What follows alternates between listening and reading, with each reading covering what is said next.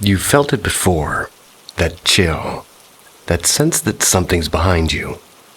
We've felt it too. Welcome to Paranormal M. Subscribe and explore the unexplained. An awful night at my great-aunt's house.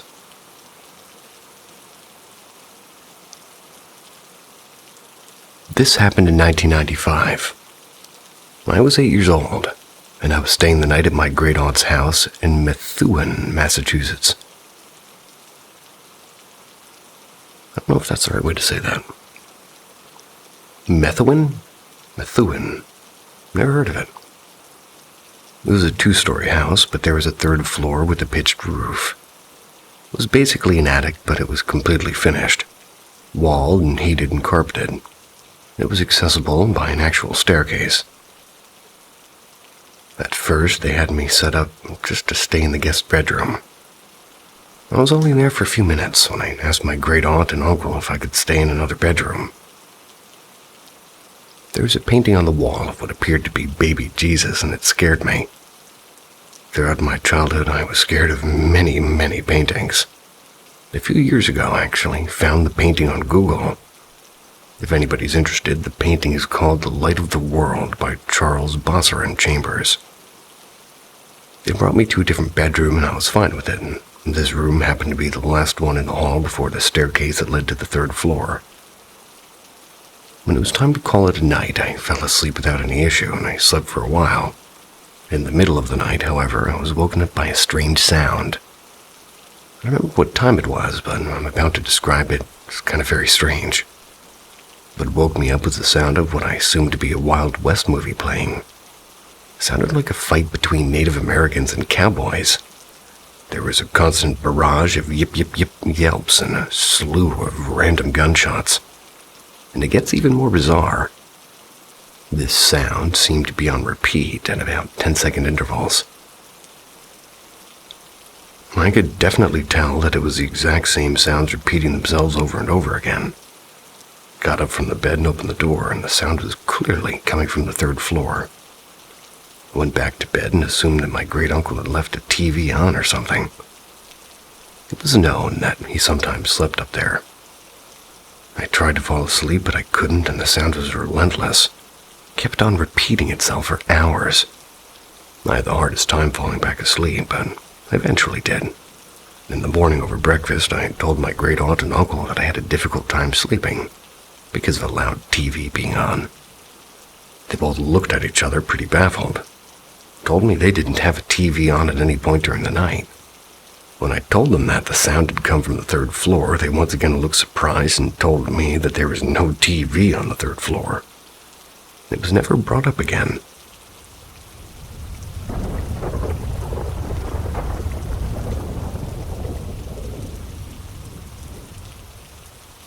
A wholesome experience.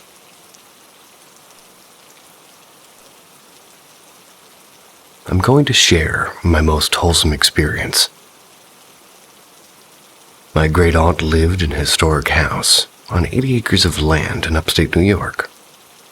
The house had even been declared a landmark by the state, with a plaque that claimed the house had been built in 1640. The summer when I was 10 years old, I stayed with my grandparents, whose property was adjacent to my great-aunt's EE's. It was about a quarter-mile hike to get to her house from theirs, and EE, I.I. It's a very weird name. They invited me to stay the night with her one time, but she warned me that she had a ghost in her upstairs who loved children. So I was likely to get a visit. Thought she was messing with my head and didn't think much of it.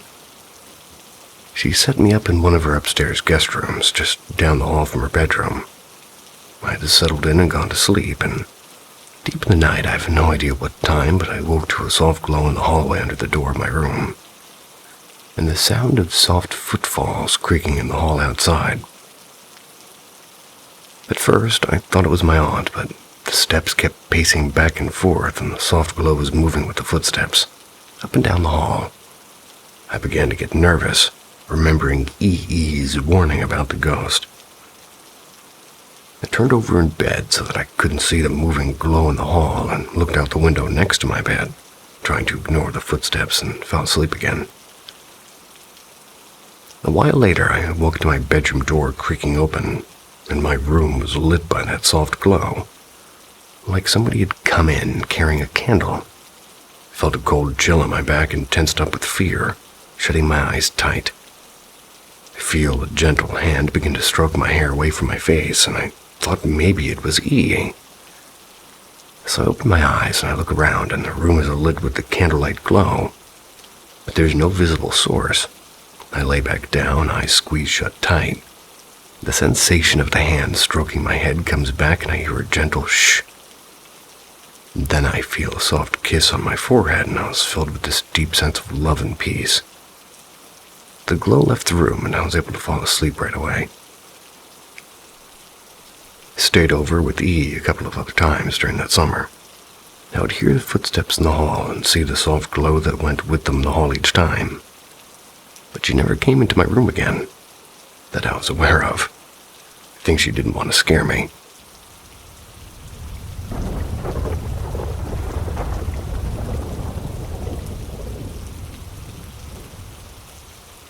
I think I'm being followed by a ghost or a spirit. Help. All caps.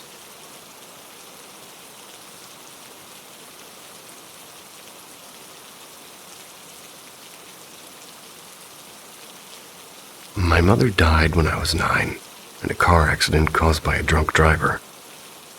Me and my older sister, Kay, moved in with my father, and my 2 younger sisters moved in with my stepfather. I want to start this by saying I truly don't believe it's my mother that's doing the haunting. That this is all caused by my own stupidity. But now I don't know what to do. When I was a senior in high school, we moved into a tiny 3-bedroom house. It had a creepy basement with no outside entrance. But on the outside of the door was a chain lock right above the doorknob, which made no sense. Right off the basement door was the back porch, where you'd head through to get to my bedroom. But then you would walk through my bedroom to get into my sister's room. My cat, who was more obsessed with my sister than me, refused to go into my sister's room. She would hiss and freak out every time I tried to walk her toward the back of the house. Once, one of my friends brought over their dog, and I put my cat in my room for safekeeping. I went back in there 15 minutes later, and after they'd left, and the whole room was a mess from her running around, and there was piss and shit everywhere. She had never done anything like that before. There was another time when I was laying in my room and my sister was laying in hers, and the door between the rooms was slammed shut. She threw open the door and started yelling at me about shutting the room off. When she saw my face, she realized it wasn't me, and I slept on the couch, and she slept at her boyfriend's house. Basically moved in with him after that. In a moment of divine teenage stupidity, my friends and I decided to use a Ouija board. We only used it for a moment or two. We opened the board and started and got freaked out because we felt like we were being watched. We closed it off and put it away. It wasn't even a week later that the basement door chain was ripped off and there was gouge marks on the door. A week after that, I went to my sister's room to grab something to take to her, and the room was covered in gnats. Couldn't find anything that would have caused it. Family issues led to me moving in with my stepfather and my little sisters right after that. It was only a 2-bedroom house, so I slept in the basement in a little nook, and my sister P slept on the other side. I would often hear the sounds of footsteps stomping overhead, even if I was the only one home. And I saw a shadowy figure standing in my dresser, and it would disappear after I turned the light on. And one night after a bonfire, my friend stayed the night, and I sat up in bed because somebody was standing at the entrance to my little nook. They were dark, and I couldn't make out any features. I watched them for a few moments, but they didn't do anything, so I shook her awake. She asked who they were and tried talking to them, but they didn't respond. So, getting freaked out, she turned on the light, and The moment she did, they were gone. We walked upstairs to find out it was almost 4 a.m. Not everyone was sleeping. Needless to say, we slept on the couch that night, and I slept on it pretty often after that. Not long after I graduated, moved into an apartment with my now husband, B, and became pregnant. You would hear doors shutting, which isn't super strange because we lived in an apartment, so obviously you can hear your neighbors. Sometimes I could hear whistling at the back of the apartment. Sometimes I would hear my daughter giggle over the baby monitor when she was learning to talk and talking to someone she called Nana. Once our burner turned on and burnt breakfast leftovers that had been sitting in a pan. And I know it wasn't us because we had breakfast at 7, and it was 11 a.m. by the time we realized something was burning. And it was turned all the way. We bought a new house around the time my daughter turned 3.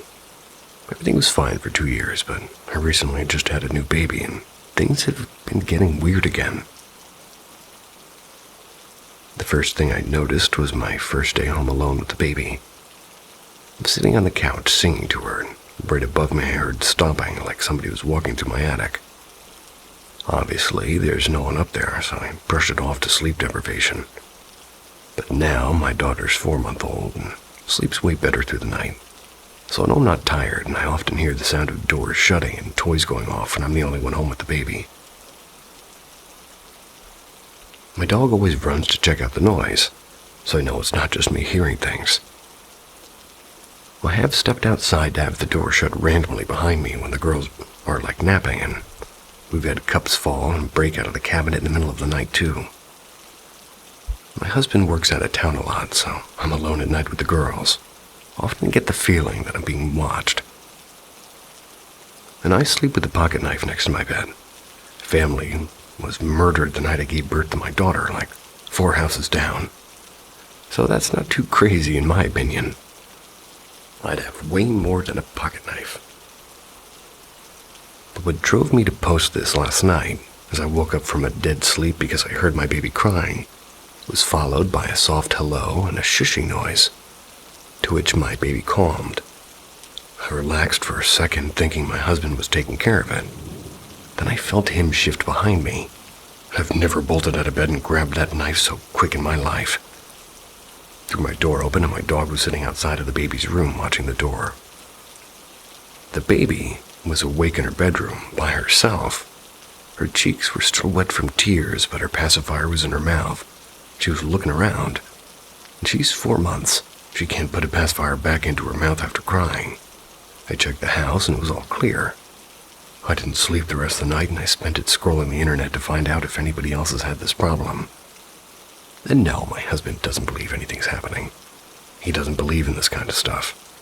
He thinks there is an interference over the baby monitor and it still doesn't explain the pacifier or the stomping or the doors being shut. Or the pacifier being back in their mouth after crying, I would add. I just don't know what I should do. Whatever it is, it doesn't seem to know if it wants to burn my house down or nanny my kids. Or maybe it just wants us gone from the picture to have the girl to itself. I don't know what to do or what to think, and I'm almost 26 now, and this all started when I was 18. Any advice or help would be so amazing, and I'd be so grateful. Really don't know what to do.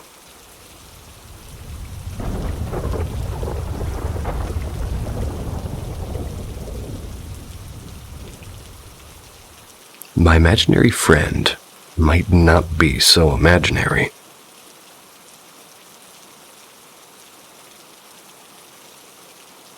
When I was about 11, I was sleeping in my room when I suddenly woke up by my sister crying and asking to sleep with me for the night.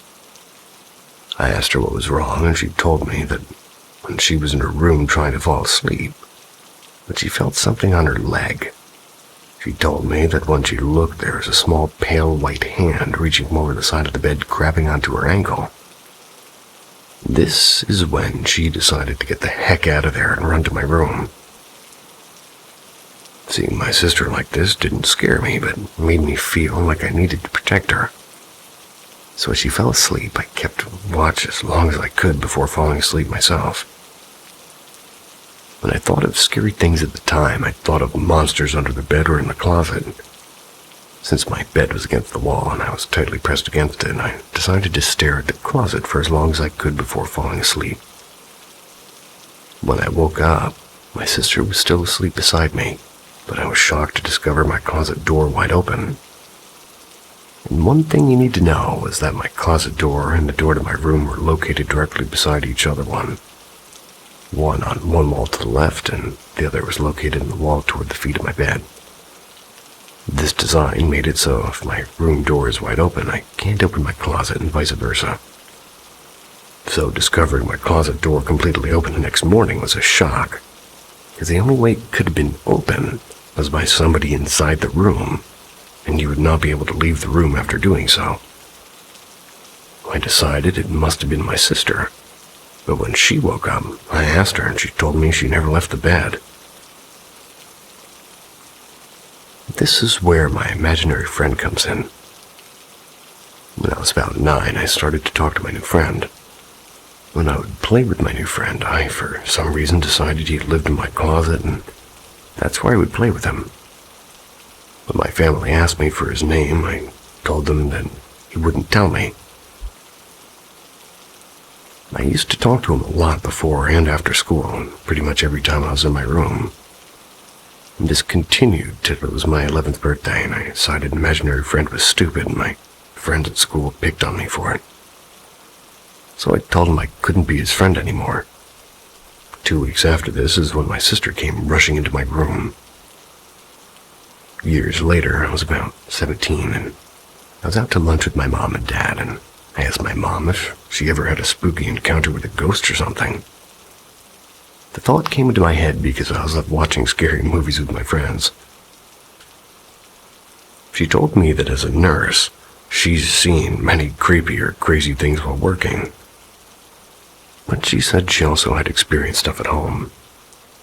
She told me that when I was younger, she would hear what sounded like small feet running through the hall outside her rooms.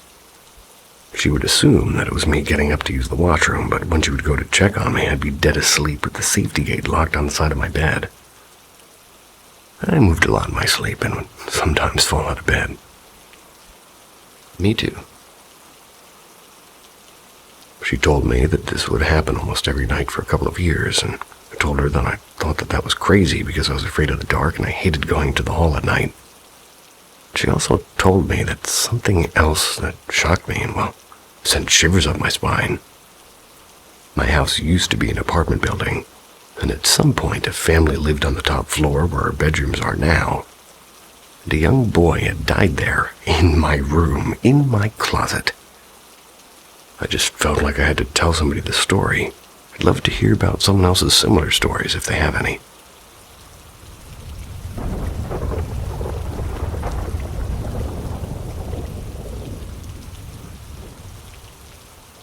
Reader reveals a spirit attached to me.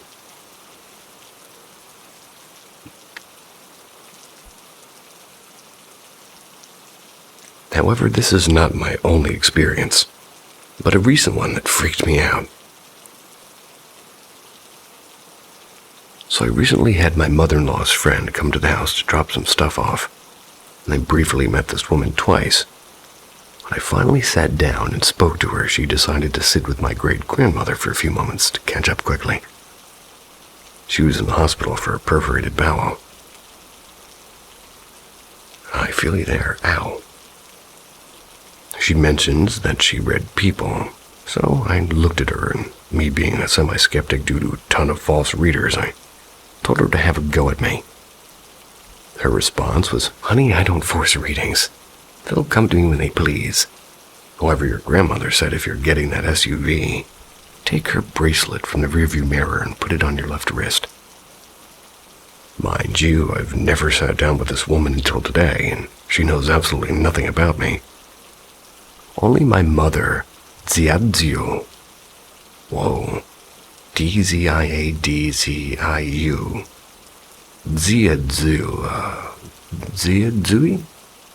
Whoa. Ziadzui. And fiancé.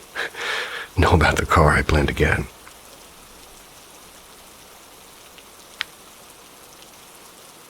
Now, no one knows, even about my grandmother's bracelet in my car, as it looks like a string. It has the pictures of Mary and Jesus, but I'm not religious. I took it because it was hers that she wore 24/7. Either way, she mentions a few things out of the blue during multiple different topics that nobody knows, not even my fiancé. Until I mentioned an experience with the spirit, and here's how it went.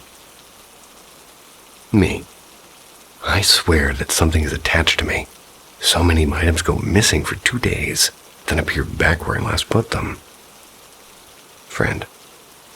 Honey, it's a little girl. She's been with you since you were a kid. She's mentioning something about an orange cat that was hiding under your bed that wasn't really there.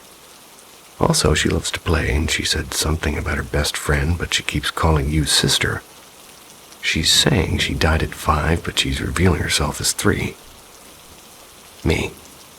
No, I was attached to a boy, and I swear that cat was under my bed, but my mom said it was on the counter. She steals chargers and keys, right? But she hasn't stolen anything recently, correct? Yeah, I yelled at her a few weeks back because it caused an argument with me and my fiancé when I kept getting aggravated by my charger disappearing. Mind you, that shit was plugged into my car, and no one's allowed to use my car. My first car I got at 21. My mom gave it to me for free. Sue me. Talk to her. She wasn't trying to be mean. She wants to play. And since that conversation, I told her I wasn't really mad, that I was just scared that she was a demon. And as I typed this, I remember I had 2 imaginary friends. A boy and a girl. But I hated the girl because she kept moving my VHS tapes and moving my Bratz dolls a lot. The boy was relaxed and only played with me. I feel as though I sound a bit crazy, but now that I said I'm not mad, I have a feeling she's going to get active again.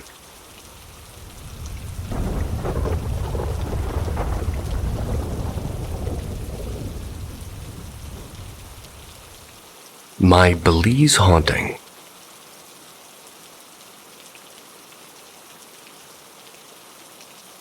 I never had a story to contribute, but that changed in May of 2019. My husband and I love to travel. So when I graduated from my ultrasound program in March, we decided to celebrate by taking a trip. 3 of my close friends had also graduated at the same time, so they joined us in our travel plans. We decided to spend a week in Belize. We were so excited. We wanted to see as much of Belize as we could, so we stayed in 3 different areas. The place we stayed was in a town called Placencia. We got a room with these beautiful sort of cabanas right on the beach. We stayed there for a total of 3 nights. The first night was uneventful. The second night, unfortunately, didn't go as smoothly. After a super fun day of beach activities, we decided to head back to the room to get some much-needed rest. However, when we got back to the room, it seemed that the atmosphere had changed a bit, and I felt immediately uncomfortable, but pushed that out of my mind since I was so exhausted. My husband and I were sleeping in the living room, adjacent to the kitchen. Down the hall from the kitchen was a room to the right where 2 of my friends, Ashley and Brianna, they were sleeping, and a room to the left where my friend Selena was sleeping. At the end of the hall was the bathroom. I woke up the second night around 2:30 a.m. to a very loud noise in the kitchen. It sounded as if somebody was banging pots and pans around and clanging the silverware. My husband was sleeping soundly next to me, so I thought it was one of my friends making a midnight snack. Was angry that they were being so loud. There's a little divider between my side of the bed and the kitchen, so I had to lean over to see who was making the noise. I was about to say something to them, but I didn't see anybody there and the noises stopped. I then heard footsteps walking around the hallway and the kitchen very loudly. This went on for an hour, and then it stopped and I was able to fall back asleep. I woke up the next morning, a little bit nervous and a little bit annoyed, wanted to get to the bottom of it. So I asked my friend Ashley if it was her. She freaked out and said she was about to ask me the same thing. She said that she woke up at 2:30 a.m. and heard the exact same things, and She even thought she heard the footsteps pacing around her bed for a while. Brianna had somehow managed to sleep through it, so she crawled into bed next to her and fell back asleep. She told me that she has a dream where she saw a man standing before her, wet and dripping, and she knew that he had drowned. At this point, we were hoping that Selena would say it was her, so we went to ask her about it. Unfortunately, she had woken up at the same time and heard the noises, and the steps went into her room and around her bed. She also said that at one point, they seemed to stop at the side of her bed. She felt as if somebody was watching her. We were all freaking out, but decided to finish our stay at the hotel, as we only had one night left. The next night, I was a little uneasy going to bed, but managed to fall asleep anyways. I was woken up around 3 to a loud crash in the kitchen. Sounded like the fridge had fallen over, but when I looked, nothing was out of place, and I was terrified and kept trying to wake my husband. He's a very heavy sleeper, didn't even move, and I was on the verge of tears, but somehow managed to fall back asleep, and as soon as I did, I dreamed that this man was trying to get into our cabana. We had to hold the door shut. Peeked through the window and saw his face, and it was extremely detailed and realistic. He was a white bald man with a blonde mustache and looked angry. Eventually, he shoved his way through the door and then shoved my chest. And as soon as he, touched me in my dream, I woke up. I felt the sensation of hands in the place that he shoved. Quickly went away. I was awake for another half hour, too terrified to move, but luckily, the sun started coming up and I felt safer. Everyone woke up and didn't have anything to report, so we packed up and hightailed it out of that cabana to the airport. Happy to be going home. We couldn't research anything because the Wi-Fi was awful, so we had to wait until we got home from our trip. As soon as we landed and we started doing research, came across this article about a man who'd been drinking at the bar next to our resort, went out for a swim and ended up drowning, just like the guy in Ashley's dream. They pulled his body up into the beach in front of our resort. The article featured a picture of the man who had drowned. He was a white male with a blonde mustache, like the guy from my dream. We all freaked out, but we knew it was him who was banging around our hotel at night. I emailed the manager, but she defied everything. Maybe defied. Never encountered anything like that, and I can definitely say I'm a firm believer. And it was a lovely trip, but we will not be going back to Belize.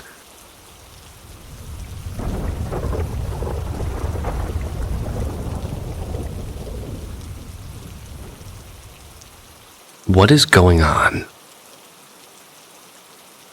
I'm 16 years old, and recently my parents split up. My dad rented a new house and my mother kept the old house. For a little picture of the inside, there's a kitchen with a small dining area connected to the main room and living room. The living room has 2 doors. It all started off normal. Came over to his house for the first time to stay a couple of nights with him. Nothing was off whatsoever. But about a month after, my dad texted me saying he thinks there's a ghost in the house. I was at my mom's at the time, and he tells me the story like this. I was sitting in the kitchen making coffee in the early morning, sitting at the table. I look up and notice the doors start to open, and they creak open when doing so. Go to the door, and I open and close it a few times, and it doesn't creak. Didn't really believe it at first, but oh boy do I believe it now. I saw it happen with my own eyes the day I come back to my dad's. But wait, it gets a bit worse. After a month goes by, my dad has a friend over. Let's call her Olivia. Olivia and him were sitting on the couch watching TV late one night. Well, Olivia also had incidents with ghosts before. But anyway, they were sitting on the couch, and out of nowhere, Olivia goes, "Are your sons here?"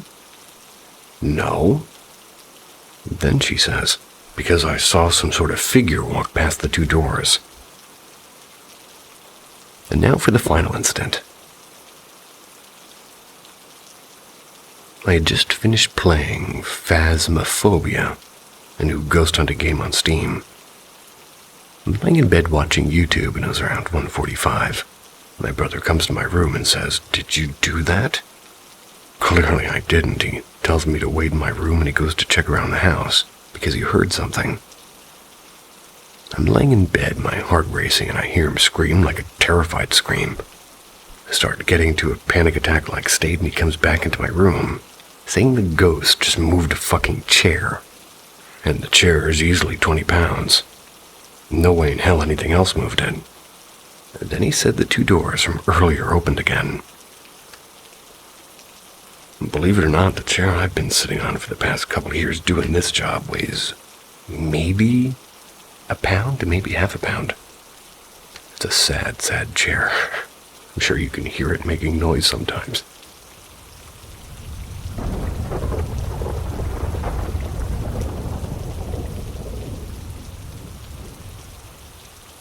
The lady in my kitchen and that pounding noise every night.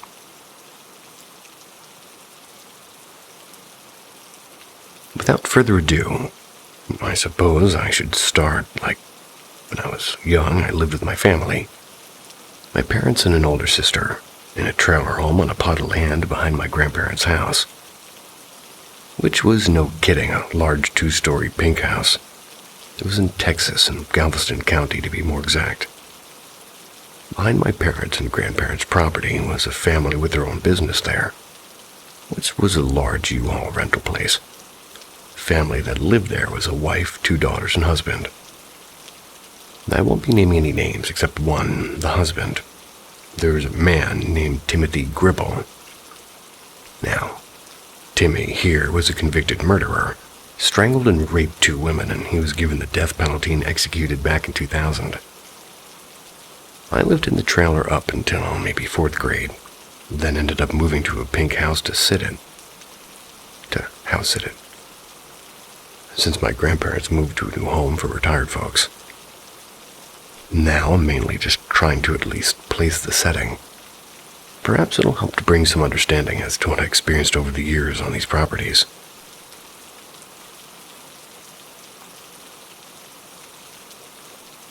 Even when I was a kid and moved into the pink house, or even visiting, I always felt off being there, like something just wasn't right. Nothing really happened though until I was in 6th or 7th grade.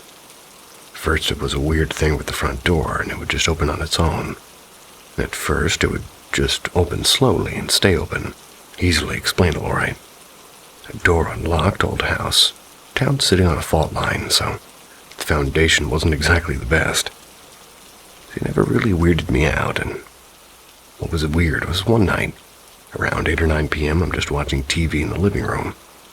The door just opened and closed itself quickly twice. Didn't creep me out right away because I figured, oh, it's just my cousin, and he said he's coming by to pick up an inhaler for my mother. They both have asthma. He was known to be a little bit of a jokester toward me, so whatever, I'll just see if it was him. I looked outside and my driveway was empty. Asked my mother if he had just came in, and she said no. So I put it out of my mind and moved on. Fast forward further down the road, I laid down for bed and I started hearing a faint noise, like a hand faintly pounding on the wall or floor. From there, I would hear this every night. I disregarded it since nobody else could hear it, and said I was just imagining it.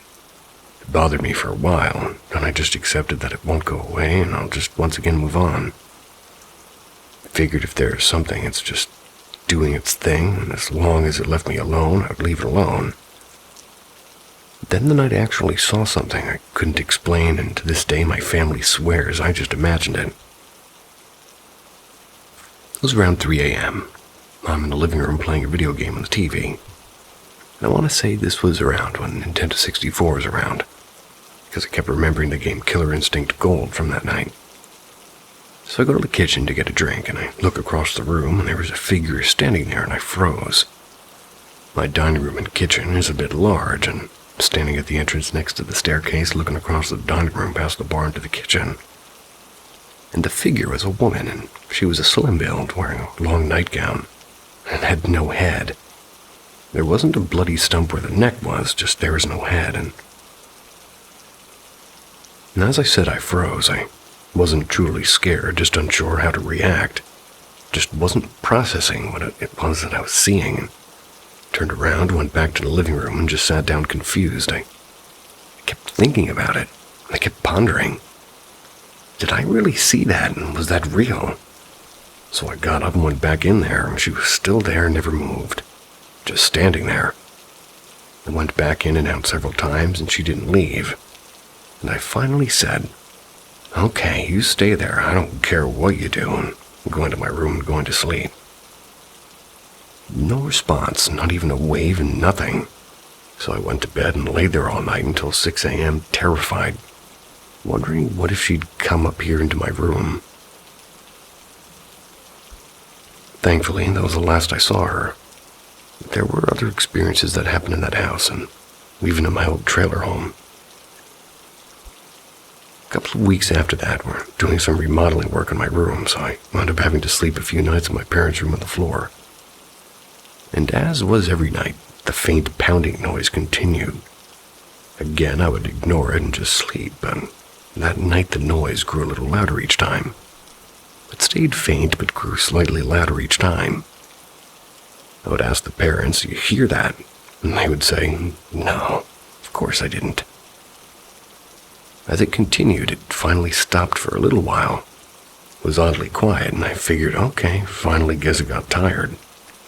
After about 10 or 15 minutes, something slammed into my parents' closed doors to the room hard. It sounded like somebody just ran head first into it, and trust me, it was loud.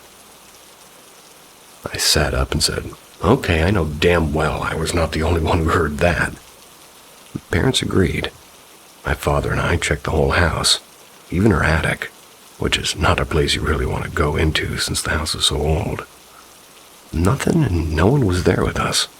The noise went back to its faint self that night after that. To this day, I think about this all the time. I have had other things happen, but these two events stick out all the time. I just still don't know what to think about them. I don't really know if this woman in the kitchen was a victim of that Gribble guy or someone else. I just don't know, and I wish I actually had some evidence to even prove it all happened. Either way it happened, I guess nothing else I could say there. Again, I have other things to share, which I will later on in a couple more threads. But what's everybody else's take on this? Some days I wish I did imagine it all.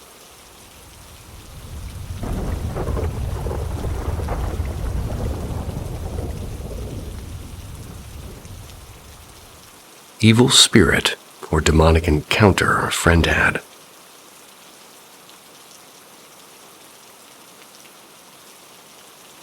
Years ago, when I was between 18 and 20, I was in a little metal band with 4 others, and this incident happened to our bass player in his home, which is also where we would gather for practice. However, in a way it involved all of us. And again, this is his telling of the incident. This was in South Texas in December. It happened sometime late at night, according to him. Started at 11, maybe 12. He woke up randomly and just felt compelled to look out of his window. He was sleeping on the living room couch that night. When he looked, he saw a shadowy figure crossing his yard. He said it looked like it was moving quite erratically. His example was like how the doctor moved around in the remake of House on Haunted Hill. Thinking he was just tired and half awake, he thought nothing of it and assumed it was just one of his neighbors. They were known to do that often, and he went back to sleep. His neighbor did that often, huh? Shortly after that, he woke up with this feeling like somebody was holding him down and making it hard for him to breathe. Which sure sounds like sleep paralysis, except, well, he claimed the whole time he could hear chanting and whispering around him, and no one was in the room with him. It eventually stopped abruptly after a minute or two. He sat up confused and terrified and got a drink of water and tried to go back to sleep, which happened eventually. And shortly after that, it all happened again, same feeling, same chanting and whispering. He always said he never knew, and could understand exactly what was being chanted and whispered. Regardless, this episode ended, and he once again was scared and confused, and he chalked this up to maybe he had a bad dream and managed to go back to sleep. Then it all happened once more. He woke up like something was holding him down, making it hard to breathe. The chanting and whispering all around him again. Though this time, something new happened. He said he looked over next to him on the couch, and standing in front of the Christmas tree was a short, about 4-foot-tall, shadowy figure that appeared to be cackling at him. It wasn't making any other noise.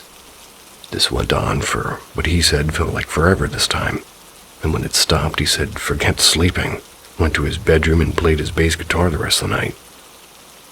Good man. Also, for the remainder of the night, coming from the direction of his sister's room, he would hear 2 knocks every couple of minutes. He didn't go back to sleep until the next night due to this. When the band and I gathered the next day for practice, he told us what happened, and of course we all laughed and said, "Yeah, right, you're full of shit." Then he showed us that in his yard he found what looked like footsteps. They were tracked through his yard all the way to his front door. And the steps were just that, footsteps, made from shoes, but no defining features to them. No imprint on the bottom of a shoe, just plain. Then we sort of told around what time this started happening, that it was about 3 a.m. when the last attack happened. We all froze because of what we realized we were doing that night. Our singer woke up randomly and was praying. Our lead guitarist woke up and just couldn't go back to sleep, feeling like something was wrong and off, and I, for no reason, just woke up and turned on my lamp and started reading the Bible. We all realized that all of us at the same time he was experiencing the incident had gotten up at 3 a.m. and either prayed, read a Bible, or felt a sense of dread. Strange metal band.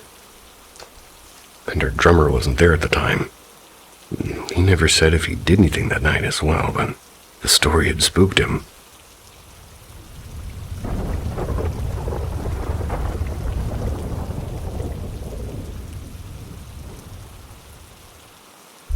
The little boy in my old house. When I left the military and secured a new job, I had to move from Norfolk, Virginia, much closer to Washington, D.C. I lived there alone for a year until my wife had finished her military service and was able to move her and the kids out to where I was living. When the time came, we settled on renting a small 3-bedroom townhouse. We weren't expecting to be there long, as my goal was to leave Virginia and get a job somewhere else. And as always with life, nothing stays as planned. We ended up living in that house for 7 years until we settled on just buying a home. Those 7 years were filled with some strange occurrences in this house. It all started with a discussion my oldest son would have with his mother about his room at night. He had the second largest bedroom, and at the time he was 4 and our daughter was 3. Our son would go on to tell us how a little boy would come to him in his room at night and talk to him. He said he would talk about how he had to hide from the bad man because he would kill him if he found him. We were confused, but figured maybe he was just having some weird dreams. And this went on for a couple of years, though until he started to get closer to 12 when he ended up having to move rooms. We decided, because our youngest daughter is getting older, she needed a bigger room. So the wife and I moved our room into the basement, moved her son into an old room, and moved our daughter to his old room. Then it started again, except with her daughter. She started to tell us how she would see this boy, and unlike my son, it was scaring her. She would often sleep on the couch in the living room, and this is where her odd habit of needing to sleep with lights and TV on started as well. And this isn't where it ended, though. There was an occasion where I was taking a nap on the couch in the living room, and the wife laying opposite of me on the couch was just sitting and reading a book. That's when she saw something. She looks up with her skin pale and asks if I saw what she saw. I didn't, and I asked what did she see. She said she had seen what looked like a very short person walk by the couch right behind where I was laying.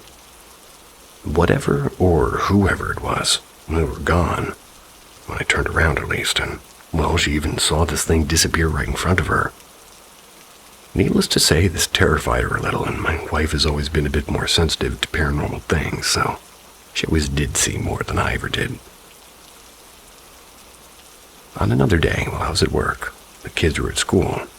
She told me she was laying on the couch, could see right up the stairs to the first landing, and a little boy in very old clothing was actually sitting on the stairs. She explained that she had asked the boy what his name was, and how old he was, and even invited him to sit on the couch with her, and if he was lonely. She said there was not a single answer, and the boy just stayed where he was. Now, I never witnessed or really saw anything happen, but I have had my own experiences as well with this boy. Back before the rooms were moved around, there were many times when the wife and kids would go see her mother, and I'd be home alone for weeks at a time.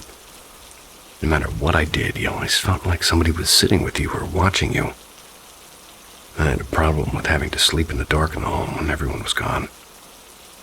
I used to sleep in her bedroom when it was upstairs, but I couldn't anymore, as every time I did, there just always seemed to be somebody in the room with me or standing in the hallway. Now, shortly before we ended up moving, there was a series of the same incident that got me to the point where I could never even sleep in the upstairs room anymore, ever. My wife and I don't sleep in the same rooms. It's due to our habits. She needs lights and a TV on, and I need darkness and silence. So we just sleep in other rooms. Well, I opted to just stay on the couch every night. But for a few nights, I had to sleep in my son's room because we had to get rid of our couch, wait for a new one to arrive. My son had a trundle bed, so I slept on it for a few nights. And every night I slept on this thing, I'd be falling asleep, and then I would just feel like someone or something would lay down right next to me. I wouldn't see an indentation, but as soon as I would look, there'd be no one there. At first, I thought, well, maybe it's one of the cats we owned, but they were never in the room with us up there. To be honest, there was really never anyone up there in general. This would happen every night, and when I brought it up one day, my son, who is now 11, told me, "Yeah, it happens all the time. I used to be afraid, but now I'm used to it." I did research on the house. However, there was no listed history of a boy living there, or ever dying on the property. The only history of the area was that it used to be mostly trees where we lived many years ago. And the area was also where a Civil War battle happened before everything else. Still no mention of the deaths of young children anywhere. To this day, in an odd way, I feel horrible about moving out of that house, because being a parent has made me feel as if we left a child there to be lonely, and perhaps that's all it was. This child spirit was just happy there were people there. Now he didn't have to feel lonely anymore. Who was this little boy?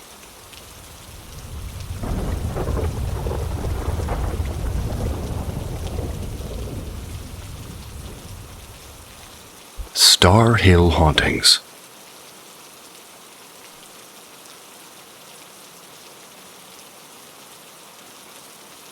In a small town in upstate New York, about 15 minutes north of Utica, there's a place called Remsen. It's home to quite the hot spot for unexplained activity. Star Hill, as it's known locally. It's a point on Star Hill Road in Remsen, New York, where the Penn Mountain State Forest meets the road. On the road are two parking areas, both with impressive views of the Mohawk Valley. You will find two lookouts, one along the actual road and another off of a trail that turns off the road and goes into the forest. Locally, we refer to them as the first and second lookouts, the first being the one by the road, the second being the one in the forest. So I'll be referring to them as such. Up this trail is also a cemetery, a small cluster of buildings, if you can call them that. A small body of water known as Hatch's Pond, and a radar dome with a sign from the U.S. Air Force prohibiting anybody from getting too close to it.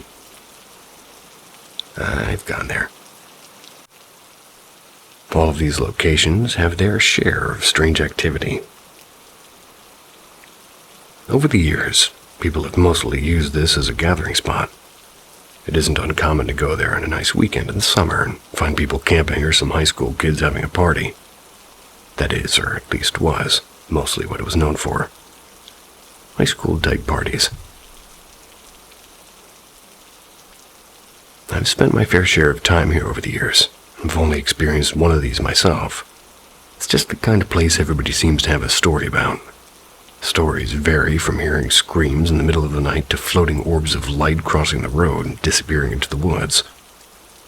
I'll outline all of these phenomena and provide some possible explanations. The orbs.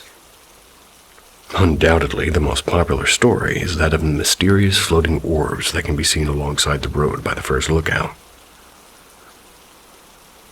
Everyone's story seems to be the same. 2 to 3 orbs of light floating about 6 feet above the road.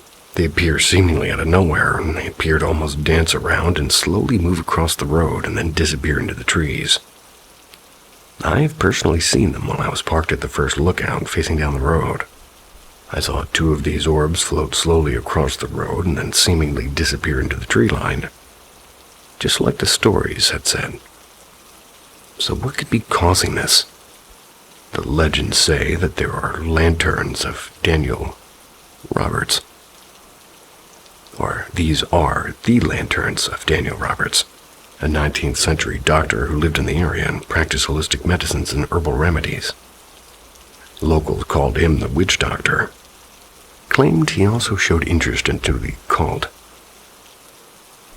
In 1820, he traveled on the road and was thrown from his horse. The fall broke his leg and he died at the age of 45 from his injuries. He often traveled at night with a lantern and hung one from a window in his house, and people say that his spirit is carrying these orbs as if they're lanterns, while he still travels that same path he did so many years ago. Another popular story is that the lanterns are carried by the Baron von Steuben, Revolutionary War general who once lived in that area. Sometime after his death in the early 1900s, they moved his body from its original resting place to a memorial that had been constructed in his honor. His wishes were strictly against this, as he wanted a burial that a normal man would receive. Legend states that these lanterns are carried by the Baron, searching for his body. One thing is certain. These lights cannot be coming from a vehicle. They're too far apart to be headlights and have a distinct flicker to them like candlelight. It's also been speculated that they're being produced by a car driving through the area. However, they do not produce light in the same way that a vehicle's headlights would. There's no other roads in the direction that you'd be able to see them. The screams. Another popular occurrence people often report is hearing blood-curdling screams all throughout Penn Mountain Forest, centered mostly around the cemetery. People say that the screams of a woman can be heard at random hours of the night. They've been reported in other areas, but mostly near the cemetery. The theory explaining this is, back in the 60s and 70s, a man by the name of Bernard Barney Hatch, who lived nearby, would kidnap women from the surrounding areas of New Hartford and Utica. He'd bring them into the woods and kill and torture and bury them there. They were only ever to pin one crime on him, and that was the murder of Mary Rose Turner, April 26, 1973. Hatch killed and dragged the dead body of Turner up nearby Potato Hill Road with his car. He then buried her body in the woods alongside the road at an intersection. He's currently serving a life sentence in state prison, but many believe he's responsible for other unsolved murders of women and children in the area during that time. The screams are said to be that of his many victims, who never got the justice they deserved. The rocking chair. Drive up the rocky dirt path, and you'll stumble upon a cemetery. This cemetery dates back to the late 1800s. Has a ton of graves from this time period. There was once a rocking chair here, and it's been said that anybody who sat in it would die within the next 24 hours. Today, it's no longer there. The story goes that a young lady had gone there with a group of friends. Some of them had dared her to sit in the chair. Knowing the legend and dismissing it, she sat in it anyways. The next day, that girl was killed in a car accident. The father, after talking with one of the grief-stricken friends, had learned about the dare and a legend. He went up to the cemetery and destroyed the chair, so no other parents would lose their children to this chair. Evidence of this is scarce and almost non-existent.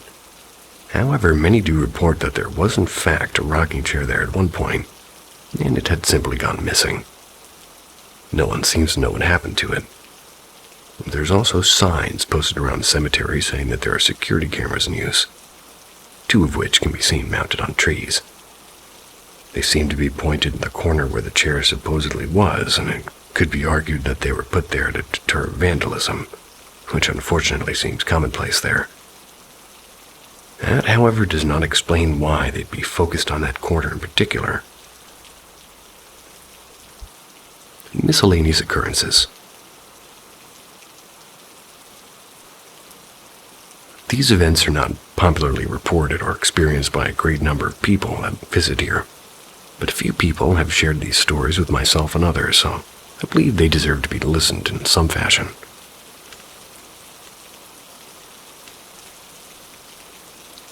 Hatch's Pond, nicknamed after Barney Hatch, has had numerous legends surrounding it.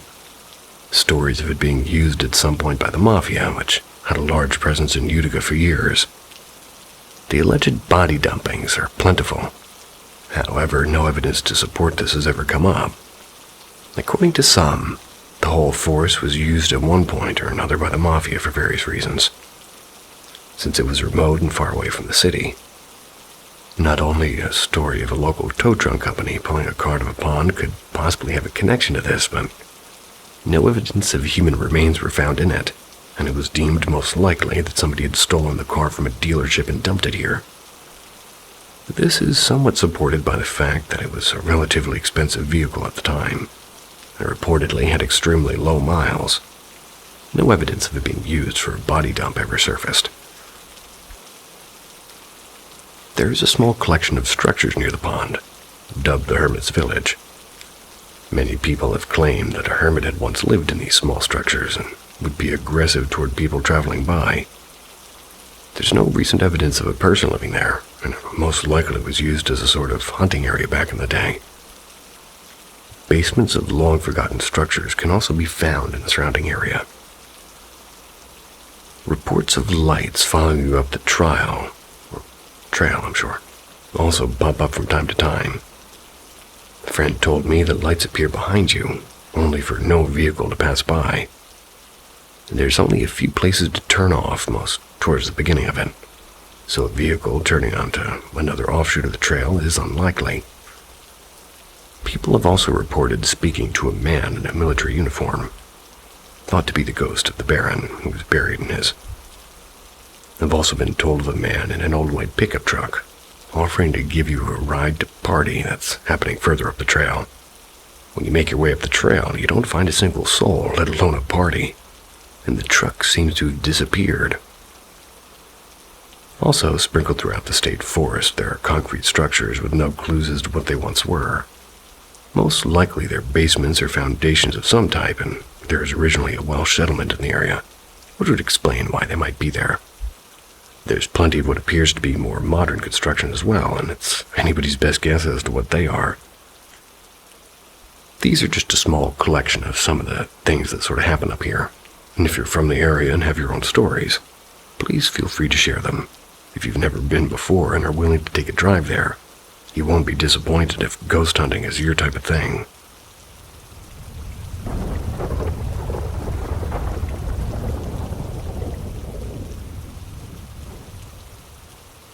Four-year-old suffering visual and audio hallucinations. There's a very real chance my 4-year-old is a schizophrenic, but doctors tell me this is rare. They've ran her through a battery of tests this past week. MRIs and spinal tap, and now injecting her with steroids because of a gut feeling on a possible result that may take weeks to come back. To begin with, this started Friday, August 28th. We sent the child to bed while the rest of the family watched Bill and Ted face the music.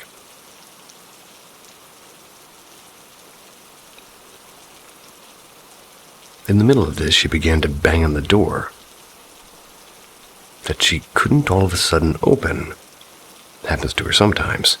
Probably because she's a kid and not very coordinated. She never freaks out about it, just calls for us. That day she was definitely perturbed and frantic, then started talking about the cloudy people. We didn't really put much stock in it, and she ended up sleeping with us that night. We even forgot about this until we needed to start piecing everything together later. The next real event was at a Target on Saturday. My son and I had been hunting action figures, and the wife and the 4-year-old tagged along with us. Everything was fine until she saw a Spider-Man toy. Marvel Spider-Man Far From Home web-shot spider bolt that has some rubbery webbing on it, and she started freaking out about the spiders being on her. Thought she was just being a silly kid and thought the webbing equals spiders, and after we pretended to brush the spiders off and started to become clingy. But things worked out, and we ended up at Walmart and bought her a Blue's Clues stuffed you. Stuffed you? Stuffed animal, maybe? I mention this because I remember her calmly and rationally making a decision between blue and magenta, and she chose magenta. The next day I was out of the house mostly until the evening. Made a run to Home Depot for some soil for the wife's garden, and brought her along. I had time to interact with her in the car because I didn't feel like driving, and I tried to get her to say please when she asked for a snack. She was being stubborn and was going to say please, but then decided against it. We ended up at a different Walmart, and she saw this troll's microphone that plays the same song over and over again. For 20 minutes, she incessantly played it and only gave it up at the register. I never put it back in her hands, and I gave her some candy that we bought her to make her kind of forget about it on the ride home. Again, I tried to get her to say please, and now she refused outright. Back at home within an hour, the hallucinations started. She started giving them names of cartoon characters. Tyrone and Lady Tasha from Backyardigans. They go often on adventures and never remember cloudy people. I checked my Plex records, and she had watched them on 8/26. A few days prior to the event on Friday. Prior to this, she had watched them on 8/21, and before that in March. The cloudy people were everywhere, and she began to talk to gibberish and nonsense. A lot of verbal diarrhea. Imagine a very hyper child on speed. Her heart rate increased, and she began to walk back and forth and open and closing doors. We tried to get her to sleep, and she would just not relax. Even when we had her in the bed, we were just definitely concerned. Thought maybe she had too much candy. Although this is not normal behavior for her, even when she has had too much sugar in the past. I finally got up and took her to another room and held her close to me and asked her to relax and close her eyes. I started to hear the rhythmic breathing of sleep, but the eyes never closed. They were wide open and doing, but blinking rapidly like an REM sleep. The next morning she slept until past 12, but ended up waking her, just wanting to make sure she was okay. She got herself up and seemed pleasant, but then the incessant verbal chatter started again. Then we noticed she was having a conversation for the first time. Not like a child, having like a make-believe one, where they're talking to themselves and maybe answering the questions too. She seemed like she was being interviewed or interrogated. She would give answers to non-existent questions, and I sent her on a neighborhood walk with my oldest daughter. Along with the way she discussed moving and finding a new house, but not with my daughter, with the voices she was hearing. Upon their return, we set up a virtual meeting with the pediatrician while we waited for her appointment with the real pediatrician. I also learned during this meeting that my daughter had bought her ice cream from a Quick Stop.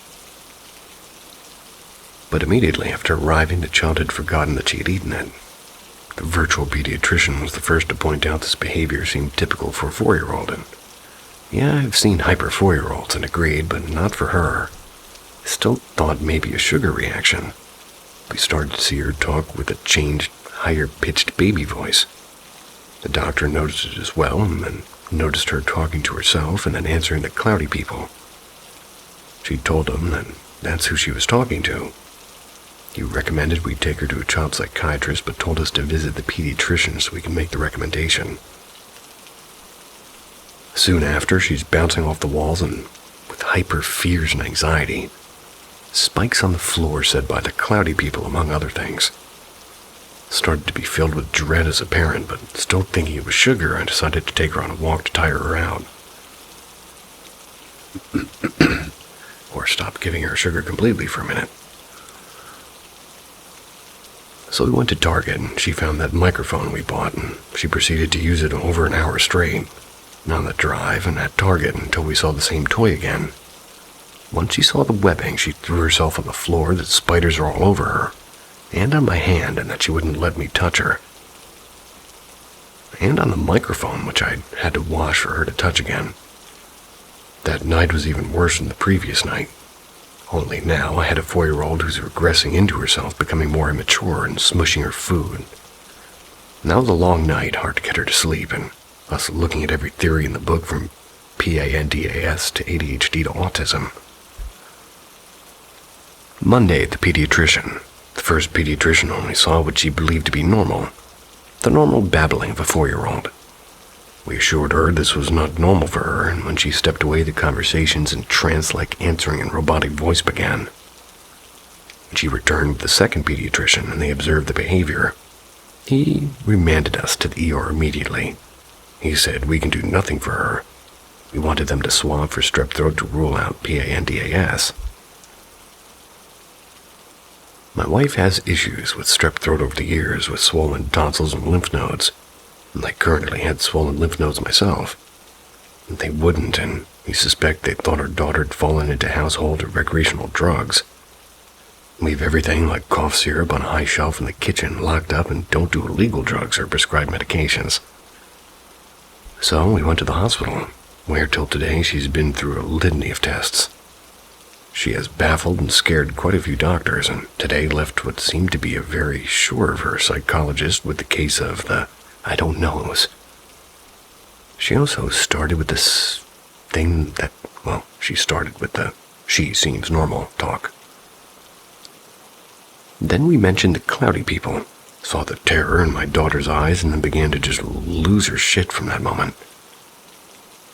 We think it's stress-related, but they won't let her out of the hospital, and the neurologist gave us the hard sell on steroids. She'd seen her child in trance-like states and endured the psychologist and, well, assured the psychologist that there was a real problem. I hated agreeing to the steroids, but I just wanted her home to rest, and the hospital had been traumatic. She's been referred to the nursing staff as killers, and her hospital gown is jail clothes, and described a jail area somewhat in the hospital. But here's the punchline. I decided to talk to her to get through to her, ask her about the cloudy people and who they were and what they were doing. And she said the name George. I said, what does George do? George and Harold make comic books, she said. Captain Underpants is a favorite of my son. It just so happened she watched it at the hospital, and I'm getting nowhere. So frustrated, I said, George and Harold are on the TV. It's Captain Underpants. Tyrone and Lady Tasha are backyardigans. And they're on TV too, they aren't real. She gets quiet and whispers, they have the same name. The same name as who? George and Harold? No, as the George at home and Georgie, the fucking dog, who's at rescue off the streets, whom we named Georgie because our child, who was still crawling at the time, just said the name out of thin air. We thought it was cute and assumed it was from a cartoon and thought nothing of it. She stopped talking soon after that. We feared autism and we took her to speech therapy, eventually started talking again. But if that wasn't enough, my wife's sister watched her today at the hospital. When the sister was leaving, she told my wife that she also talked to ghosts as a child. My wife realizes that, well, she had repressed those memories. Now I've been home without my wife for 5 nights, still a skeptic and jumping at every strange noise I hear in the night.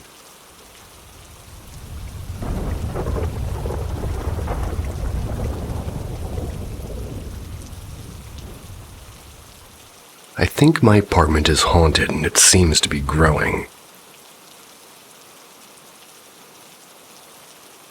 I've lived in my apartment for about 5 years now. It's a small one-bedroom place where just me and my girlfriend stay. It has a kitchen, a living room, bathroom, a bedroom, and a boiler room kind of thing. That's the water heaters and heating for the top 2 floors as we live in the basement. The boiler room is near the bathroom. It starts off the hallway to our back door. It always had a type of weird vibe coming from it, but we just kind of played it off. We have noticed over the past 3 years we're starting to get more and more creeped out by the room. Around 1 a.m. every night, you feel a presence just kind of lingering near in the room. Can't really explain it other than you're being watched. I used to love sleeping out of the living room. Our couch is very comfortable for me, but now anytime I'm in the living room alone after 1 p.m., I honestly get too scared to be in there. I feel like somebody's just standing over me watching me. I also started to notice in the past few years, maybe 2, that at any time I try and ignore this feeling, I start to have really dark thoughts. I'll close my eyes while ignoring it and try to sleep, and I'll just start seeing pretty graphic images of just scenes from, like, horror movies that play randomly in my head. Even though 5 seconds ago I was on YouTube watching a very calming video or something funny. I don't understand how. I was just so calm, and I close my eyes to sleep, and my brain is overrun by these dark images and thoughts. So I usually pick up my blanket and run back to the bedroom where my girlfriend is sound asleep. Hop in bed, and thoughts go back to normal. I thought, honestly, I'm just a bit goofy and over-scaring myself. But about 2 years ago, I had a friend who was homeless for a while. He stayed with us, and he would sleep on the couch. I noticed he always slept on his side, facing the inside of the couch. One night, we had some people over, and were drinking, and I asked him for some odd reason why he's always slept like that, and he told me, I feel like somebody's watching me when I try to sleep. Kind of confirmed what I was feeling. So me and my girlfriend went and got sage from Spencer's and saged the house, but nothing changed. In April of this year, we had a small get-together in my backyard with people from my job. And we're all in our early 20s, and this girl from my work asked my girlfriend to go with her to the bathroom. My girlfriend was busy doing something outside, so she explained to the girl where the bathroom was. I know where it is, I just get a creepy vibe from the room next door. So later that night, we're playing drinking games and talking, and I asked what she meant, and she told us that when she went to get ice cream earlier, and it felt like she was being watched by something or someone in the boiler room. She kind of feels spirits since her grandma had passed away the previous year. We all kind of started discussing it, and a few people also mentioned it was the same thing about the room.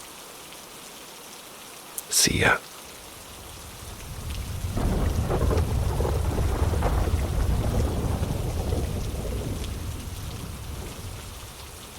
You thought it was just a dream, but the scratch marks were still there in the morning. This is Paranormal M, and we believe you. Subscribe now. Possible demonic encounter.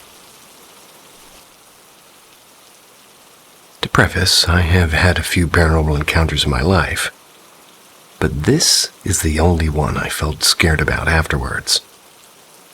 I say after, as the main encounter was in a dream. The night in question, I'd spotted a shadow person lurking outside of my home. I tried to catch pictures of it, but nothing came up on my phone camera. So seeing shadow people is a rare occurrence for me, but I've seen them before, and yeah, let's just say that, that night I went to bed feeling uneasy. I had this dream that night. I was in an only void, and a face appeared before me. It was huge, like Andros at the end of the old school Star Fox games. Its features were kind of distorted, and it almost looked like an anime character with huge red eyes and a narrow chin and a small mouth. It was just a head floating there. It looked right at me and started chanting, "Corpsey, corpsey, I'm gonna get ya," over and over again. Bit more sing-songy, but you get the point.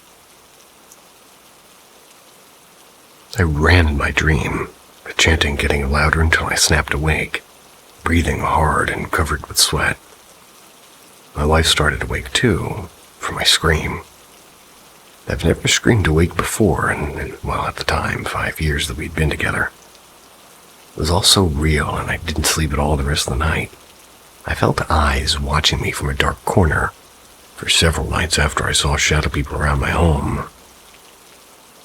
I had a Wicca friend bless my home and do me some protection spells that seemed to stop the shadow people. I know what you may be thinking. Maybe I just had some twisted nightmare about Cropsey, the hooked killer of Staten Island. But at that time, I had not heard of Cropsey. It wasn't until I was researching Cropsey that I found out about that. Or Corpsey. Well, you wrote Cropsey, so I said it. Next story.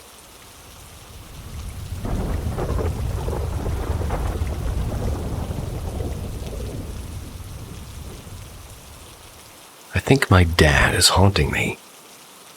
Advice. So lately, my wife and I have been going through a hard time with COVID such. I've been very stressed, and my wife and I have noticed a couple of strange things happening around her apartment. These include phantom smells and cold spots and objects moving without us remembering to move them, or without us remember moving them. Excuse me. Now, here's some backstory. My dad passed away in 2007 from cancer. We were always very close, and I had to relearn how to live without his guidance and friendship. I keep a small vial of his ashes along with a photo of him, so he'll always be near me. This is placed on a shelf in my living room, along with some family photos. My apartment is right next to a large power substation. We've always had an inkling that there might be a lot of paranormal energy around. Now, since I've been going through this stressful time, I've really been feeling like he's... God, my voice. I've really been feeling like he's been around. I keep smelling his cologne, a scent he always wore, and wore the same scent throughout my life. I associate it with him because it comes and goes, mainly when I'm really feeling down. Other things are, well, some things that were his that I inherited get moved on occasion. Do you think that it's my dad or something malevolent?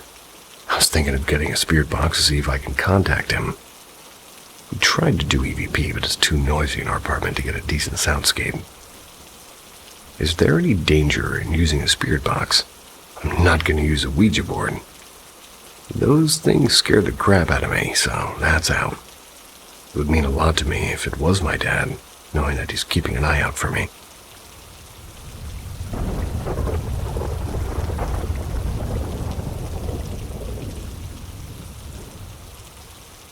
Paranormal encounter 10 years ago. My parents' house is a very, very, very, very old house in Europe. It was a farm in its early years. The two houses that surrounded were the barns, and our cave is under one of them. It's a nice and inviting house, nothing creepy, a lot of light in the day, and it always felt cozy. I love that house. But tin tin tin scary music. When I was about 12 to 14, strange things started happening. That night I was hearing somebody walking in the stairs. When I say walking, I'm sure it was the sounds of somebody walking. I know all the sounds of this house. I've never been a ghost believer, so for me it was my dad having insomnia or going to the toilet. But he was doing a lot of noises, going up and down all night. I clearly was annoyed by these noises. So one night I'm going to confront him while he passes near my door. I open the door and there's no one. Chills, but okay, I must be dreaming. Then we started having other problems around the house. The walls are hollow and weasels got in and died multiple times. Died multiple times. Necromancy. Hogs came to the garden and destroyed several things. The neighbor who was a hunter killed them, and we gave them to a butcher who made very good recipes with them. Yummy. Then my mom's car had her tires cut by a knife, and we don't know who it was.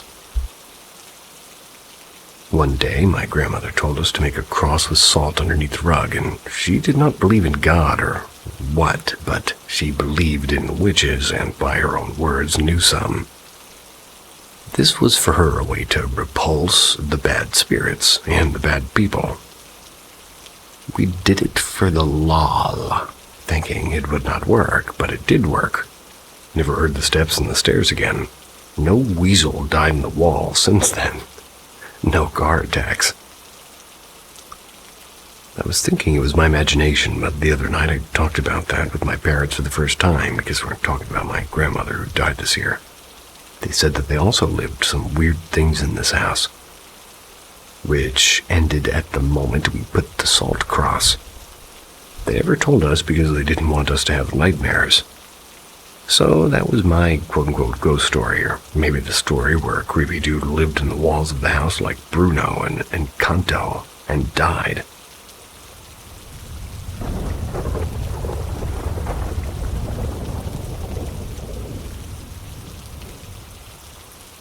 I met my doppelganger. I saw him before he saw me. This was several years ago. Statistically, at any given point, there are 2 to 3 people that look exactly like me and you. I don't know if my story will be classified as paranormal, but it happened, and it's pretty fucking weird. So I'll just tell it as it happened. Back in 2014, when I was younger, and malls were still a thing, I found myself at the mall. It was in the middle of the day, and I was at Macy's with my then-girlfriend. Nothing unusual at the time. We were on the 3rd floor and just got on the escalator going down. The part that I always remember about this specific flight of escalators were the walls. They were completely mirrored and provided an almost funhouse effect where you're riding the escalators, which was cool. Keep in mind that next to the escalator we were riding, there's another one. This one going up to the 3rd floor where I was leaving. Riding the escalator down and near my girlfriend, I was enjoying the infinite reflections within the mirrors dancing all around me. In the mirror, I found what I believed to be my own reflection, only I felt this reflected image of mine was somehow not me. Keep in mind, the escalator's going down, so trying to find the source of my not-quite-me reflection, I naturally look downward, coming toward me. And I see somebody who looks exactly like me. His eyes are looking straight ahead, so he didn't see me yet. I stood in amazement as I rode down, he's riding up toward me. He was with a girl that also looked similar to mine. Time slowed down as I made a mental image of what I was seeing, and I knew I was meeting my doppelganger, and that this must be an important moment. I should probably pay attention because I wanted to remember every possible detail. The face, the nose, the hair, and hairstyle. Exactly the same as me. He had my physical build too, and he looked exactly the same height and weight and skin tone and muscle tone as me. What really blew my mind was his clothing. I believe my jaw dropped. I've been told by my friends that I have a very specific style, although I've never really understood what that meant. It's probably because I'm a retired skater and punk rock type of guy and don't really follow pop trends and shit. Anyway, the point is, my doppelganger was wearing clothes I actually owned and wore at the time. When I made this connection, I was overwhelmed with every kind of emotion all at once. He was going toward me, and I was going towards him. And as our motorized stairs carried us further, he noticed me and we made eye contact. When he saw me, his jaw dropped. We drew closer and our eyes locked and we passed by each other like 2 ships in the night. I wasn't scared because his reaction was completely genuine, and he had the same stupid look of bewilderment I wore. We didn't say a word, but I could tell he was pretty fucking surprised to see me. At least my doppelganger seemed pretty chill and not threatening. We turned our heads as far as we could and then got off our respective floors. Immediately after I got off, I said to my girlfriend, "Did you see that guy?" Her face was white as, well, she said she didn't want to talk about it. I would have used everything in my power to stop that escalator because I'm a different looking guy, and if I saw a guy that looked like me, I'd be like, stop the press. I'm hanging out with this guy. He looks cool.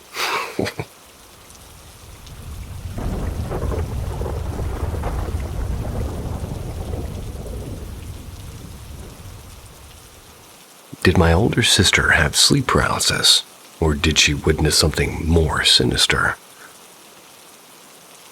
The year was 2018 during fall time. I was sleeping one night when all of a sudden somebody started calling my name. The person kept saying my name a few times until I woke up, and once I was awake I realized it was my older sister's voice calling for me. I sat up on my bed and I looked at my alarm clock. It was 3 a.m., and as I was slightly weirded out by the number on the clock, I replied to her, "What's wrong?" As I squinted my eyes in the dark, my older sister replied with, "I'm scared," and then she burst into tears, got up off my bed and turned my lamp on as she started explaining to me what she saw. She said she saw some type of human-bodied, deer-headed creature with horns that was looking at her from her window. I asked her, "Do you want me to check it out?" She was a little hesitant when I asked, but said, "Okay." So I grabbed a hammer from my closet. Don't ask why I have a hammer in my closet. I walked into her room, and there was nothing to see in her room, so I walked back to my room. Then she told me that her back hurts as if she'd been whipped. I pulled up her shirt to see a huge S-shaped scratch on her back from her upper back down to her lower back. It looked like somebody took their index and middle and ring fingers to make a huge scratch on her back. My older sister usually likes to pull pranks on me. There's no way she could have made that perfect S-shaped scratch on her back. Her emotions felt real to me, not faked or forced, and she sat in my room for 10 minutes, distraught and debating whether she wanted to stay in my room for the night, or she wanted to call her then boyfriend so she could stay at his place. I told her to do what feels best for her, and she called him. Her boyfriend at the time had a job where he could work from home or in an office. When he worked at home, he usually would hang out with friends all day and then work late into the night, but chances of him picking up his phone were high. He answered the phone and they began talking, and she finally decided she wanted to stay the night at his place. As he's driving to her parents' house, I sat with her for another 10 minutes until he was there. We all met in the garage and talked a little bit about the situation. I was told by my sister and her boyfriend to make up an excuse for when her parents realize she isn't in her bed in the morning. I nodded my head up and down as I reassured them not to worry, and once they left, I walked back upstairs in the hallway and I saw my sister's room with the door wide open. I closed it, feeling a little bit uncomfortable, then went back to my room to sleep. That whole story whizzed right by me.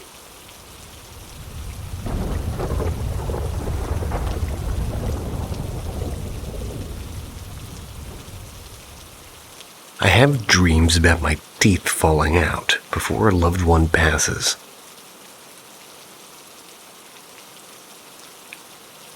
This has happened a few times within the last 5 years.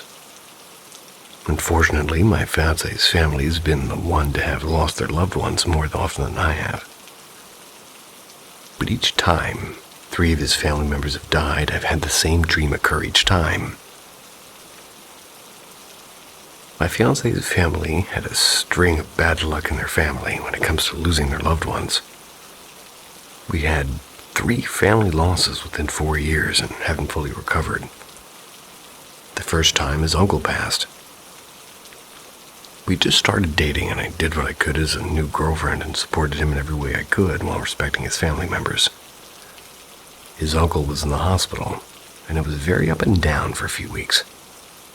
When they'd left the hospital, they had a good amount of hope that he would recover. He passed away very late at night. The same night he passed, I had a nightmare that my teeth fell out of my mouth while I was eating a bowl of cereal. It was simple and nothing crazy, but each tooth consistently kept falling out. The dream was so real and vivid, and I screamed myself awake and woke him up. That very morning, we got news his uncle passed from hospital staff. The second time, his other uncle passed in San Francisco. We're about 1 to 2 years into our relationship, and I'd never met this uncle. So I tried to be as supportive as I could from afar as he traveled back and forth with his family between our hometown and San Francisco.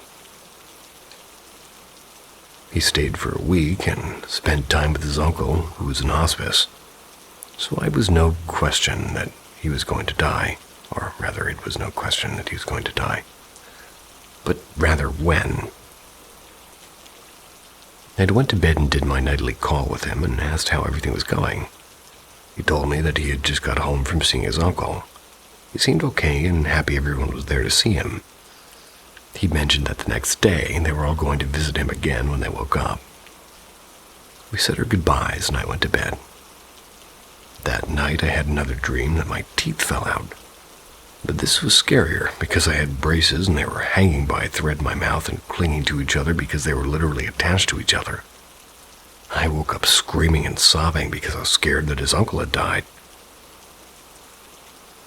I didn't say anything to him, but I got a call from him crying in the morning. Didn't tell him about this dream until a few months later. The third and last time I had this dream was when his grandma died in Sacramento.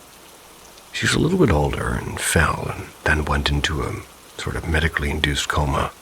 It was terrible, hardest death that he had dealt with. And this time we were forced together for about 3 or 4 years. I stayed by his side as often as I could, and we spent every weekend in Sacramento for a month before the doctor said it wasn't likely she'd wake up on her own and she couldn't breathe outside of the ventilator. So the family chose to take her off the ventilator and let nature take its course.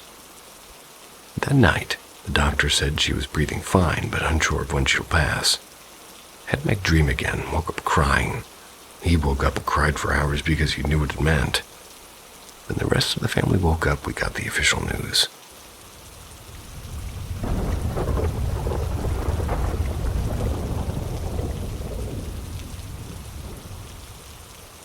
My dead aunt found me and said goodbye. My aunt on my dad's side had heart issues that led to a pacemaker being inserted into her heart at a young age. She died 2 years ago after having complications with her pacemaker that resulted in ultimate failure. Backstory. My fiancé and I normally visit his parents about 1 to 2 times a week for dinner. His sister still lives at home and has a dog named Zoe. My fiancé's family is full Chinese and fully follow Chinese traditions and beliefs. My fiancé and I went to go visit his parents for our weekly dinner. And their home is rather small, so you can see the full kitchen from the TV and living room area. They have a dining room table in between there. We go through our normal spiel where his mom finishes making the dinner, serves us, sits around for a bit before I get up to clear the table and wash the dishes. As I was rounding up the dishes, his sister's dog, Zoe, comes into the dining area and lays down near the dining area and is watching me wagging her tail. I'm talking to her and saying normal cute dog things when rounding up these dishes, and I walk over to the kitchen sink and start putting the dishes in the sink. As soon as I turn on the water, the back of my neck felt a cold presence, which is weird because they're Chinese, so they don't run the AC, and it was in the middle of the summer. I hear that. I froze for a second, let it go, and then started fiddling with the dishes. Finally, my hair stood up on the back of my neck. It didn't feel right, but I wasn't scared. I turned around to look what was behind me, and, well, it was nothing. I can clearly see into their formal living room, and nothing looked out of the ordinary. Then all of a sudden, Zoe was no longer happy to see me. She shot up and started growling at me and started backing up. But she's never ever done toward me or in general.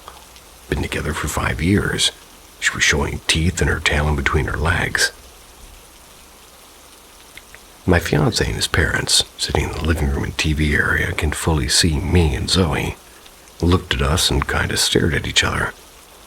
Then his dad jokingly said to Zoe, "Zoe, what's wrong? Is Grandma here? Do you see Grandma?" Then gets up to try to calm her down. Still very defensive and won't stop looking at me. But then it dawned on me that she was looking past me. I suddenly felt sick. Told my fiancé that I wanted to go home and felt tired. His mom agreed and tried to leave the dishes so she could kind of do them later. As we're packing up, Zoe kept staring at me. She wasn't as defensive, but she kept her distance and did her small barks. On the ride home, I still felt sick and very, very uncomfortable. My fiancé asked me if I'm okay, and I shrugged it off, saying I just needed to lay down. Maybe something I ate for lunch isn't sitting right. We pull up to our apartment and proceed inside. We also have a dog at home, Max, a 7-year-old Maltese boy. Normally, Max is happy to see us and, all over me. But as soon as he greeted us at the door, he ran away from me, and as I got closer, he freaked out and started barking aggressively with me, began sort of backing up away from me. And at this point, my fiancé's freaked the hell out and looks at me and says, "The fuck is going on?" Told him I didn't know, but something isn't right. Within 10 minutes, Max was fine and almost as if nothing ever happened. He was on my lap giving me kisses and following me everywhere. Within an hour of that, I got a call from my dad saying my aunt had passed away. They found her in the room after she had taken a nap. She never woke up. She told me she had passed away about 2 hours ago. I looked at my fiancé and started bawling. He even was freaked out because we both firmly believed that she had found me to say her last goodbye. We told his parents, but they don't believe she could have gotten into their home without their permission. She's never met them, and something else about the Buddhism culture. But they still believe it was a freak occurrence or one of their family members. Either way, I've never felt truly scared, just uncomfortable, so I believe she said goodbye to me. I got too many opinions about Buddhism. And I don't mean that in a shallow way.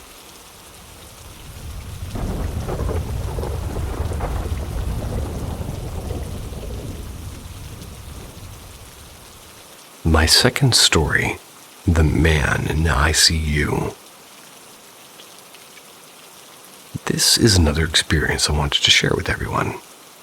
I've had several encounters throughout my life, but this one just hit differently. In 2017, my wife had to have a surgery in order to remove a large tumor on her kidney. After the operation, she was moved into the surgical intensive care unit, the SICU. Since we were 56 miles from home and short on cash, I slept in the room with her. And those nights were difficult. The hospital was quiet, and some of the halls were dark, and... Oh, no. Shoot. Didn't mean to jump scare anybody, but my room is very moldy. Those nights were difficult. The hospital was quiet, and some of the halls were dark, and there were hardly any people around, aside from the few staff members working the overnight shift. Early one morning at around 2 o'clock, the patient in the room next to us started having complications. The silence was broken by the sound of staff members and equipment. They were panicking and trying to keep him alive, despite the condition my wife was in, and she knew what was happening, and her heart rate started to climb, and she began crying. I did my best to help her relax, but after a few minutes, everything went quiet. I looked out the door to see if everything was good. Unfortunately, they were unable to save his life. I don't know if it was the right thing to do, but I told my wife that he was fine, and I sat back down and just stared at the wall. The entire situation was unsettling, and I can't imagine being in the position of one of those staff members. I was able to sleep for about 2 hours, and As I walked to the door preparing my stretch, I saw a patient in the man's room. I could tell that he was a patient because he was in the hospital gown himself. He turned and exited his room and then walked down the hall. After he left his room, when I could see his face, I recognized him as the man who had died. A staff member came in later to check my wife's vitals.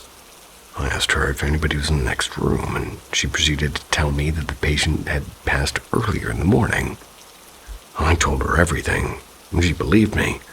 In fact, according to her, it's just part of the job in that section of the hospital. Things like that happen, but you have to keep your head in the right place. I think about this pretty often. As I've stated before, I'm not sold on the typical explanation that a person dies and just becomes a ghost. I think there's something more to all of it. I think it bothers me because I doubt I'll ever have the answer. My wife died 1 year after this event. She passed away in the living room of our home, and I moved out the next day. As badly as I wanted to see her again, I didn't want to possibly see her like that. Yeah.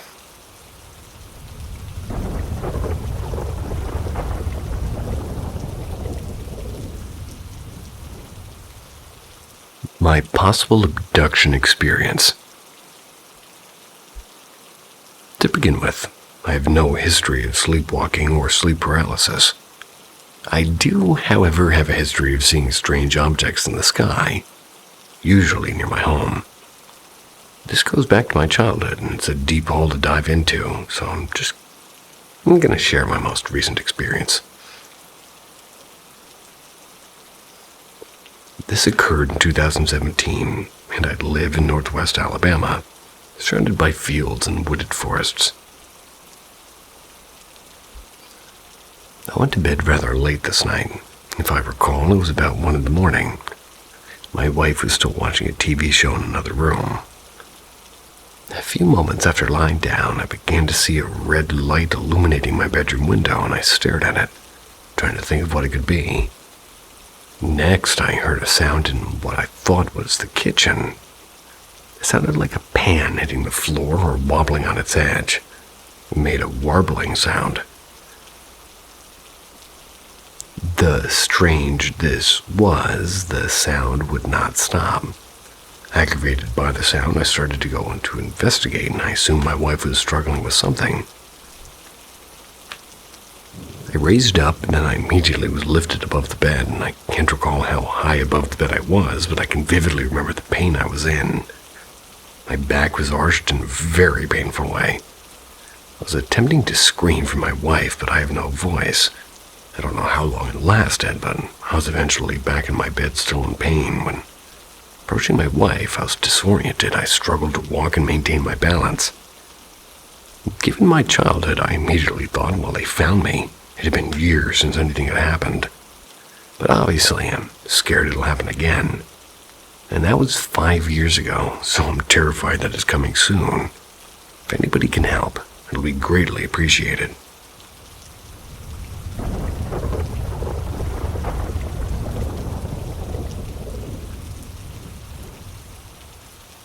Ghost in my room in San Francisco hotel.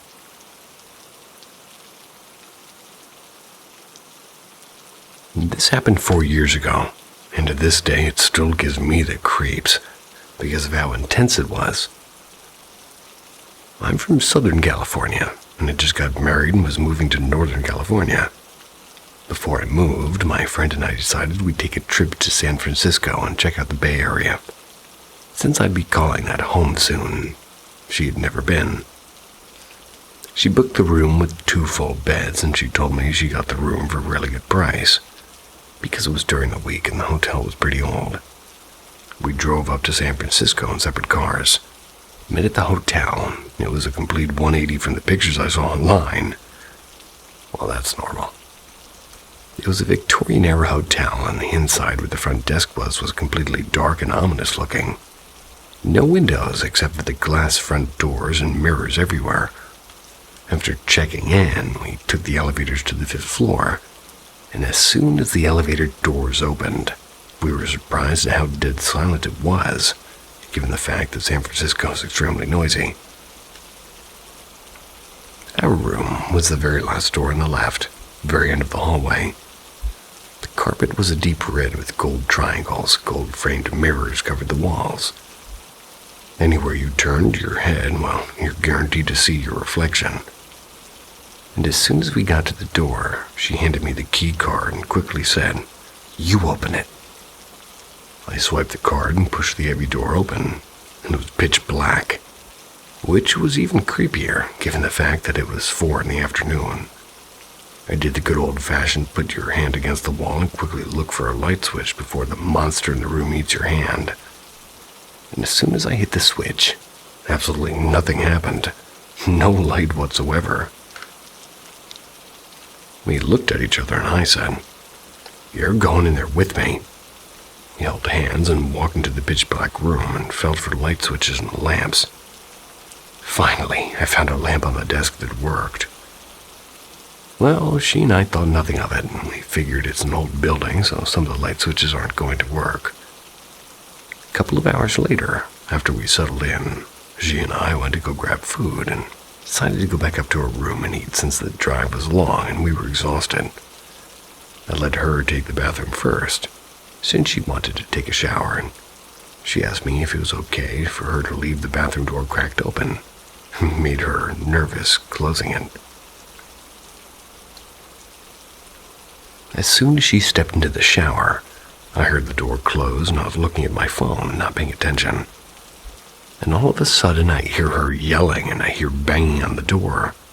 Hopped up out of the bed and quickly opened the door and asked her why she closed it. She said she didn't close it and that the lights in the bathroom shut off as soon as the door closed. We again explained it away. Heavy door and faulty lights. I had to sit in the bathroom and make sure the door stayed open just so she could finish her shower. Upside down smiley face.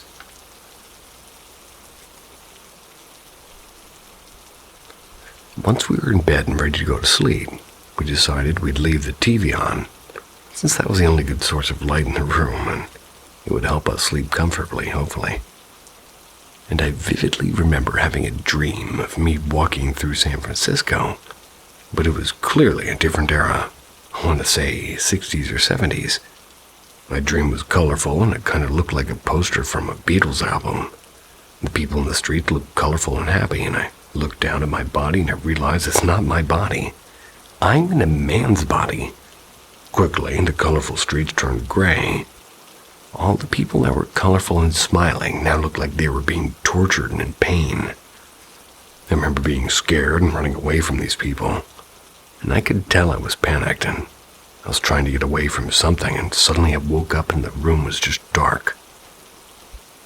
I thought I was still dreaming for a second because I knew for a fact we left the TV on. My eyes adjusted to the dark and I could see my friend sleeping in a full-size bed next to mine. I turned on to my right side, which was the side the only window in our room was facing, and I tried to go back to sleep. And suddenly, the room went cold. So cold that I could feel it on my cheeks.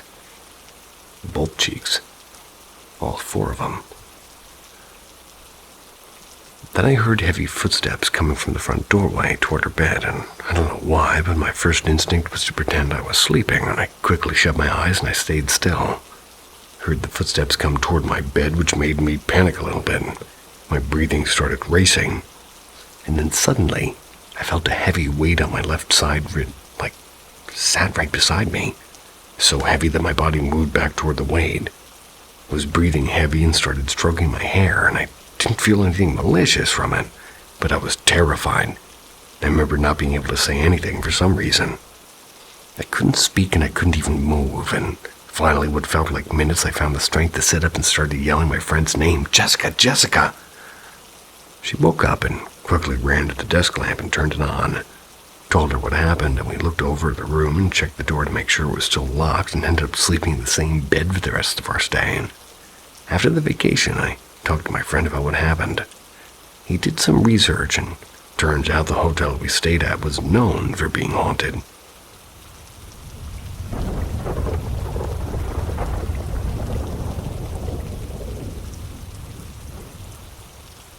Am I crazy? The few people that I've told have called me crazy. I don't know, maybe I am. Maybe this was a dream. But if it was the realest dream I've ever had. I grew up in a house that had been passed down through the generations since it had been built, and was around 11 or 12 years old, and I knew nothing of the paranormal or even aliens. My cousin who was living with us at the time had just moved out and just left me their bed. Their bed was a queen size, so I figured jackpot. I just upgraded my bed and my room. Because I surely wasn't moving that bed to my parents. Surely didn't have time. No, I'd been in that room for a couple of months, and everything was great until this particular night. Nothing out of the ordinary happened that day. It was business as usual. Did my homework, ate dinner, showered in bed, and as I lay there sleeping, I suddenly wake up and I notice I'm on my back. And I'm a side sleeper. I never sleep on my back. I sit up onto my elbows and I look at the time.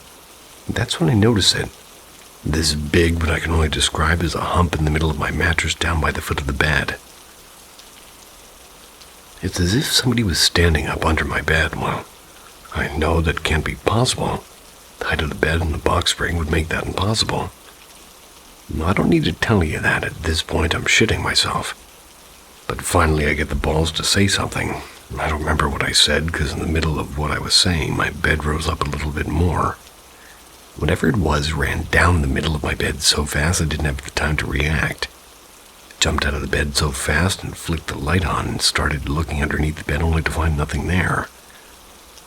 How? Well, I know for 100% fact I felt a solid head or something pass under my ass and up my back. Needless to say, I didn't go back to sleep, nor did I turn the lights out. And remember, I said the house had, been in my family since its construction. Well, about 15 years ago, my father sold the house to non-family.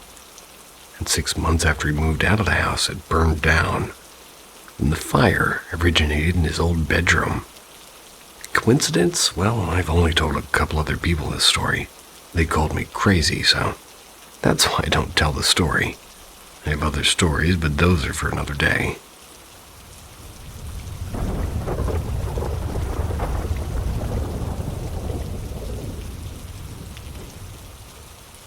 The sound in the attic. It was probably 12 or 13, and, I was probably 12 or 13. My buddy was spending the night at my house. Like typical kids, we were up late horsing around and drinking soda. I had curtains up in my room, and I used the old curtain rods that came apart and looked like swords. And being typical kids, we looked at each other and yelled, "On guard!" at 2 a.m. As we're in the middle of our sword fight, right above our heads we start to hear creaking, as if somebody was rocking in a rocking chair. And my house was an old house, but it was built in the 40s or 50s, and I forget exactly, but it was old, and chalked it up to the house being old and settling. A few minutes later, we heard it again right above our heads. A slow rocking back and forth type of creaking. We both lowered our swords and looked at each other with a "what the fuck was that" look on our face. I asked, "You heard that, right?" To which he replied, "No shit, I heard it. What the fuck was it?" "I don't know," I said. Being young and fearless, I say, "Let's have a look." We go to the attic door and slowly open it. I go up first, being that it's my house and I knew the layout. I get to the top of the steps and I look down where the sound came from, and there's nothing of the rocking sort, just stacks of dusty boxes. We go down to that end of the attic just to make sure there wasn't a rocking horse or anything there behind the boxes. There was nothing that rocks, and we stood there with that sort of spooked and confused look. I said, "I don't know, dude, but let's get the hell out of here. I'm getting a creepy feeling." And as we started to walk away, we heard the wood floor creak behind us. But this time, it wasn't a rocking sound. It was like somebody had just stepped out from behind the boxes. And this time, my buddy now in front of me got spooked and bolted down the steps. I, on the other hand, was frozen in fear, and I could feel somebody standing behind me, and the back of me was chilled from head to toe. I don't want to turn around, but I had to really see if something was there. Slowly turned, and there was about 4 feet away, and there was a shadowy figure standing about the same height as me with a human-like shape, and darker than the dark itself. I yelled out, "Oh shit!" Proceeded to run from the door, only to slip into the second, and I slid down the rest of the steps on my ass, and I don't know if the shadow did that or my hysterics. And the next day, my parents, I tell them, and, they replied with laughter and said maybe it was Granny. Apparently, one of my parents' grandparents passed in the house and never fully left. How true, I don't know, but I just know that it scared me so bad I never stepped foot in that attic after that, at all, completely.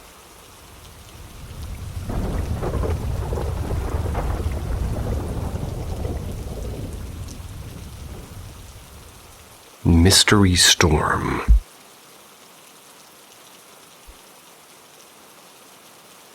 It all started about a week ago. It was a bright sunny day, and eventually night fell. I went to bed and awoke to a sudden hunger. I grabbed my phone. 1:13 a.m. I get up and open my bedroom door. Creak. That's weird.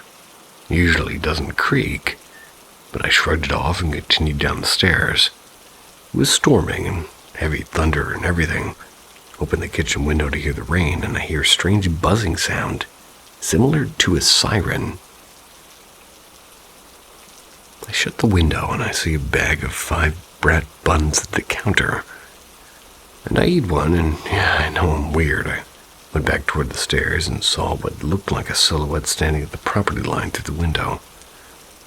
I ignore it, I go back to bed, and I wake that morning only to see our yard is dry. The pool cover was closed, but it had no water on it. Found this weird, but I figured I was dreaming. This continues 3 more nights. And then on the 5th night, I wake up at 1:13 a.m. storming. Only this time it was storming all day, so it made sense. I go down, same routine, but I notice something. The rain had stopped, and with the buzzing I eat the 5th bun. I go back, no more silhouette, but a very strong uneasy feeling. But like normal, I shrugged it off, went to bed, and tonight, the 6th night, I wake up, same time, same storm, same buzzing. But on my way down, I noticed the family room had one set of lights, which is odd since I made sure to shut them off. I started feeling uneasy, but I needed to eat something.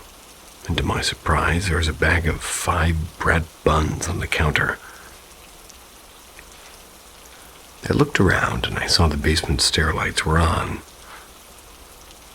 I went for a split second, but no creak of the creaky stairs as if somebody was there.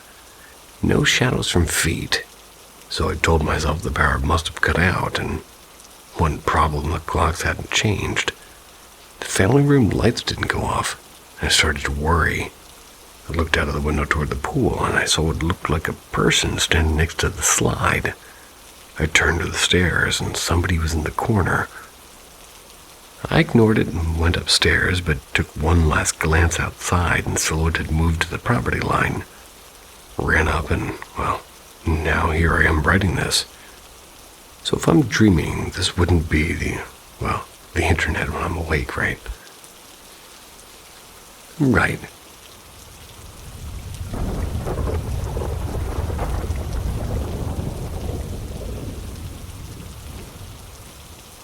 Looking for people who've had similar experiences. So I've been obsessed with the paranormal since I was about 9 years old, because of a traumatizing and very oppressive presence in my childhood home that left me with a broken understanding of our world as a whole. And I have to stress the story I'm going to retell here was not sleep paralysis, nor was it a nightmare or, a night terror. Never had SP or NTs, nor have I had any kind of psychotic breaks in my life, and I'm not schizophrenic, or any of the sorts of normal excuses that one might generally see entities like the one I'm describing here. Anyways, here's a copy and pasted version of my experience. I was about 9-ish, and my mom used to let me sleep in her room from time to time, because I was a mama's boy and nobody liked their own rooms in that house, for whatever reason. Sleeping anywhere but in a room felt like I was doing something wrong, like there was an unknown, unspoken rule I was breaking. So here I am about 9 or 10 p.m. I'm sent upstairs and I'm told to get ready for bed.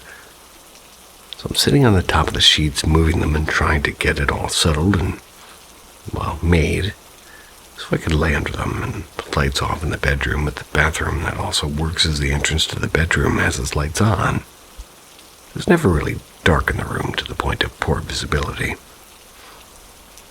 As I was pulling the blanket and flopping over onto my butt about to lay back against, well, everything went completely still and silent. No electrical hum from the bathroom light.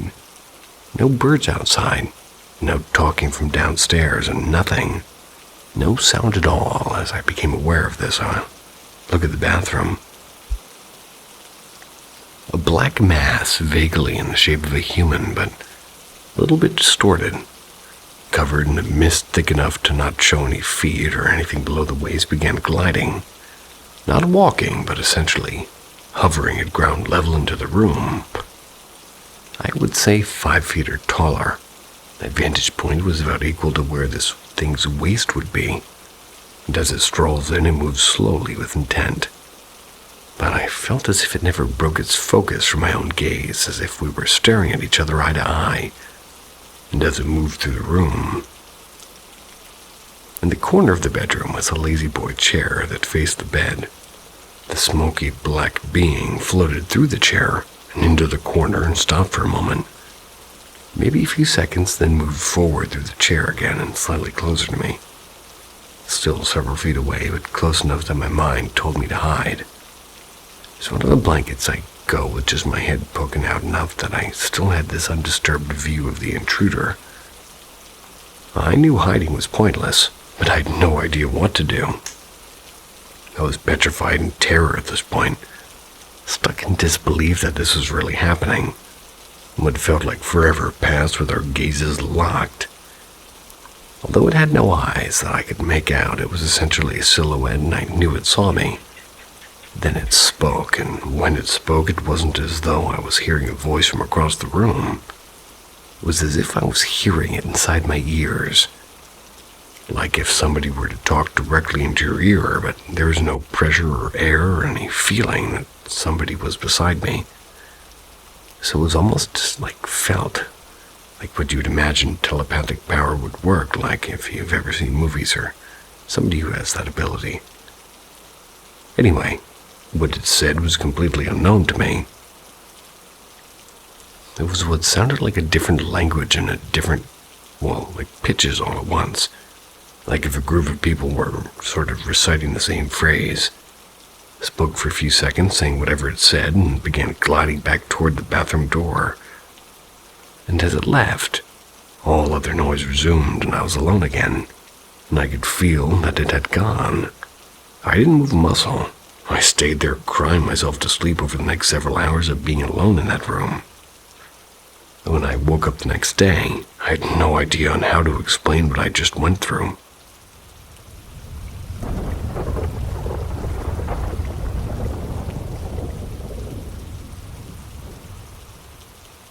Otherworldly experience.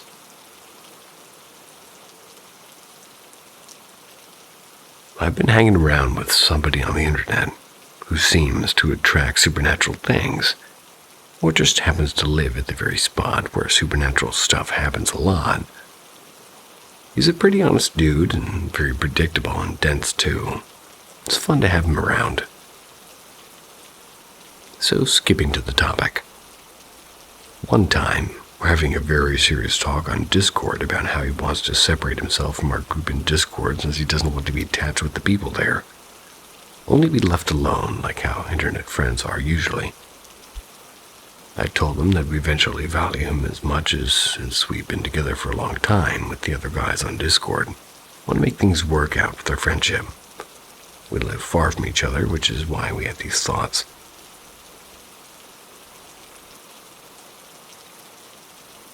He was contemplating it and sharing his thoughts that he'll do his best at least.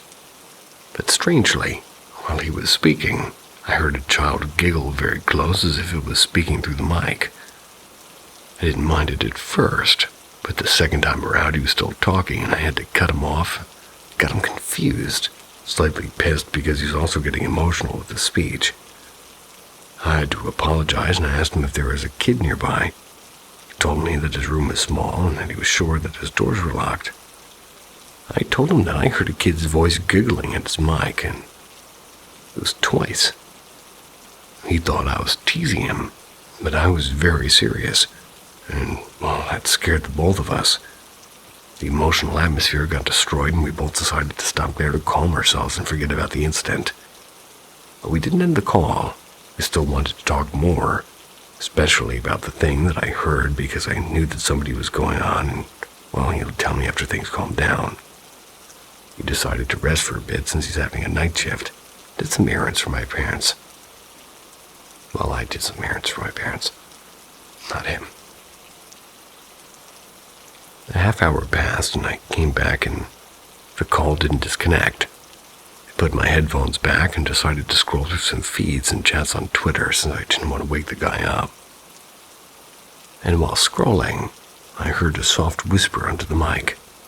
It was a woman's voice this time, and it was calling my friend's actual name.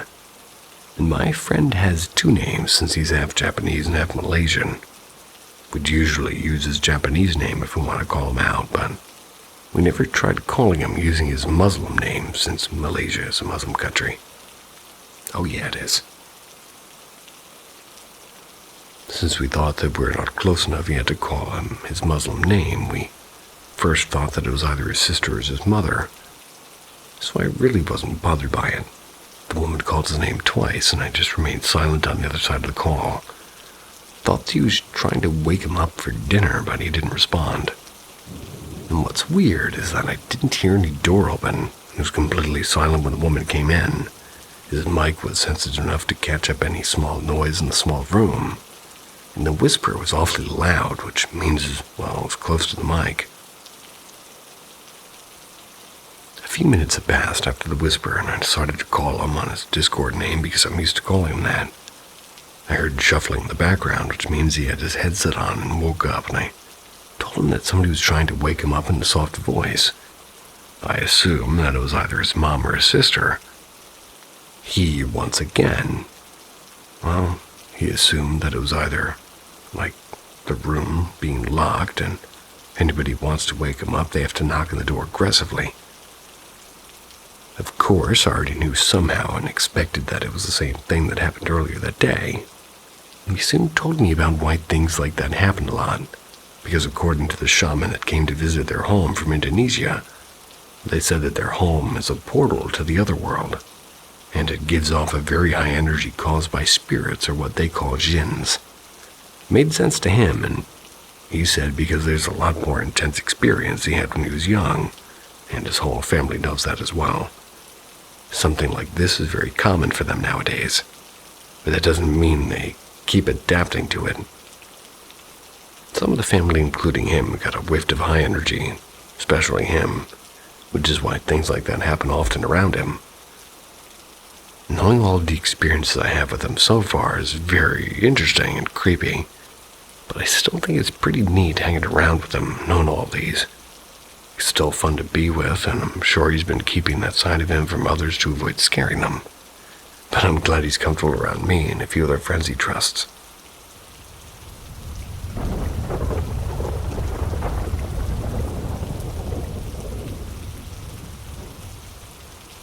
A deer-like apparition behind my house. This story takes place in Oklahoma County, Oklahoma, May of 2019. And for the story to make sense, I'm going to describe my land's layout. Our house is on 5 acres, and I have neighbors on the left and right with the same acreage. Our street goes in a half circle connecting the 2 main roads. Sorry, my phone's gonna die. Oh my god.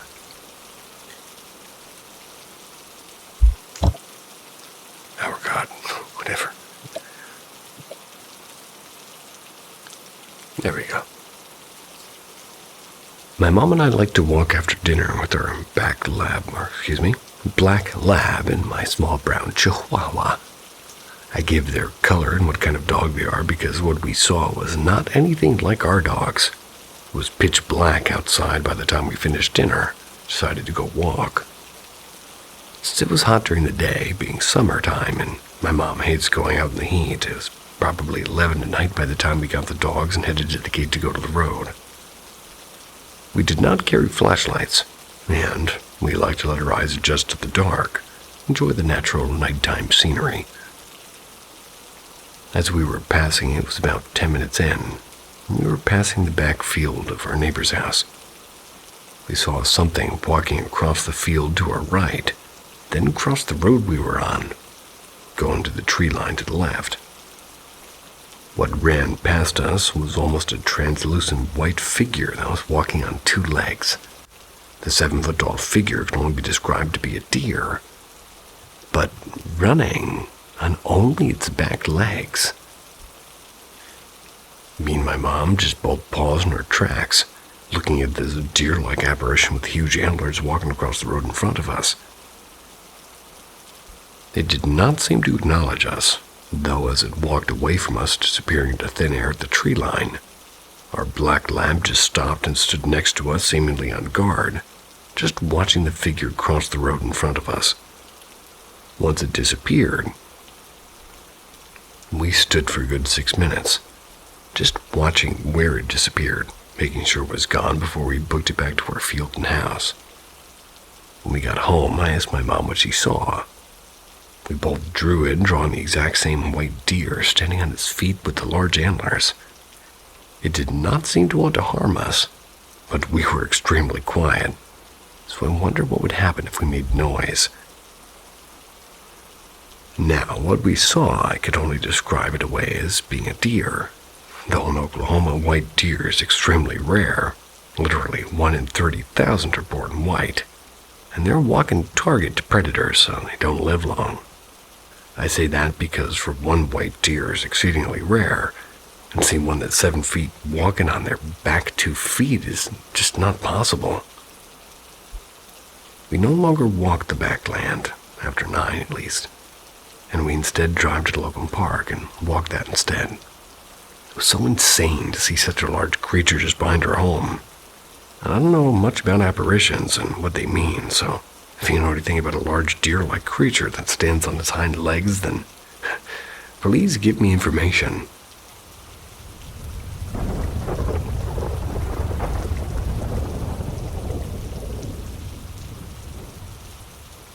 Light beings encountered. As we're all locked down and have a lot of time in our hands, I decided I would try and share some of my personal experiences with the paranormal. I also have decided to share them simply because no matter how good my memory is, some of these events were 5 or 10 years ago. I'd like to have these written down so I don't forget them.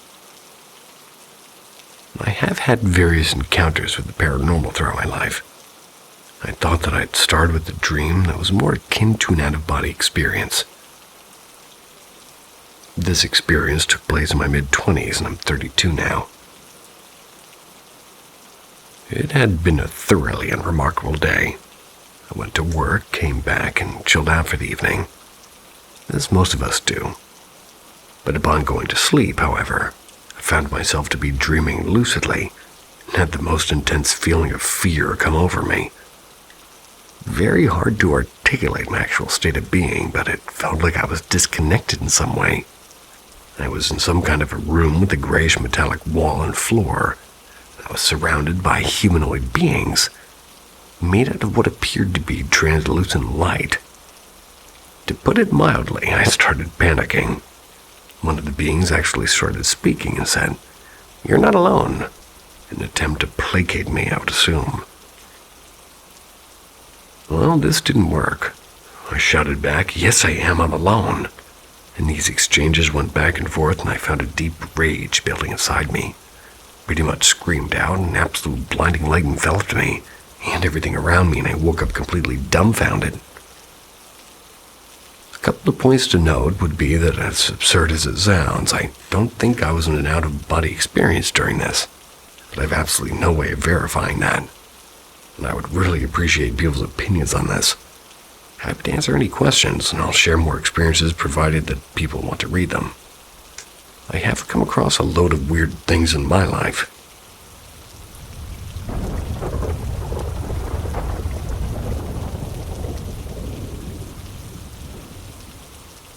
Watching me sleep. I was house/dog sitting for some friends, and whenever I house sit for them, I never sleep well.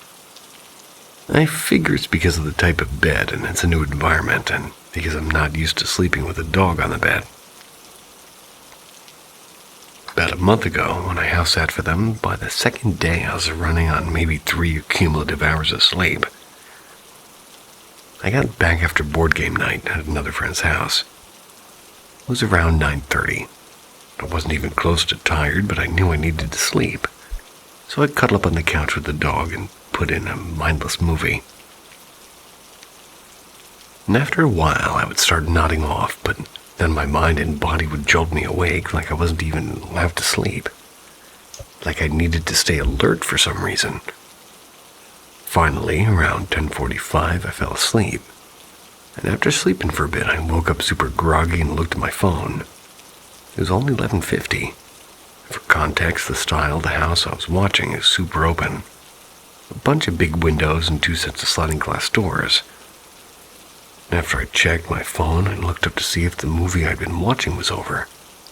When I looked up, I saw a man looking at me through the window on the right side of the TV.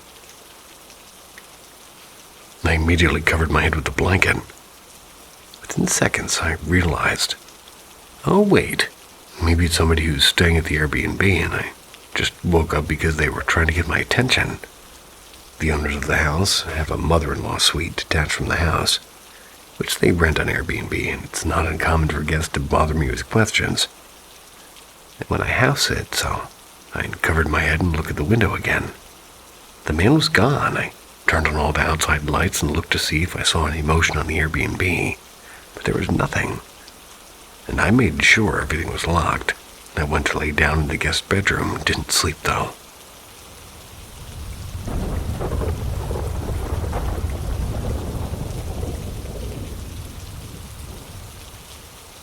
My experience in a haunted apartment.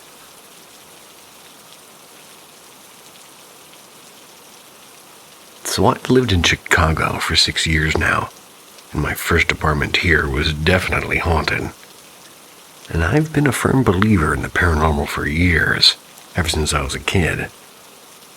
I found books in my local library about ghosts in the nonfiction section, which of course I believed to be the common real knowledge back then. I always wondered what it would be like to live in an actual haunted house. Well, I know now, and when my roommate and I first moved into this apartment, we were blown away by how cheap the rent was, and how large and accommodating the unit was. The owner of the apartment was a little old lady, who we're going to call Janet. Couldn't realistically live there anymore because it was a 3-story walk-up unit and her old age was starting to get to her. She had saved up enough to get a retirement condo by the lake. Didn't want to give up her old apartment entirely, so she decided to rent it out. Nothing crazy happened at first. It was slowly over time that my roommate and I started to notice more and more bizarre things.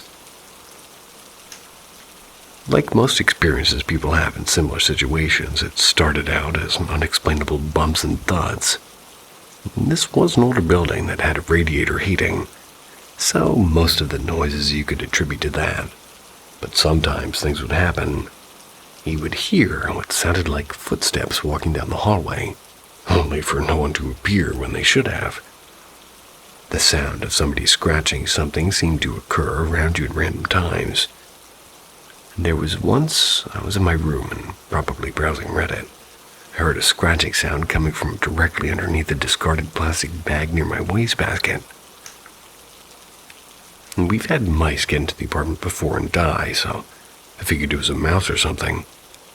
Then I threw a pen next to the bag to spook whatever it was from underneath it. The scratching continued to happen uninterrupted, and when I finally just sort of stood up and picked the bag up, there was absolutely nothing underneath. The scratching bag never made a noise again. Sometimes, when you were lying down trying to sleep, there was a sudden feeling that somebody had just entered the room, even with the door closed. Hard to explain, but it was a different type of energy. I'd also feel that same energy dissipate as if whatever it was that came in left. My roommate once claimed to actually see a pair of floating eyes as he walked down the hallway late one night. Also, while he was sick once, he swore he saw a woman standing in the kitchen from down the hallway. When he looked again, she was just gone. Two of the most insane occurrences, they were when they had witnesses. Otherwise, I feel like it would just be me doubting my own sanity. But one was when a friend of mine who was visiting, and I was sitting on the couch in the living room. I'd just finished a cup of yogurt, and I'd put down the spoon still resting in it, and it sat undisturbed for a couple of minutes. Then we both saw it completely do a 360 spin on its axis, as if it tilted itself. Like it went back and then spun and then sat right back down again. My friend and I sat speechless for a second before he said, "Did you just see that?" The other instance was when the same friend was staying over on an inflatable mattress in our dining room. And for context, our apartment was basically like the shape of a dumbbell. At the living room, and then your right was the hallway. There was my roommate's room when you first left, and the bathroom door, which also had a connecting door to my roommate's room. And on your next left, and then finally my room on your final left. The hallway opened up into a small dining room, which fed directly into the kitchen. And this night in particular, we'd all been drinking and smoking and what have you. We went to bed, and a massive thunderstorm passed through. The sound of thunder woke me up at 3:30. That and the sound of my roommate puking in the bathroom. He had some egg rolls, apparently.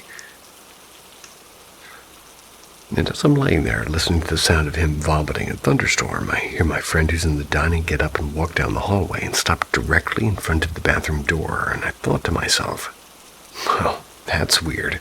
He's getting up to check on, well, we'll call him John. He knew John at college, and, well, he should know that he can take care of himself. But there was no knock on the bathroom door. No anything, and I don't think much of it, and I fell back asleep.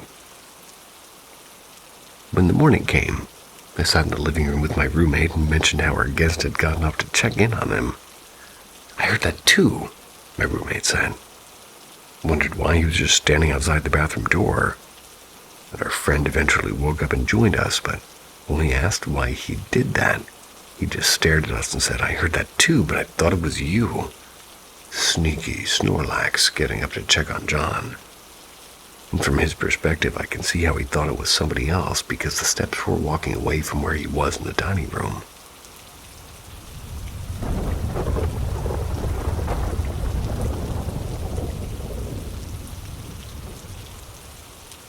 Every haunted location has a history. We don't just tell ghost stories. We uncover the truth behind them. Welcome to Paranormal M. Subscribe and face the past. To preface this, while I do believe in ghosts, I am somewhat of a skeptic. Unless I've seen something concrete or have proof. I've seen what I believe to be a total of 3 different ghosts. But they were apparitions that disappeared quickly. Nothing like this. I've recently moved into an apartment, and I think a ghost is finding things for me. Either that, or the objects went temporarily invisible. It started with the base to my iPhone charger. It was disappearing into thin air one night. I always keep it in the same spot. My roommate swore up and down that she hadn't touched it. It really stressed me out because I had to go to work the next day. And, I need an app to clock in and out. That's annoying. I was very upset and eventually went to sleep. The next morning when I checked, it was exactly where I left it. One could explain this away as my roommate finding it and putting it there. And that's what I thought happened. The next time the mic to my headset went missing, it does detach from the headset in broad daylight. It was in its designated spot a few minutes ago, and I was completely alone in my locked apartment aside from my small bird, who's too small to lift either of these objects. Doesn't really like to leave his cage. I looked everywhere around the couch, talking to my bird the whole time. I bent down to look under it, and when I stood back up, my mic was sitting right where we were supposed to be, like it had been there all along. It was at this point I began to suspect something. I began to suspect something paranormal. I verbally thanked whoever or whatever it was. Then kind of had a short, obviously one-sided conversation. I'm used to talking to myself or my bird a lot, so talking to the air wasn't that weird to me. I got an almost warm shiver up my spine in response. It was comforting and felt safe, and I'm not exactly sure how to describe it. This is what made me think that they were benevolent with a possible mischievous streak. I got the feeling that they just liked being acknowledged. Yeah, I'm comfortably aware of how crazy I sound. But there's more. Every time something went missing from its spot, and my roommate wasn't home because I don't want her to think I'm crazy, I'd talk to my ghost and politely ask for their help to find it. I would inevitably find it where it was supposed to be, maybe a few minutes later. I'd get that warm feeling again when I thanked them, and this went on for a short while. One day while I was alone, I was listening to a story where a woman described having a friendly ghost in her family home. She said it did a lot of things that my ghost didn't do, but then she said that it would find lost items for them within a few hours. And that's when it really hit me. I paused the video and I asked, "That's what you are, aren't you?" I get a really strong, warm, shivery feeling in response. Seemed happy, so I took that as a yes. Well, maybe I am crazy. Maybe it's confirmation bias. Still not quite sure what to think.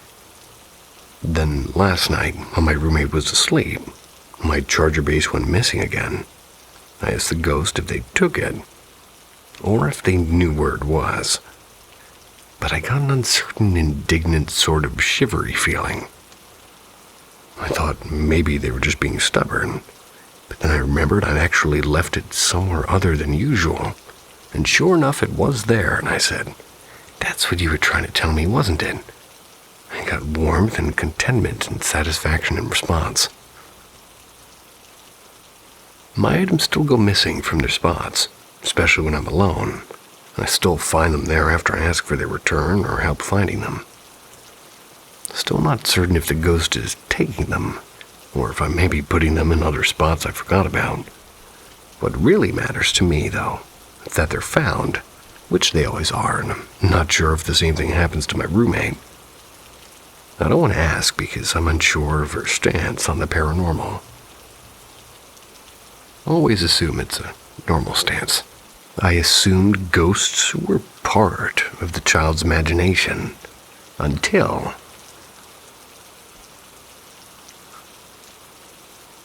I've always believed in ghosts, spirits, presences, whatever you want to call them. But growing up, I was led to think it was a childish belief, and I thought I would grow out of it. And that all changed when I heard a story from a family friend of ours. This woman, who we're going to call Anne, a very respectful lady, works for an important company, and is overall well-rounded. She has her head screwed in right.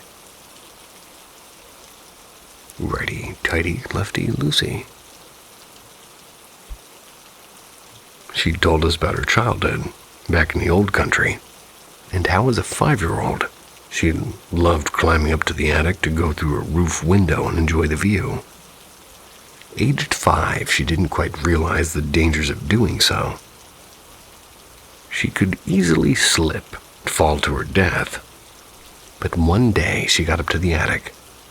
The old woman appeared in front of her, sat at a spinning wheel wearing outdated clothing, and with her gray hair pinned back into a bun. Anne got so scared that she ran out of the attic and never dared to try to climb back out of the roof window. Years go by with Anne keeping this story to herself, no longer sure if it actually happened or if it was all due to the fantastical imagination of a 5-year-old. Until one day, she's at her sister's house for dinner, and her adult niece starts telling a story.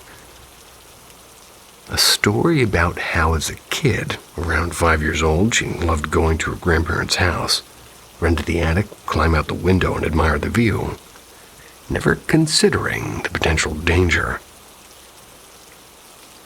This continued until one day an old woman appeared in front of her. Anne froze, asking for specific details about this woman, and they realize they had the same vision of an old woman spinning a wheel, dressed in outdated clothing, and with her gray hair pinned back into a bun. They'd seen the same thing with over 20-year intervals.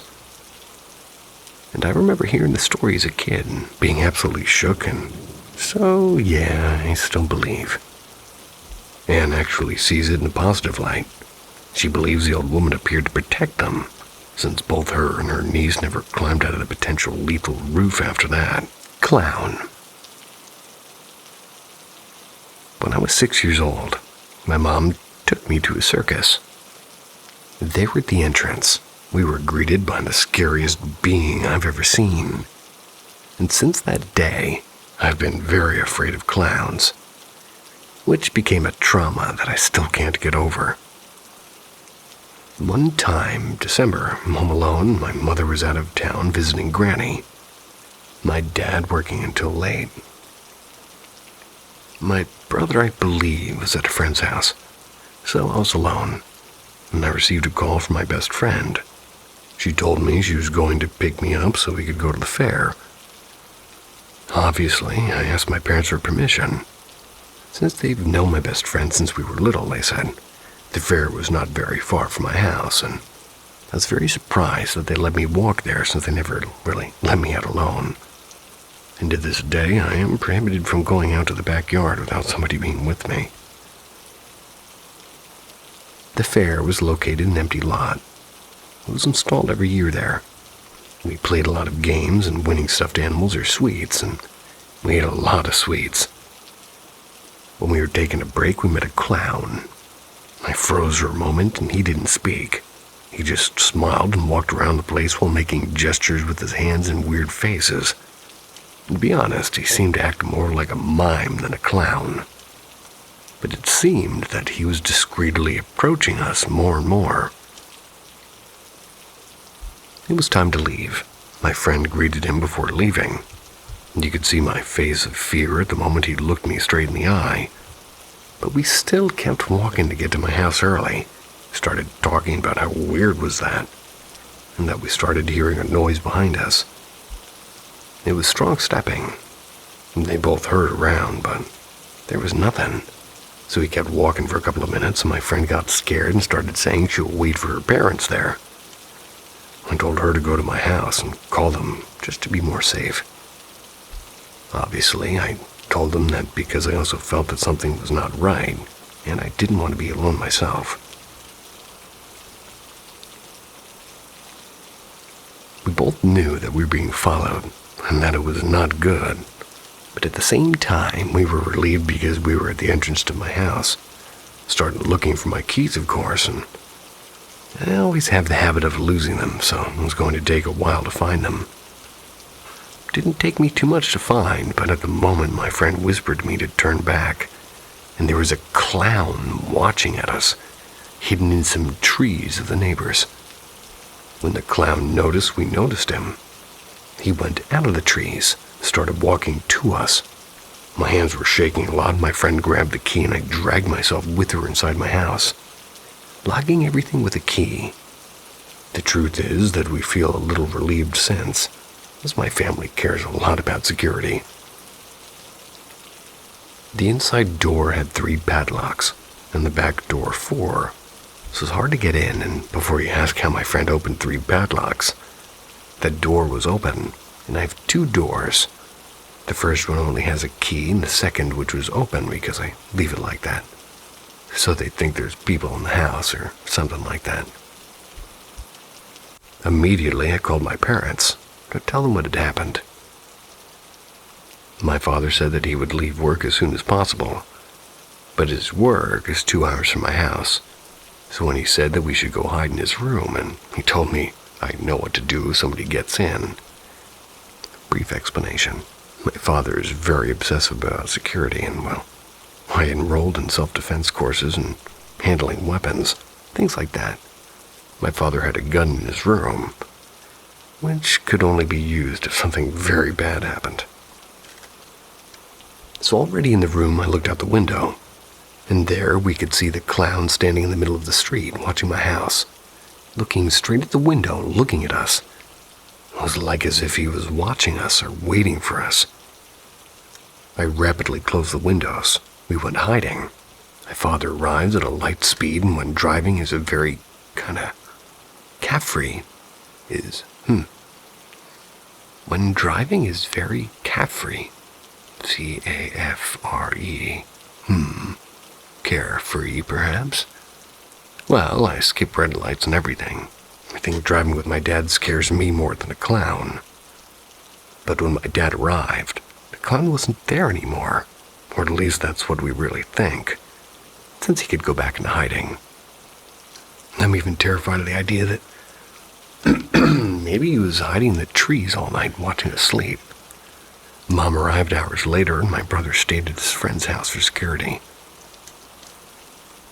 The next morning, my grandfather, being head of the ministry, took me to the police station to make a report of what had happened. Later, we went to the fair to solve things. But when my grandfather asked about the clown with the black and white makeup that carried a giant mallet in his hands, those at the fair could only answer that no clown with those characteristics worked there at the fair.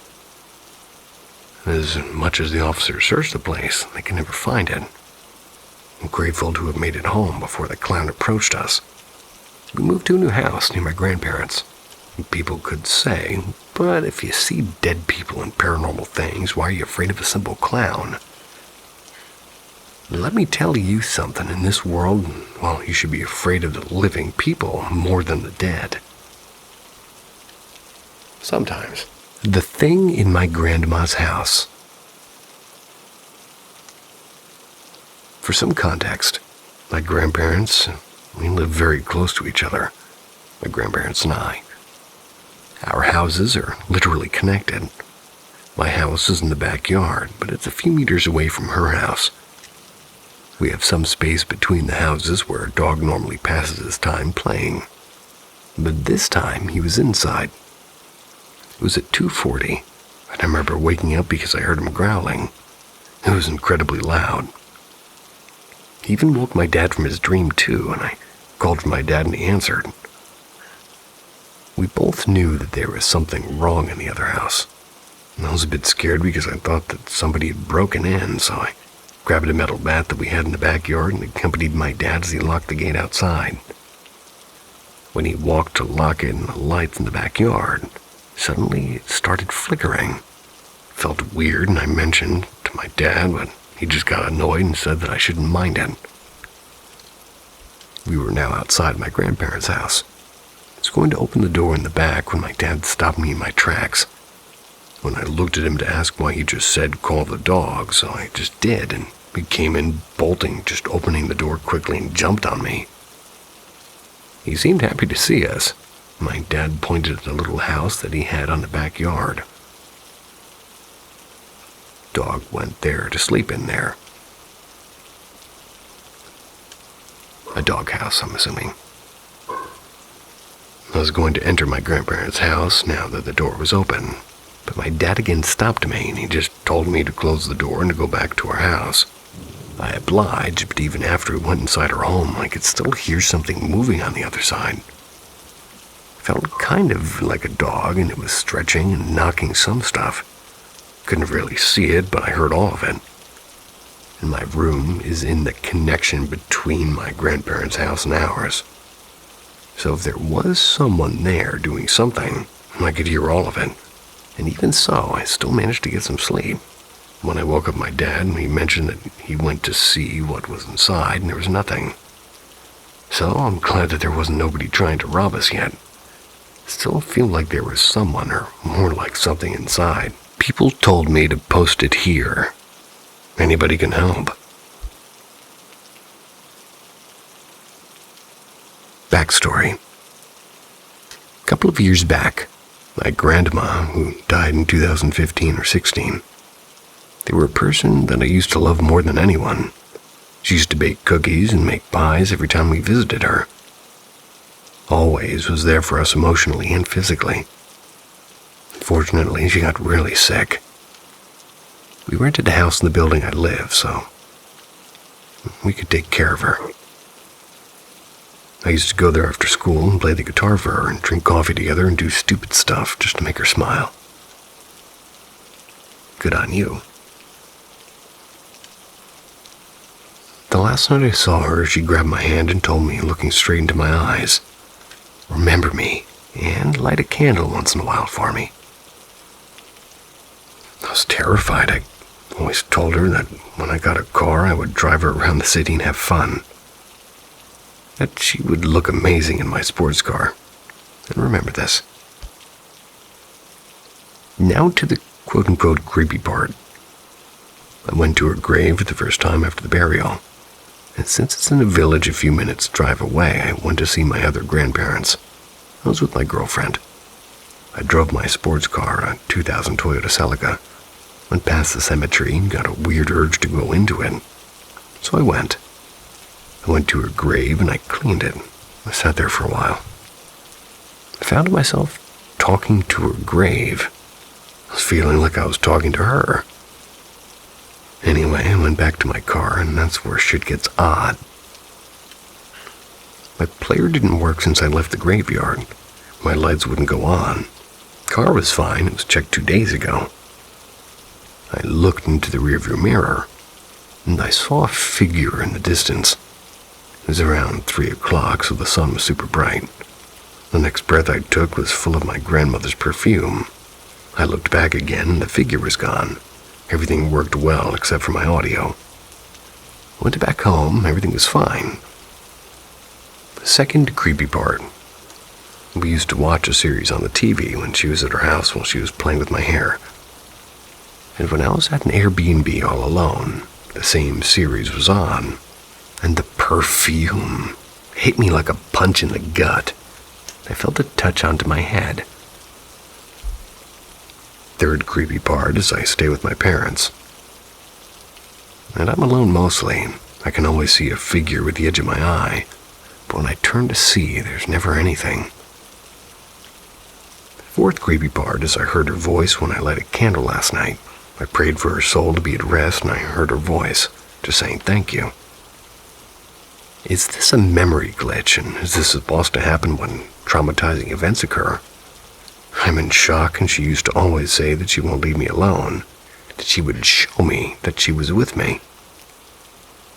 20 minutes ago, I found an old picture of her, like when she was in her 30s. Found it in the middle of my desk on my laptop. My mother, father, and brother, they swear they never put it there. My mother's been looking for this picture for the past 3 years.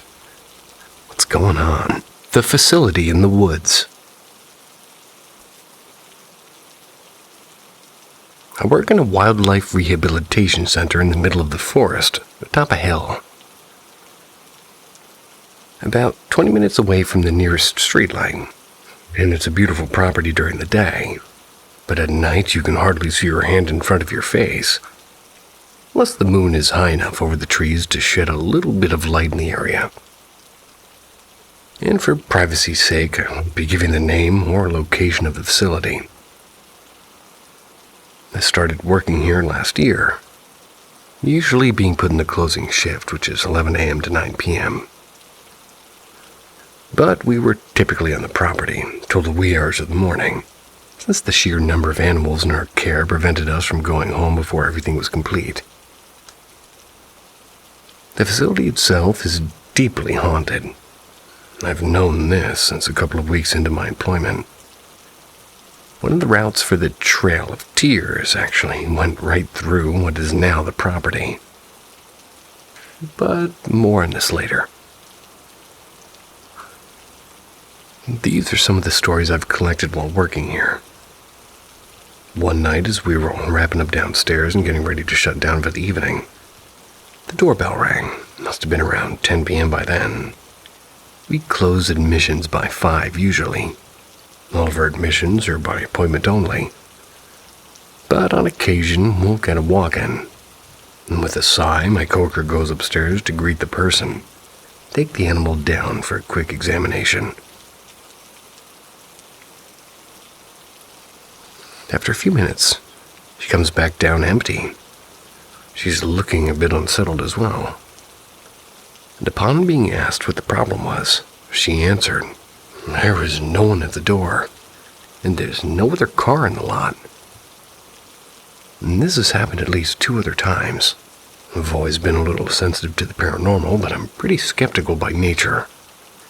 I want to first rule out any other possible scenario before jumping to the conclusion of something otherworldly. So I chalked these situations up to an electrical error. The building took on a whole new energy at night. Rooms of the facility that were well lit and, well, normal during the day. They felt more ominous at night. I never wanted to be alone inside by myself at 8:30, or at least after then. But after 8:30, things get weird. Mostly it's just the feeling that I'm being watched or thinking I see something out of the corner of my eye. It's all very unsettling. As one of her interns was leaving one night, she said she heard somebody calling for her from the parking lot. "Psst, hey, over here." There was no one there. One night, my coworkers went outside to finish up animal care in some of the outside enclosures, the ones that hadn't been done during the day, and I was left alone inside to finish preparing diets for some of the raccoon babies we had inside. What do raccoon babies eat? Other than milk. You have me mystified. We had a microwave above the counter, and I'd long since gotten used to seeing my silhouette in the reflective sheen on the door.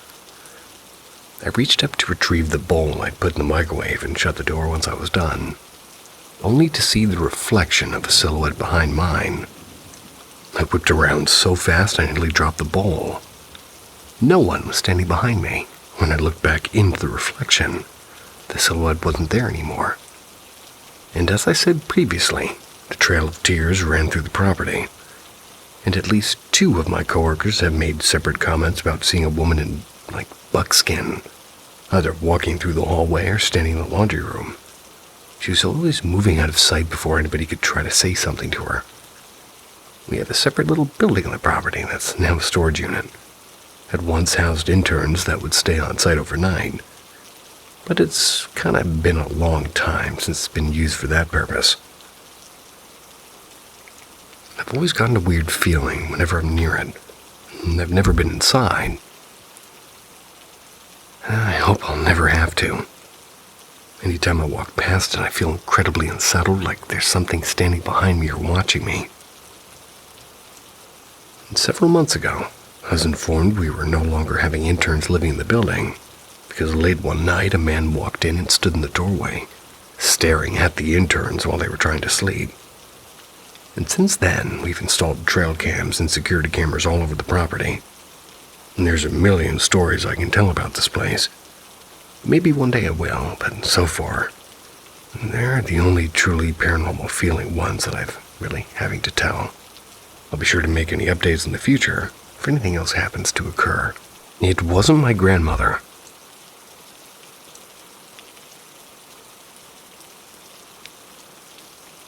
I live in a small one-story home in the country surrounded by acres of pasture and woodland. Although we have neighbors, we aren't close with them, and we hardly have visitors of any kind. To say I haven't experienced anything odd or interesting during my time living here would be a lie.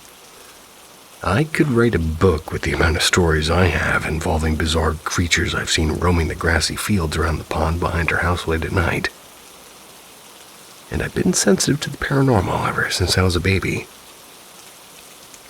The experiences run in my family on my mother's side.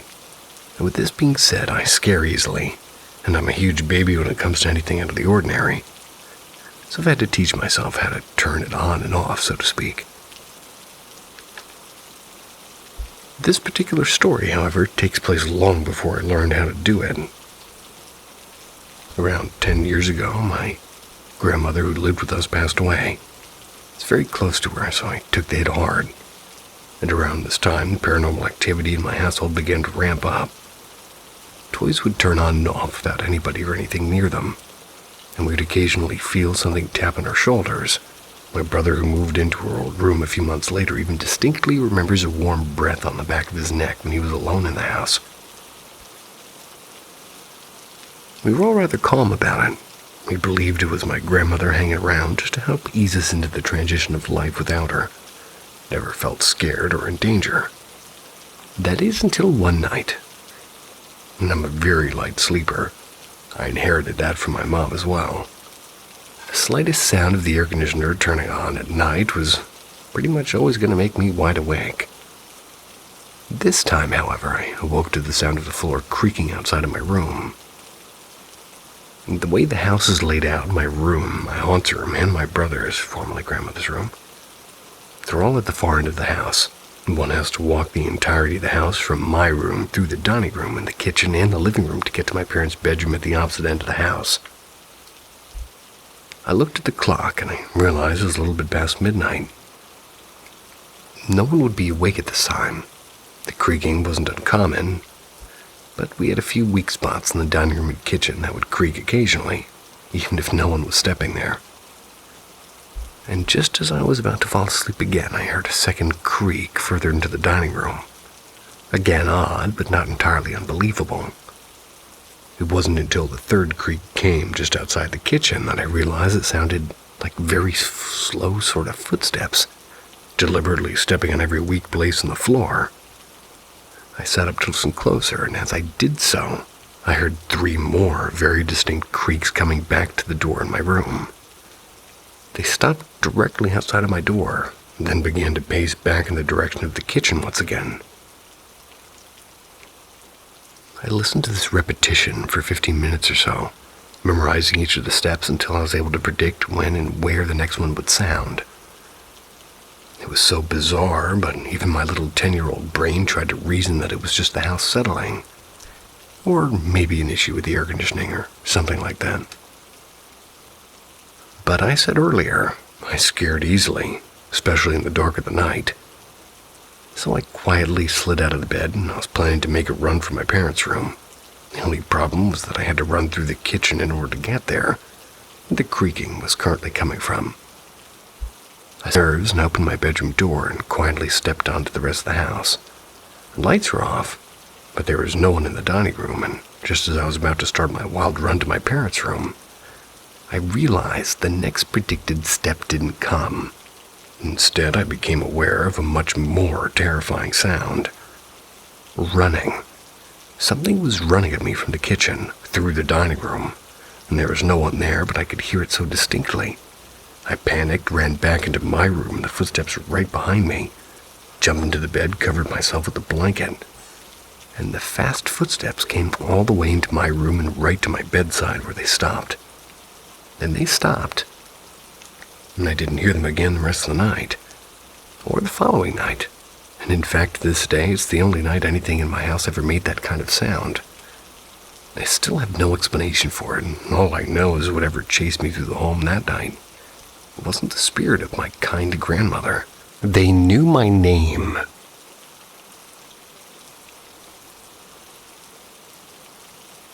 He and my mother were very close growing up, had a strong bond.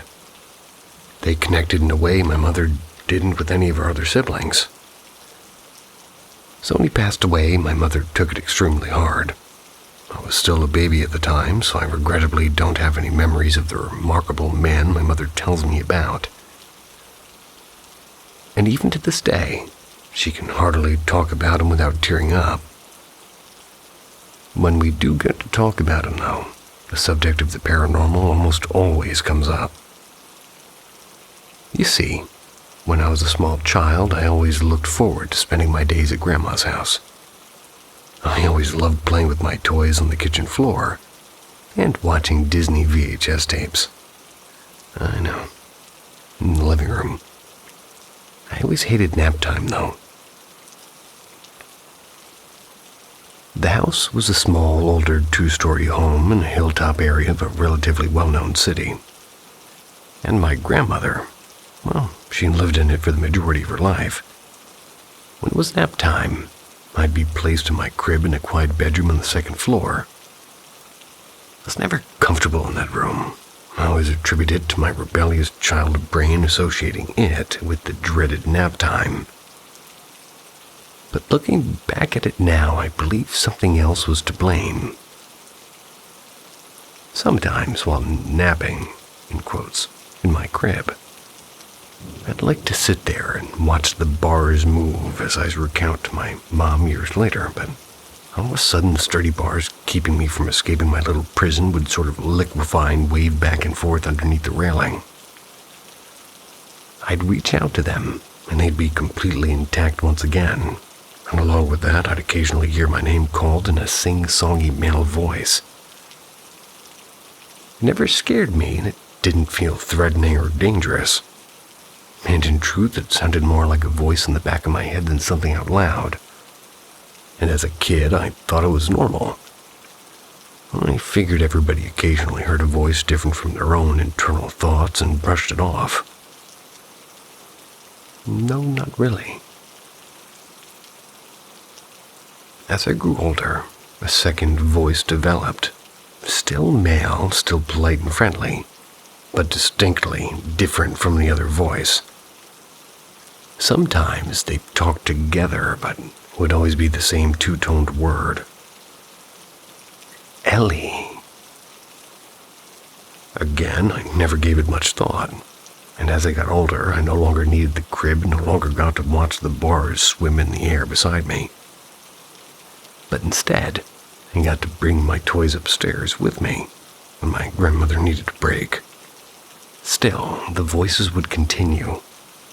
After we moved from the city and into the countryside, I stopped hearing the voices altogether.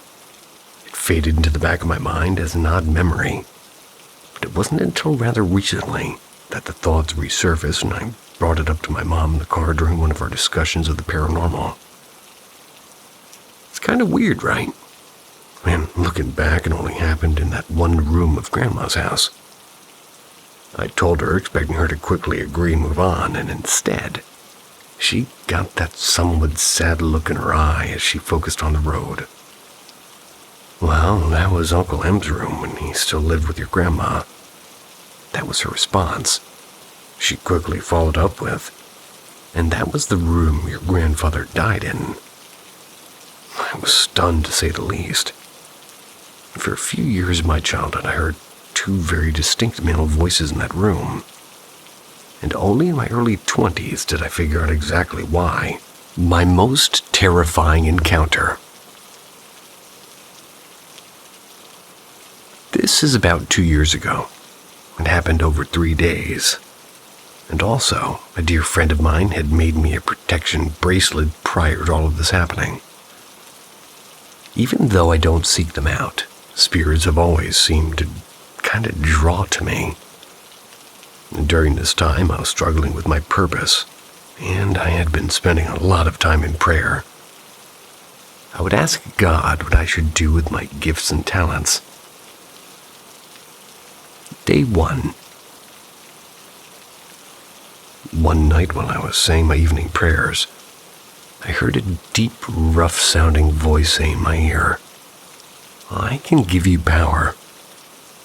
I ran down, and while my spine and all my hair stood on end, I continued to pray though, the same prayer, but also for protection. The room felt very heavy and cold, and the voice said it again and much louder. I immediately responded with, "No, you're not welcome here." And it laughed, but backed away.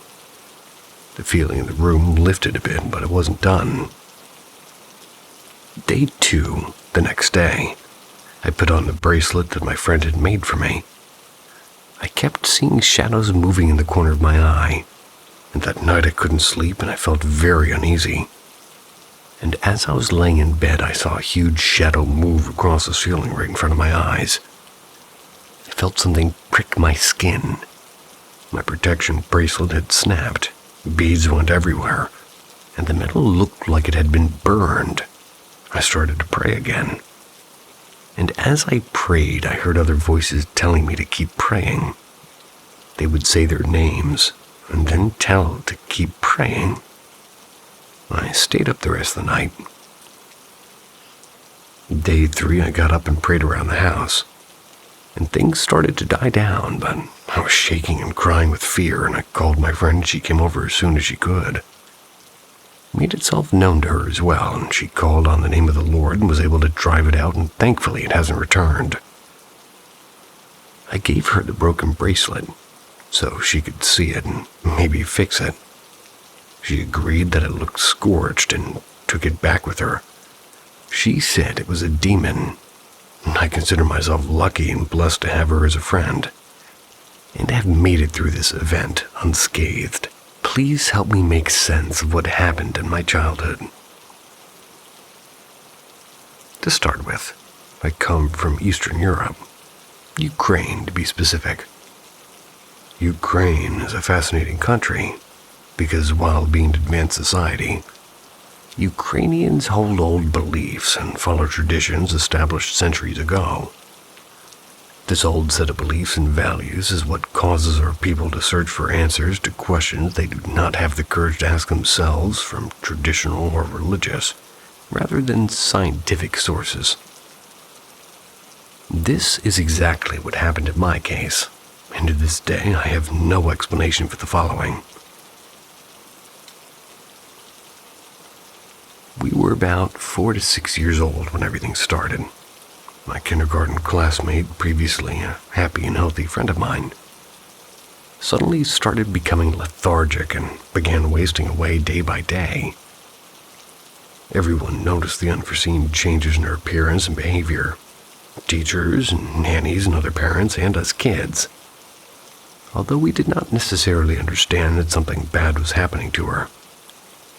Things were progressing pretty quickly, and in a matter of weeks she looked skeletal.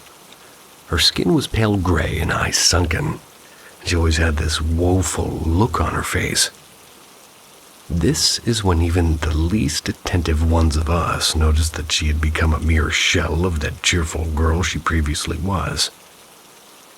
Worst of all, nobody knew exactly what was happening to her. And I remember my mom telling me that her parents took her to several doctors, yet nobody seemed to understand what the problem was. This is what her parents stopped trying to seek out doctors to examine her. Instead, they opted for a traditional healer. By the way, a typical moniker for a female traditional healer in some of the Eastern European countries is babka. Most of them are female, although there are a few male healers out there, I'm sure. But thankfully, this babka did help my friend, and she miraculously recovered, almost in an instant.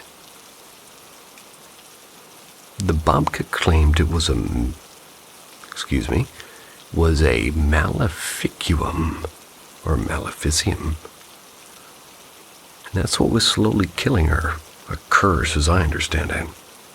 None of us ever found out anything about her situation beyond this blunt yet perplexing fact. As my friend was struggling with her malady, I started having recurrent nightmares. And these nightmares run like, well, any I'd ever had to endure before. And now that I think back to them, the only thing that comes to my mind is a bad trip that repeats every night without a known trigger. These nightmares were quite different from regular nightmares you randomly get here and there.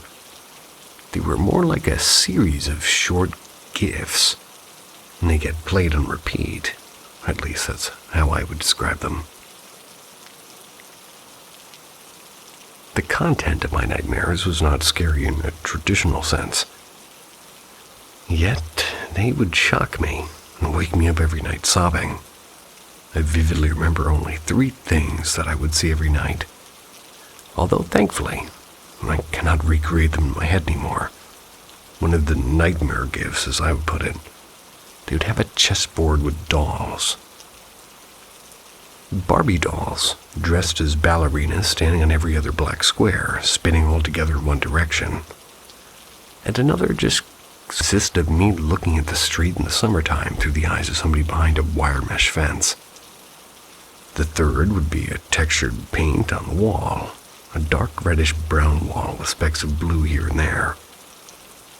I would see it from afar, and again through somebody else's eyes or very close, like a macro lens.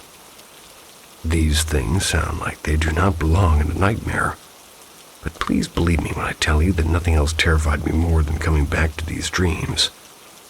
The dreams where I got to look through somebody else's eyes were the worst for me. This is when I felt the most unexplainable raw fear, but not as the person who was watching. That person was nothing but curious and eager to see more of what they were looking at. The fear I felt was something that someone who is being watched would feel. Every night I'd go back to sleep, and I'd see these same things over and over until I wake up screaming, over and over on repeat. My poor mother could no longer watch me suffer. So just like a normal Eastern European mother would, she decided to take me to Babka. Here's where it gets kind of blurry. I don't remember if it was that same Babka that helped my friend, but this woman was recommended to my mother by someone else, and sadly I don't remember much about my visit to this woman's house. I only remember that it was kind of a gloomy winter day and that she lived on the other side of her town. I cannot quite picture her house anymore, but I do remember her, and she was a woman in her 70s and had white hair and icy gray eyes, and she was missing a hand, and we had an interesting first encounter. She scared me shitless, and she told my mother that I, a child, had the eyes of an old soul who lived 1,000 lifetimes. But needless to say, she made a great first impression. What followed was a traditional ritual of egg cleansing. She sat me down on a chair in one of the rooms, started rolling an egg all over my head and face with her stump. Excuse me. What?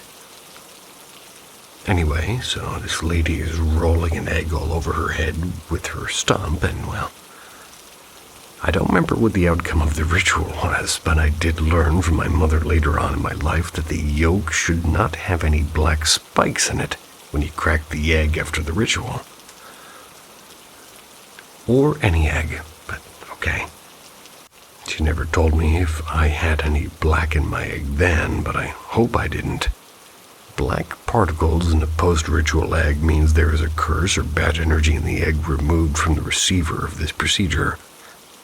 Or a very sick chicken. Anyway, needless to say, that ritual did not work. The nightmares were back, more intense than ever before. My mother was really concerned, and I believe she even considered taking me to a doctor. Yeah? But she decided to try something else as a last resort. So here's a little bit of a backstory. My mother could not get pregnant for years before she had me, and even when she did, she ended up miscarrying a few times. She had quite a few health problems, which resulted in her living with only one piece of her ovaries that her doctors kindly left her with, just because she didn't have children yet. And of course, everybody told her that getting pregnant is virtually impossible for her. But she never lost hope, and being quite desperate, she resorted to church, and one of the priests there gave her a belt with a prayer. Psalm 91 to be exact. For her to keep and wear when she does get pregnant, she would wear this psalm. Sometime later, she got pregnant with me, wore it throughout her pregnancy. And everything went well, and she had my sister afterwards as well, and she kept the belt, and I think she has it to this day. The last bit of this story is what I'll always remember with tears in my eyes, trying to compose myself, but this event is still so vivid in my memory. When I was having yet another one of my nightmares, I woke up screaming and begging my mother to come to my room.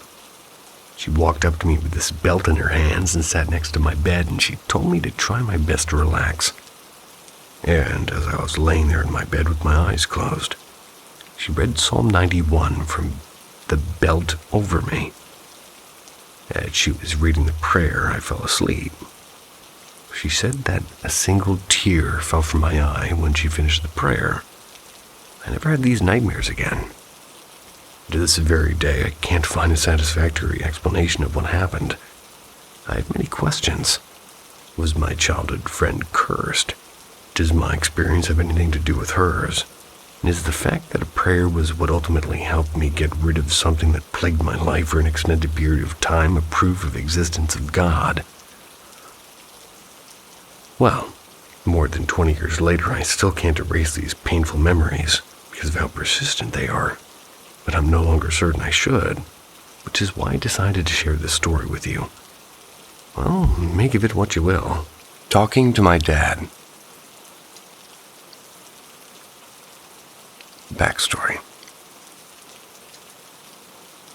My father died November 5th, 1993, after a long battle with cancer. I was only a baby at the time, so I don't really remember him. But I do have pictures and everything. When I was much younger, though, I'd always talk to him and have little conversations with him, which actually led to some school staff thinking I was legit nuts, having me evaluated for mental illness, which I don't actually have, and they never found signs or symptoms aside from random conversations with a dead man. What I do remember about being a kid was feeling somebody holding my hand or touching my face all the time. I remember hearing whispers like all the time and everything. But I didn't even remember up until I heard a recent EVP that got me all messed up. So to keep the story as short as possible, I'll skip to the good stuff. I work for a local hospital, and I applied for another position within the company.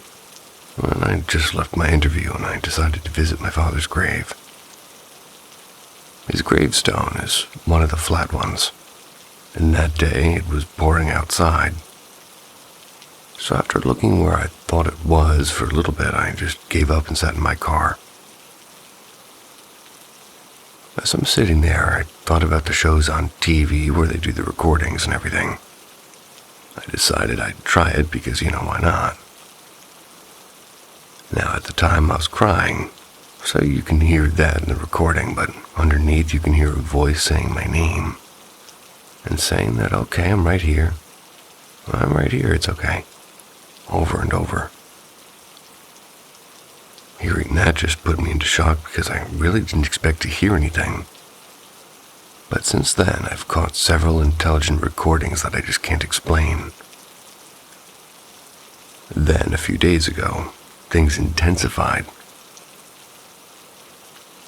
I was watching TV in my living room when all of a sudden I heard what sounded like somebody getting up out of the dining room chair. Except I'm the only one there. I can hear somebody push the lid to my garbage can like they're putting something in it.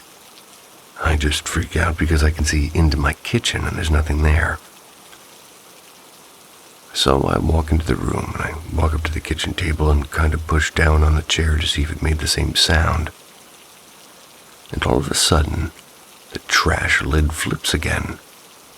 I look at it for a second and just take off back into the living room because at this point I'm basically over it. And it happens again 2 more times. At that point, I'm just like, fuck this, and decide to take a shower to relax.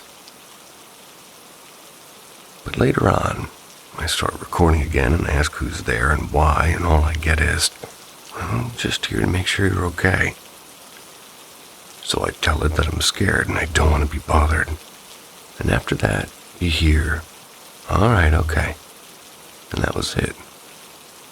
Don't even know what to think of that, and I don't even know who it is. I have the recordings, but I don't know how to put them here. So if anybody could give me some advice, that would be great. My experience with a Ouija board.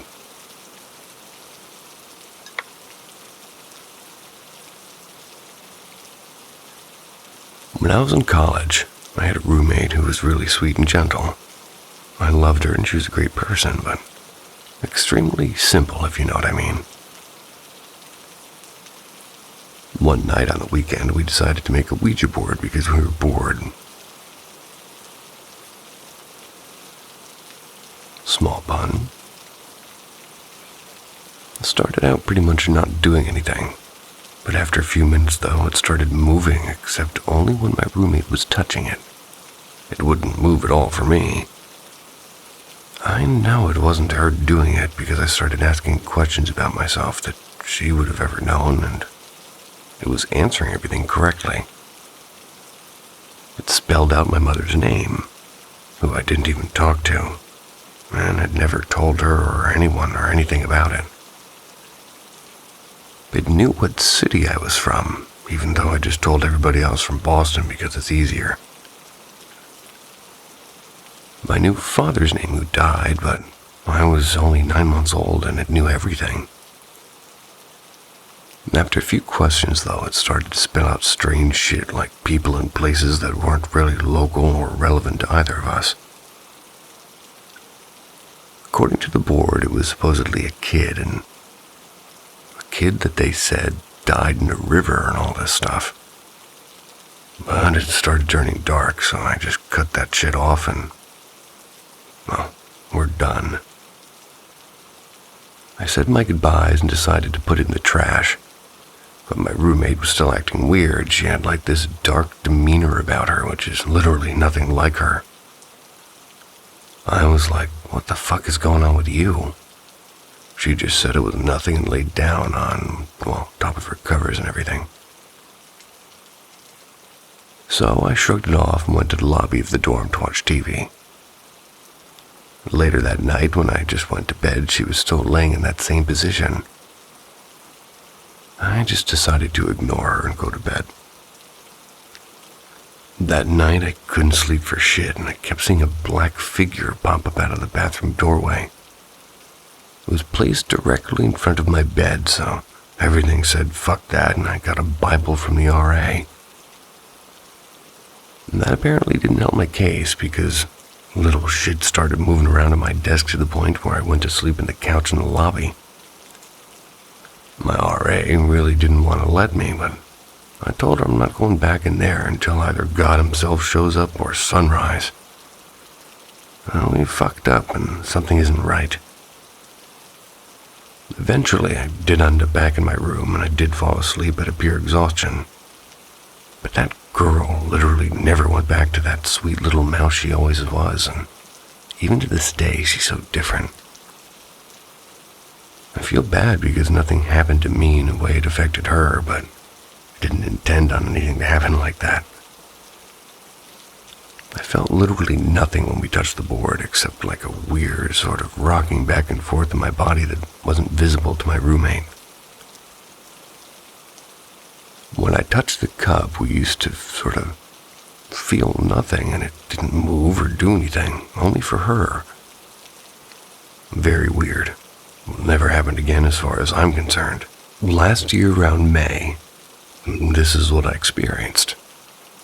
Maybe a shapeshifter.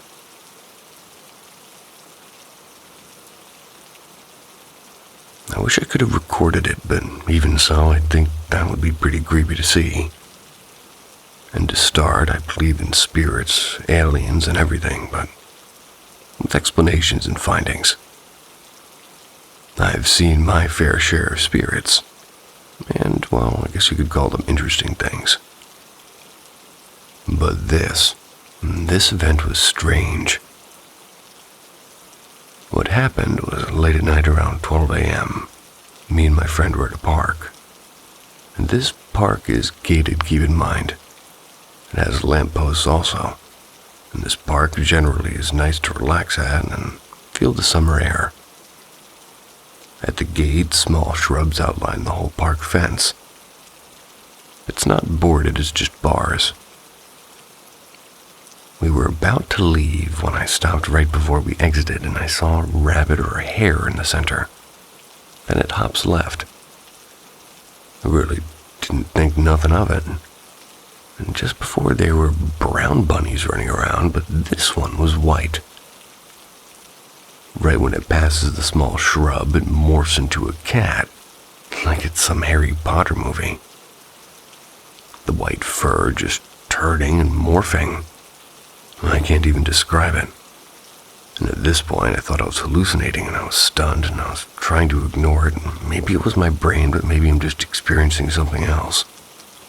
I've seen spirits. This was different. Although my friend next says to me, "What the fuck?" So she saw what I saw. I asked if she saw a rabbit morph into a cat and she said yeah. And with that, I almost jogged forward to see if the cat was there. There it was staring back at us, but it ran out of sight quickly. There was no bunny around, and for it to be white was strange in itself. The shrubs that outlined were way too thin and small for a cat to hide in. I made sure I checked. So what the hell did we see? This is not the first time I encountered a white shapeshifter. A few years back, I did a meditation and met a white stag, but I felt his form was fake. I believed its form was like a facade to appeal to me. Never met the stag again, but they showed me space, so I respected that. Swedish gnome and ghost story.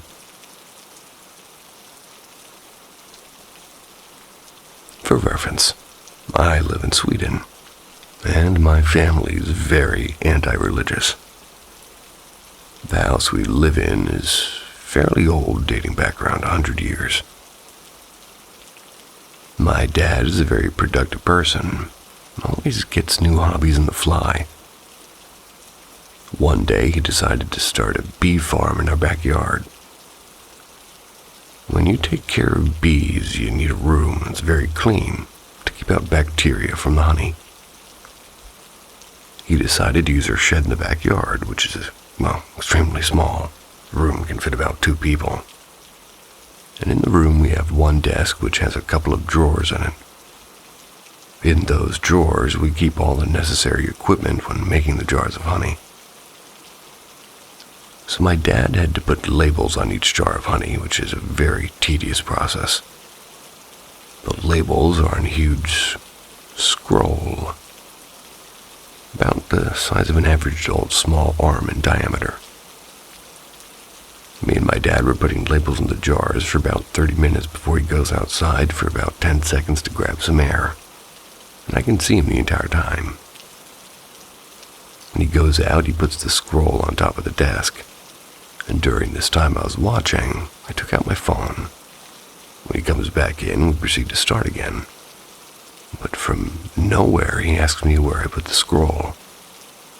I tell him that he put the scroll on the top of the desk, but it's not there.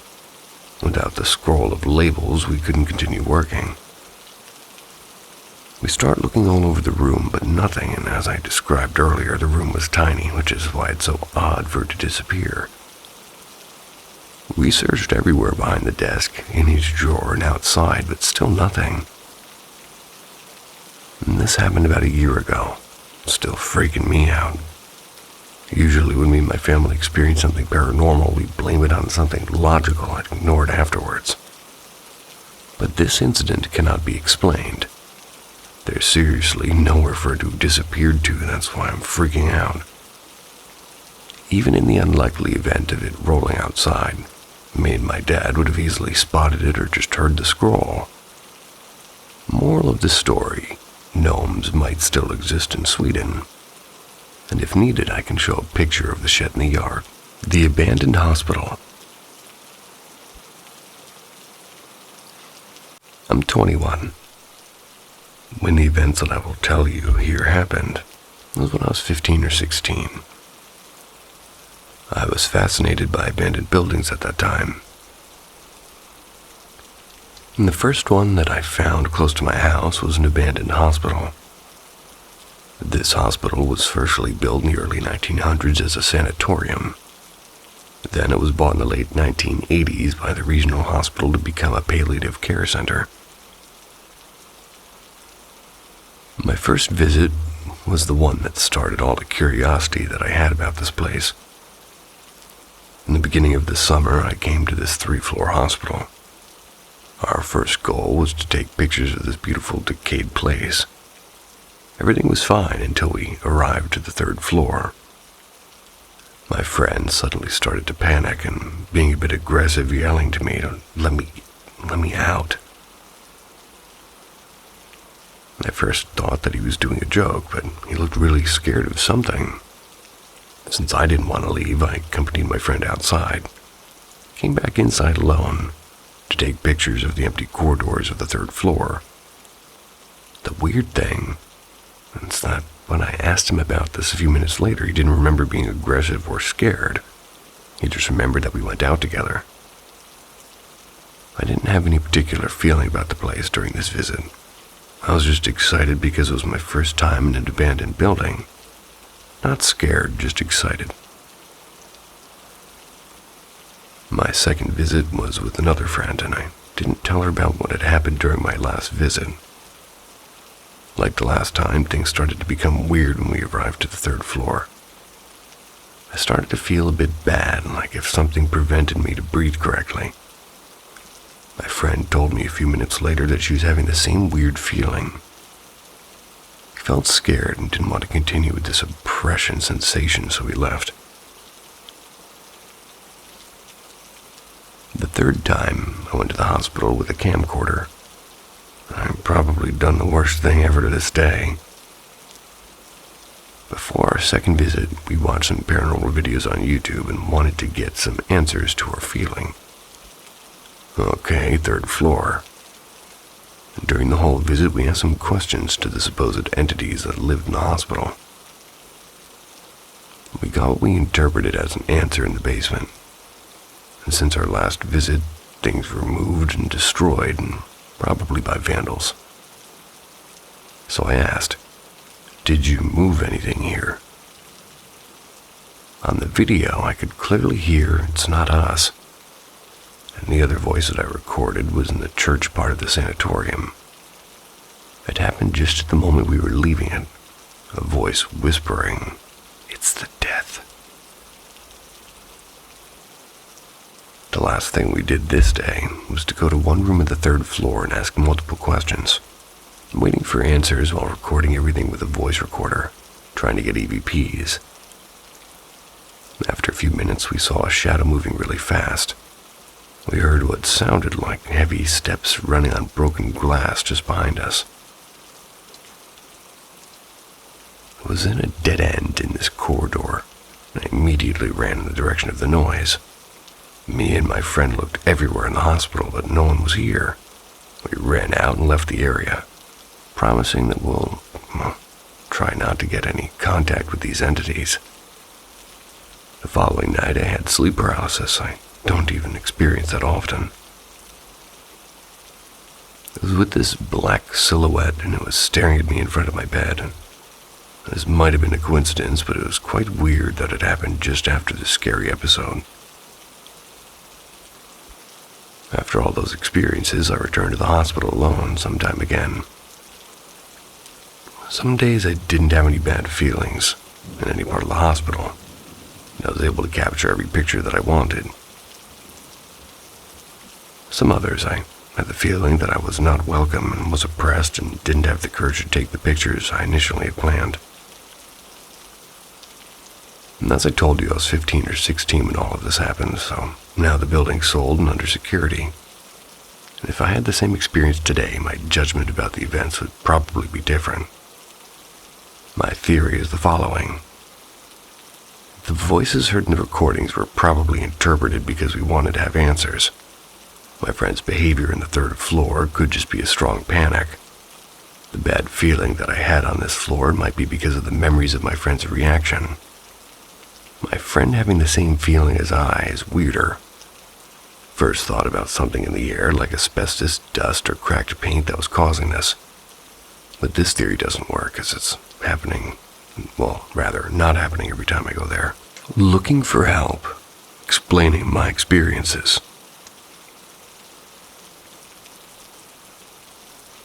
When I was in high school, I began to go out for walks frequently when I couldn't sleep. They helped tire me out and get thoughts out of my head. One night, I'm walking with my friend who I will refer to as M. M shared my little pastime for similar reasons, because her home wasn't very inviting for her. On this night, we wandered around for a while until she wanted to go home. Since we're in the middle of a conversation, I decided to walk with her at least to the expressway so we could finish up the conversation. When we neared the area, however, she stopped and stared to the left into a patch of trees behind a parking lot. When questioned, she told me she saw somebody step toward us from the trees, but they disappeared when she did a double take. Being a teenager full of bravado, I drew a knife from my belt and walked out to investigate. I found out that the trees hit a sharp decline in the land. I didn't see anything besides a creek, so I went back to Em and asked her exactly what she saw. Apparently, she saw what looked like a hooded figure step out of the trees toward us. That simply wasn't possible with the dip in the landscape. She said it stepped straight out. And while she was explaining, I saw movement in the tops of the trees. Saw some unshapen blob floating in the air. Kind of looked like active camo from the Halo games. When I noticed it, it shot out over the expressway and disappeared, and when a man walked by and startled her, we laughed it off and we went our separate ways. Now, I'd never really heard of shadow people before, but I swear to the gods I started seeing them when I was out on walks. Figure here, another there. One was even walking toward me from the front at one point before it disappeared into thin air. Never bothered me much, just was off-putting. The experience that stopped these walks, however, was the scariest thing I've ever experienced. I'd gone to the gas station nearby to get some snacks and a drink. While I was walking down a side street to get mine, felt my headphones get tugged off one side, snapped back into my head. Expected to see M standing there, but I wasn't so lucky. Instead, I saw a face. I don't know if there was a body, though, because I didn't have enough time to look. It had greenish, mottled skin that looked soaking wet and rotting. Its hair was also soaking wet, matted and tangled. It had no eyes, just two black shadows, and its nose looked like it was rotted away down to the bone. The part that freaked me out the most was the mouth. It was hanging agape and dirty, and it had way too many teeth to be a normal human mouth. I hightailed it home and refused to go out that night again. I did some light research and I found no records of it drowning at the time. So for the life of me, I can't explain it. At some point later, I don't remember exactly how long, but I heard a growl in my room before an electrical buzzing noise that resulted in a light bulb exploding. That night's hard to remember, past that point. My ex guided me through some rituals per her faith. The final experience I had was recent, about a year ago. I'd returned from a visit to my girlfriend at the time and decided to go for a walk to clear my head of the negativity. While walking, I felt like I was being stalked, and at one point I noticed a white mass of energy dart across a lawn to my right. And as strange as it sounds, I don't think I saw it so much as I felt it was there. I could see it, but I also couldn't, and I suppose I just don't have the knowledge to describe it. I hurried around a bend in the street and began to text my ex before my phone shut off and wouldn't turn back on. This turned into a sprint. As I got home, I tried my phone again. Turned it back on, no problem. And I'm moving out of the area anyways, but this was the last straw, and I don't think nightly walks are ever going to happen again. With all of this said, can anybody help me understand what in the hell was happening to me? I had only one experience in my home. The rest were all in the surrounding neighborhoods and plazas. Sweet dreams. There's a knock at your door. It's past midnight. No one should be there. This is Paranormal M, where we tell the stories of those who opened that door. Subscribe and find out what they saw. My great-grandmother opened a portal to hell and cursed all the women in my family.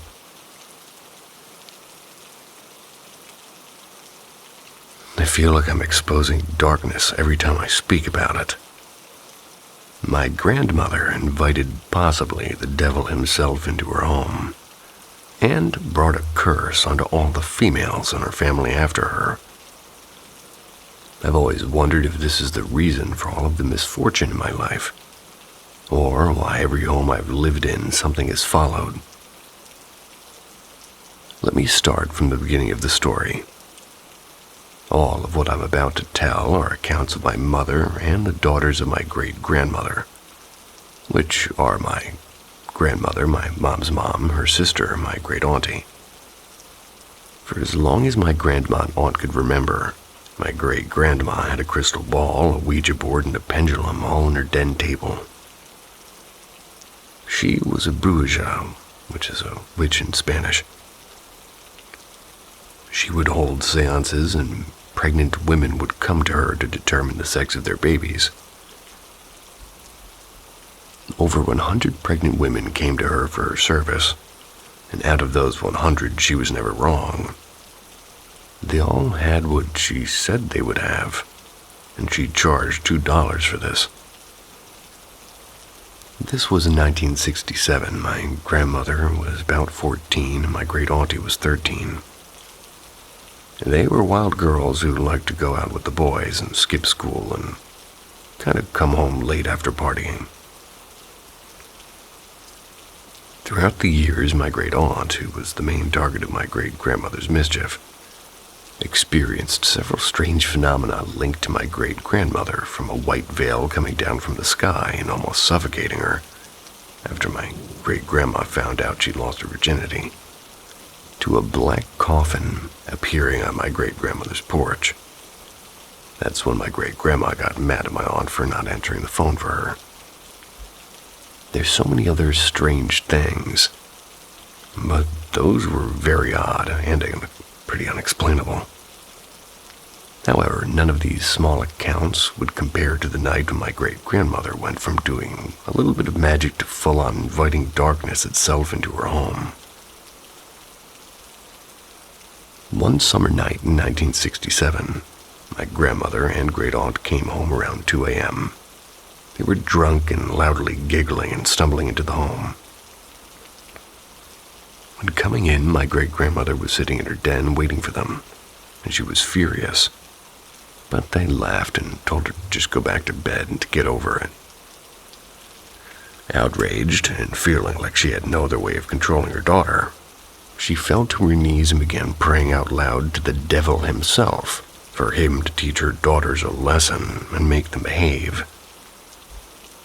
They didn't take her seriously, mocking her as they stumbled to the bedroom they shared, began changing into their nightdresses, getting into their sides of the beds. Quickly falling asleep, 3 a.m. approached. About an hour went by. My great-aunt began hearing my great-grandmother's brother, who lived with them, coming down the hall, which was odd because his bedroom was on the other side of the house, There's no reason for him to be in the hallway. She knew it was him because he suffered from a stroke, and one of his legs dragged behind him.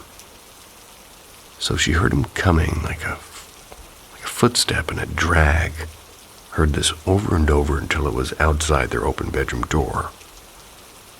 Laying on her side with her back to the door, she called out in Spanish. Like, "What's wrong? Do you need something?" No response. As she tries to turn around and sit up, she realizes she can't move. The sense of pure evil filled the pitch-black room. Panicking now, she suffers for over 30 minutes paralyzed as she feels somebody standing right behind her, fully knowing this wasn't her Tio. It was something malicious.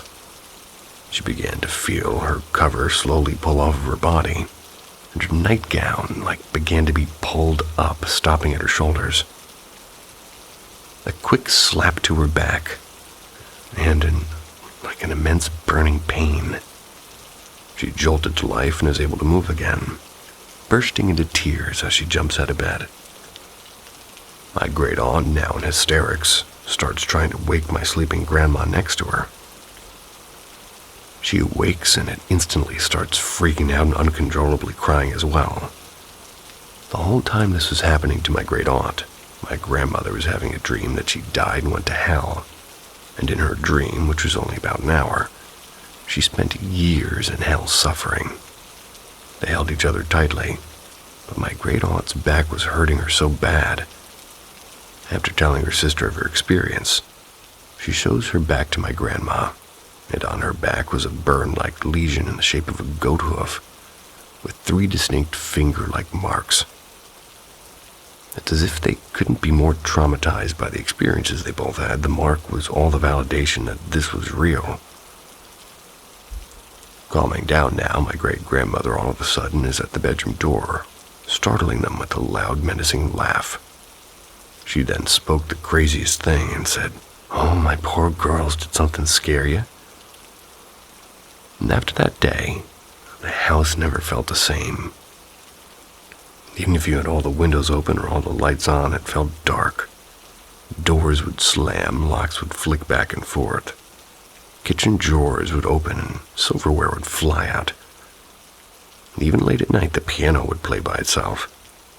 House began to rot and fall apart, and it did stay in the family on until recently. My great aunt, who inherited the house after my great-grandmother passed away, fixed it up and sold it to somebody unknowing of all of this. My great aunt didn't want to own the house, much less live in it, knowing what was there in the events that took place. I mean, how can she forget? She has a hoof-shaped scar on her back to this very day. You see, it should have ended with my great aunt, my great-grandmother. But when she prayed to whatever it was that answered her, she asked for it to teach her daughter a lesson. That means every daughter in our family after her is included. We have all had pretty terrible relationships with our mothers, and unexplainable things happen to us, from bad luck to paranormal activity. So if you move to the center of New Mexico, be careful, because you might be moving into a home with an over 40-year-old curse and a portal.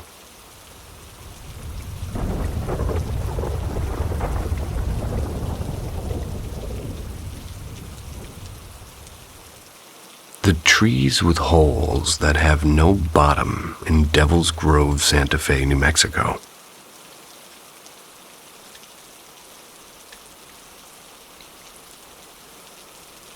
My hometown of Santa Fe, New Mexico is extremely haunted.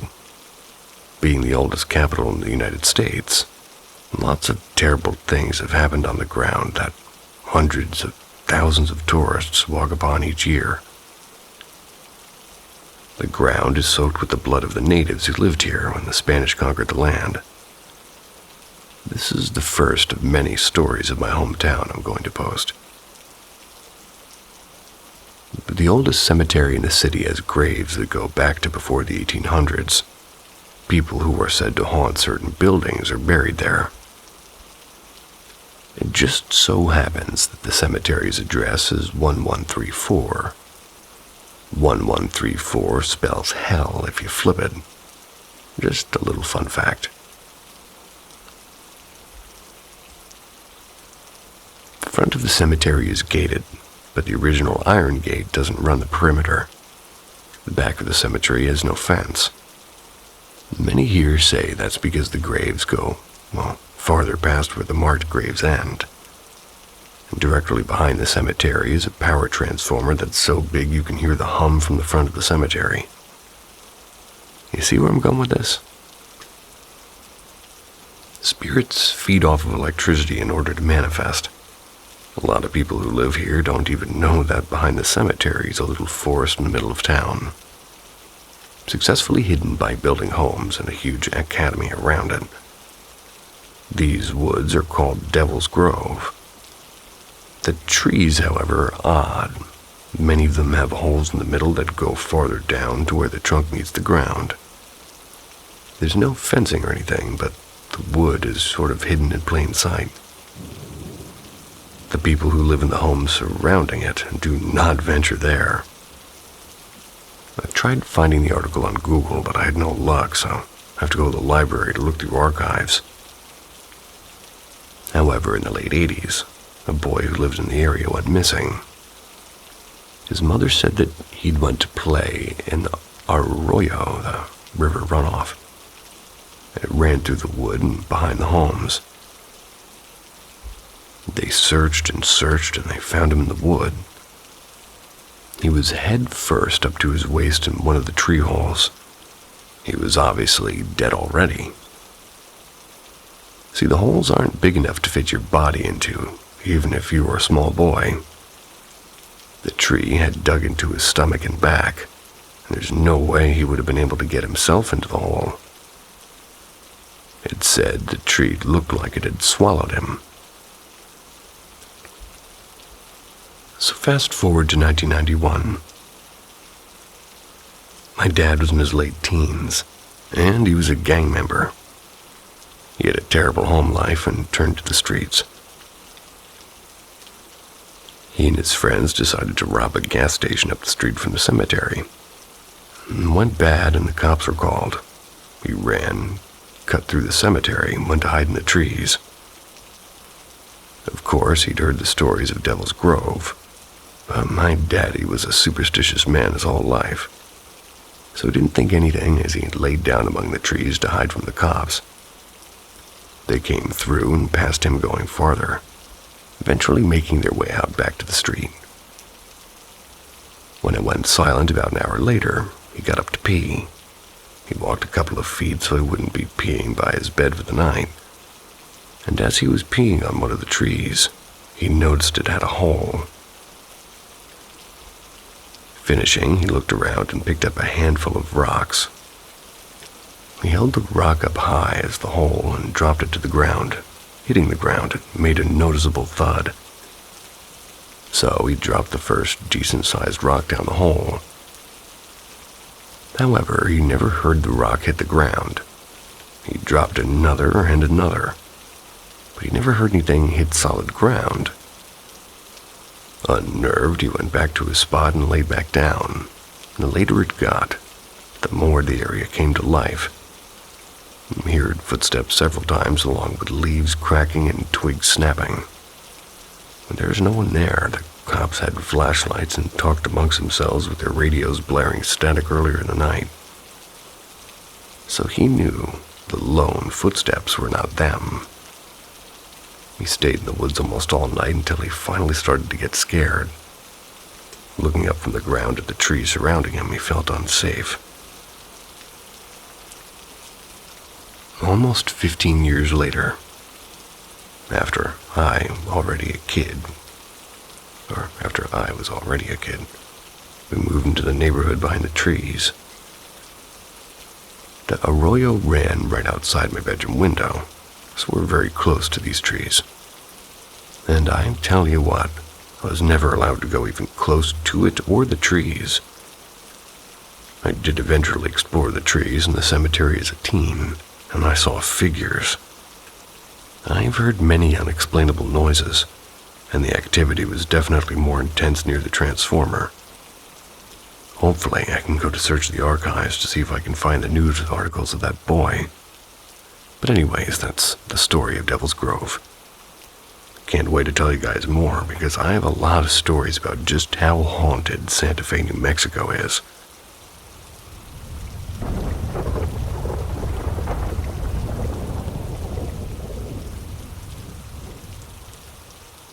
Be careful staying in a luxury hotel in Santa Fe, New Mexico.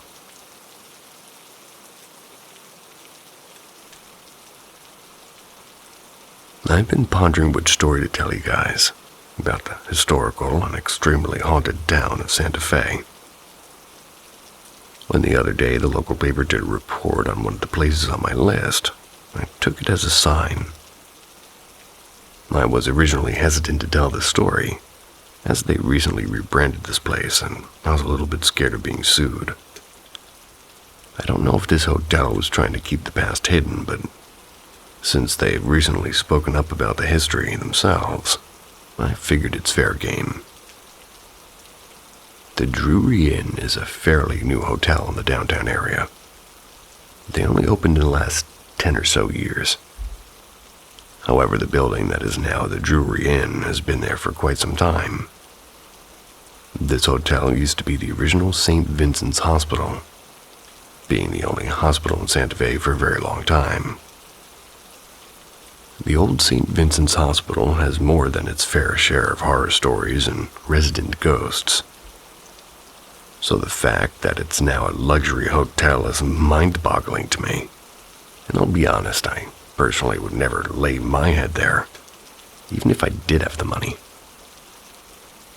Where to begin? And I guess I'll tell the more mild of the two most well-known events of the hospital. During a late winter night, a young and fairly new nurse was working on the third-floor nurse station. She was going about her duties when she heard a child crying coming from down the hall from where she was. She walked the hall till she was standing in front of room 311. This is where the crying was coming from. When she opened the door to see, the crying stopped. No one was set up in this room at the time, so of course she was very confused. She thought maybe she misheard where the sound was coming from, so she went around, checked her other rooms. Every patient was in fact asleep, and as she went back to the nurse station from behind her, she heard it once again, the painful crying of a young child. She swiftly walked back to room 311. When she got to the door, she flung it open and flipped on the lights. But of course, the crying stopped once more. She even went as far as to check under the bed, but yet again, nothing. Trying to calm herself, she went back to the nurse station to sit down. For a little while, it was silent, until the crying began again. Imagine how she felt being a nurse, a person who genuinely wants to help people, and hearing a helpless baby crying in pain, yet you can't help. So again, she walked to 311, and yet again, the crying stopped as soon as she opened the door. The next night, she came in to work her shift, caught a couple of fellow nurses before they left. She told them about her, eventful night, and their faces changed. They told her that everybody who had worked that night shift on the third floor heard the crying, and apparently it would pick up in the winter, especially around Christmas time. They told her to just ignore it, and for a little while she didn't even hear the crying until Christmas Eve. She knew from the beginning that it was a baby, and she had worked with babies in the hospital before, and to her, the cry a baby makes when it's in pain was unlike anything else, and unfortunately was burned into her memory. So for a while, she listened to the crying, and that's when the cry turned to the sound of a baby gasping for air. It was a sound she also knew. The sound was of a baby taking its last breaths. A week later, she mentioned the event to some coworkers. They were having dinner. One of the other nurses at the table told her that she had been on duty on the 3rd floor on Christmas Eve a few years prior to this. She said there was a bad car accident on the highway, and in one of the cars was a father and his infant little boy. The dad died at the scene, and they rushed the baby to the hospital, which, may I add, is quite a long drive from the highway that the crash had, taken place. Apparently, the little boy was suffering from internal bleeding, and it was only a couple of hours later when the poor angel succumbed to his injuries. The nurse said that she still remembered hearing the little boy take his last breath, and that they were rough and deep. The fairly new nurse asked her which room the baby had died in, and of course it was room 311. I wonder if the Drury Inn rents 311 out during holidays. Seems to already be occupied. This is a truly heartbreaking tale of an old building that I can imagine holds many like this. However, on the other side of the spectrum, this building holds something much darker. Every haunted place has its hot spot. For the old St. Vincent's Hospital, that spot is the basement. People have reported experiencing many things in the basement. Disembodied voices and screams, things being banged on and crashing, seeing shadow people and not only being touched but being yanked, pushed, and pulled by their clothes and hair. This could be your normal run-of-the-mill haunting, right? However, people have also reported hearing low guttural growls, moaning, and being scratched. And probably most scary is more than a couple of people have reported seeing blood dripping down the walls. Many will tell you there's no ghost in the basement, rather a demonic presence. They naturally used the space for storage, so staff didn't venture down there often. Safe to say that every time somebody went down there, they experienced something. And at one point, when it really wasn't a public hospital anymore, it was used as a nursing home. I don't know what made the nursing home staff less cautious than the hospital staff, but they took the rumors of the basement as an opportunity of sorts to scare each other. Anytime they had a new hire, they'd wait till night or just take like a newbie down the service elevator to the basement. It's almost like a hazing ritual. They'd take them down, and when they'd reach the basement, they'd make the new nurse get out. They'd leave them with no flashlight in the dark, unfamiliar place, and tell them to find the staircase. Meet them back on the 3rd floor. The lights in the basement didn't work at all for some reason or another, and the only light source that would be down there would be an exit sign. On top of that, the basement had been described as a maze. It was a huge building, so it was a huge basement. One night after training, a new nurse's aide, one of the other nurses, was given the responsibility of escorting the new nurse down the elevator to the basement so she could complete her initiation. They reached the bottom, and she wished the girl good luck, reminded her to meet them back at the 3rd floor. She went back to the 3rd floor nurse's station to wait for her. After about an hour, she started to wonder where she was. Even if she got lost, she should have already been able to find her way and make it back up. So, she decided to go find her. However, she was scared to go alone, so she convinced another nurse's aide to go with her. When reaching the bottom, she got out to look for her. While the nurse's aide kept the elevator doors open to shed some light, it didn't help much. Luckily, she did have a flashlight. She started searching rooms, then calling for the girl's name. When she heard a very quiet reply off in the distance, she yelled out to the aide that she thinks she found her and to wait for them. She went in the direction she heard and found the poor girl balled up in the corner of a big dusty room, quivering in fear behind an old filing cabinet. She helped the girl up and began leaving the room when she noticed something strange on the wall of this room. It was some kind of liquid. She ran her fingers down the wall to further examine the strange substance. It covered her fingers. Having nothing to wipe it off with and wearing her white uniform, She let it to dry in her hands. When they reached the elevator, she looked down to find her fingers were covered in what appeared to be blood. And when she smelled it, it was the unmistakable smell of iron. That's when she began panicking, not wanting to be on that floor another second. They all stayed frightfully long after they made it back to the station. After the new aide calmed down enough, she told them what happened to her. She had began trying to find the stairs, but kept bumping into things as it was so dark. She started hearing things behind her that sounded like small taps and then thuds. That's when she heard the growls coming from seemingly right behind her head. She took off running until she landed in her little spot where they found her. Later that night, the maintenance man overheard them talking about the experience and chimed in. Apparently, he had been the maintenance man here for a while, even back when it was still a hospital. He said the hospital staff used to use the furnace in the basement to cremate organs to cremate organs removed in surgery, and even amputated limbs. I believe that all the energy the staff put into being scared of the basement only intensified whatever was happening down there.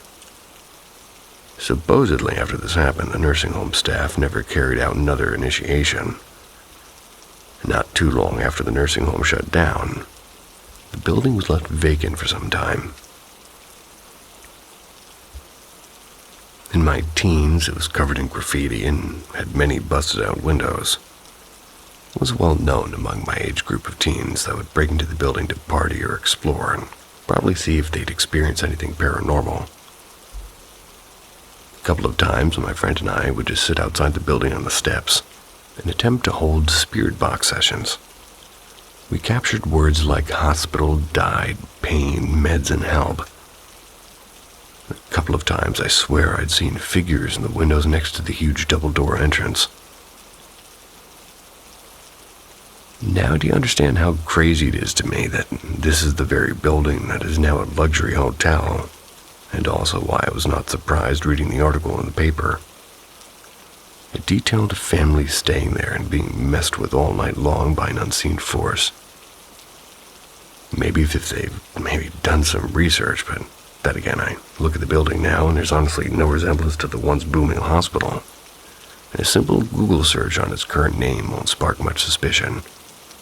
Only when digging deeper with the original name will you uncover the past.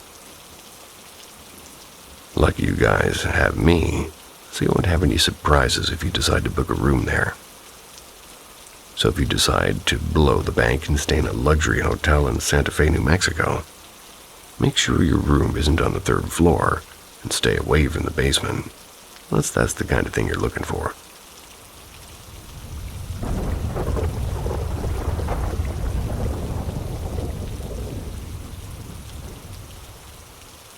If you go to a resort in Santa Fe, New Mexico, you might meet a famous ghost.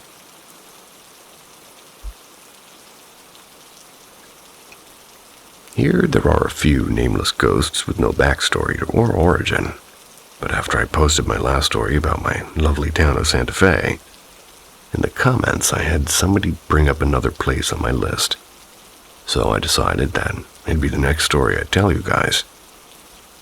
This is a very sad, tragic story, and it also happens to be one of my personal favorites. La Posada is a very beautiful and very old resort and spa. They offer lots of services for the folks who might be a little bit heavier in the pockets. There's one, however, who stays here without paying a cent. I mean, she's the lady of the house after all. Abraham Staub was an ambitious young man from Germany. His brother Zadok and himself decided to come to Santa Fe, New Mexico to start a trading business. That was in 1854. And they were successful in their endeavors, accumulated a large fortune. About 10 years later, in 1865, Abraham returned to Germany for one thing. Julia Schuster was a young, beautiful, and refined German girl, and she was to be Abraham's bride. They were married in Germany, After celebrating their nuptials and getting some affairs in order, they traveled back to Santa Fe so Abraham could not only continue his business, but so they could start their new luxurious life. When arriving, Abraham showed his love for his young bride by building her a grand French Second Empire mansion beyond her wildest dreams. It was one of the biggest homes in Santa Fe at the time. They spent no time at all filling it with children and guests as Julia rapidly became a prominent socialite and a mother of 7. Their stature made them well respected, and this led Abraham to becoming the first president of the Chamber of Commerce. And if the story ended here, it would be a happily ever after story. However, the Staub's good fortune and happy life would shatter, although it might not have been as happy-go-lucky as it seemed. Behind the huge parties and well-respected image is rumored to be abuse and neglect. Some say Abraham wasn't a very good husband, like many of the men at the time. To them, a woman was property, and striking their wives wasn't something they hesitated to do. Not too long after, Julia had her 8th child. The infant died. Julia became extremely depressed, and the depression only worsened when she suffered from several miscarriages. It said her hair rapidly and prematurely turned white, and her mind was slipping fast. She apparently retired to her boudoir for the remainder of her short life and completely lost her mind. In 1896, at the age of 52, Julia couldn't take her suffering anymore and took her own life. Years later, in 1913, Abraham died as well. The Staub mansion continued to be filled with guests as they built around the mansion and turned the entire estate into what was and still is La Posada Resort. Booked to full capacity year-round as one of the most popular places to stay in town. Its history hasn't affected the flow of people staying there. I mean, Julia doesn't run guests off. However, it is said that she sometimes runs off employees. I know several people who have in fact worked at the La Posada, my father being one of them, and they've all told me the same story. When being hired in any position at the La Posada, your training manager gives you a rose. They proceed to take you up to the 2nd floor of the main house, the Staub mansion itself, to Julia's boudoir. There you are to leave the rose in her windowsill and introduce yourself to Julia. It's said if this is not done, she will make you quit in one way or another, taking the lack of introduction and gift as a sign of disrespect. Yeah, the manager can hire you, but Julia is the one who really decides if you stay. Of course, the help must show the lady of the house the utmost respect. And this hasn't changed since Julia was alive. My dad was hired as a server in the restaurant. This was many years ago. He had a couple of strange things happen when he worked there. One night, the bar was buzzing with the sound of patrons drinking and dining and being social. There was a man sitting at the bar who was acting belligerent. The bartender was a woman who worked there for some time, and I imagine Julia took a liking to her, maybe was even protective of her. The man was being very disrespectful to her bartender, when all of a sudden, his glass flew off the bar behind him. Many people witnessed the glass or something or another being thrown, all of them in shock. Another time, my dad was working the late shift. He was doing his side work and getting his area ready for tomorrow. The bar was empty as it was closing time, and when he saw her, she was standing at the stairs in her red dress. The red dress is what she usually was seen wearing. She was just standing there looking over the railing. As quickly as she appeared, she was gone. I'm sure to this day people hear her singing lullabies to her lost child, or see her walking the corridors of her beloved home. And perhaps she's still putting people who deserve it in their place. So if you come to Santa Fe and decide to stay at the resort, and you get a message, be respectful. Keep eyes out for that red dress.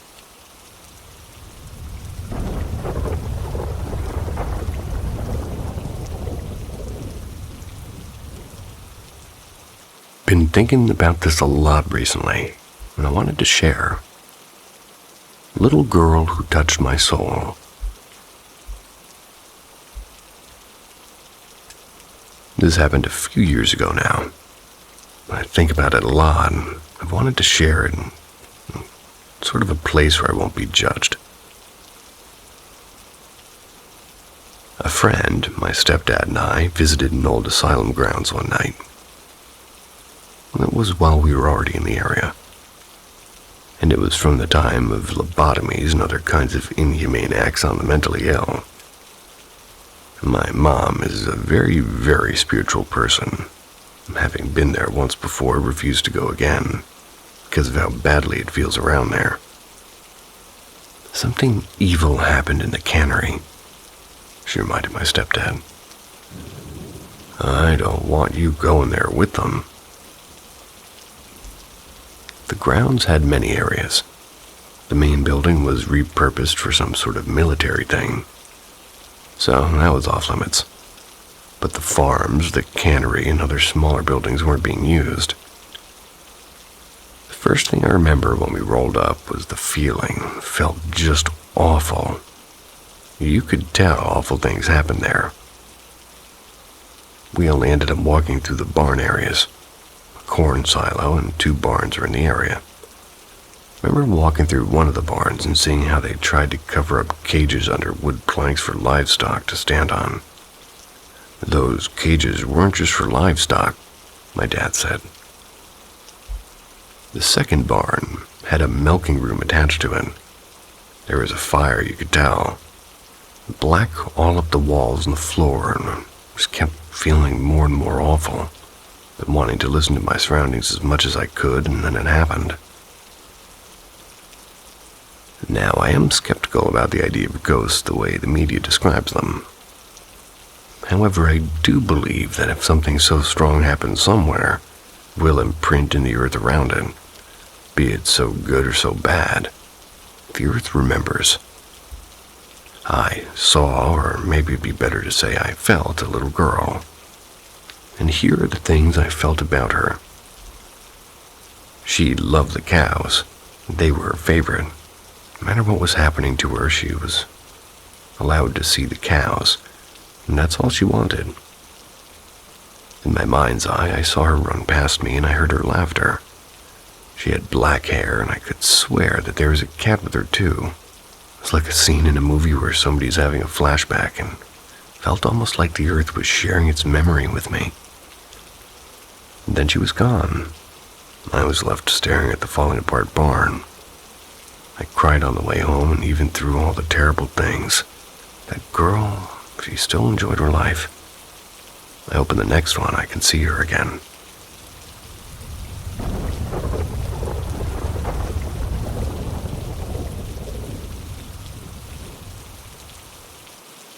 Brother was stalked by a ghost lady. For context, I'm Hispanic, and in a Hispanic family. So that comes with superstitions and spiritual shit. So you can imagine the vibes. My parents are divorced, and my mom has a habit of constantly moving. This story was told to me during one of the moves. My mom was out of town, so me and my older brother were left to clean up the house and back up and stuff. As we were packing, we found an old cassette player and recorder. He picked it up and had a cold blank stare. Basically, he told me that when we were living in one of the previous houses, he found a cassette player like this one in one of the many boxes underneath the stairs. He said my mom used to record her conversations and use them in court against my dad. 'Cause yeah, she's crazy like that, but that's another story. He said one day when he was alone in my mom's house, he grabbed the cassette player box thing and hit play, and he heard a woman's eerie voice singing. He can't quite remember what she was singing, and he said he understood it, but it wasn't quite English or Spanish. It was like a weird language that for some reason he could understand but not replicate. It was 100% not my mom, and it was definitely a different voice, completely. It was older and more raspy. told me he felt like a heavy weight in his chest, so he put it away and hid in his room until somebody came home. Now, here's the freaky part. Mind you, my older brother is the smarty pants of the family. He is the stereotypical, logical, and technical to a fault kid in the family. He isn't as religious, if at all, and at least as my parents are as superstitious as me. He wouldn't make something like this up, and I just know he wouldn't. Years later, he had forgotten about the whole thing, when living with my dad in his apartment. He said my dad, my oldest brother, and I had gone to Costco or some shit, and he was home alone, and then the phone rang. The house phone. He went to pick it up, and it was that same voice, that same raspy, eerie, heart-wrenching voice just singing. He said he froze in his core, and he was in shock. He told me this, and his eyes began to water. It was so bizarre, I just tried to brainstorm and rationalize an explanation. And he said he didn't even want to talk about it. Like, logically speaking, if it were a person, they would have at least heard the tape or known where we moved. And I think it's important to note it was not my mom's voice. He assured me that. It definitely was not my mom's voice. Freaky shit. I'll agree with you on that one.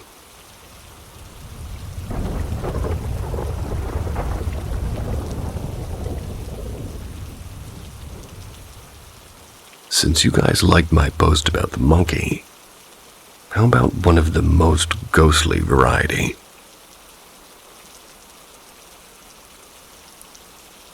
My girlfriend and I recently moved into a house.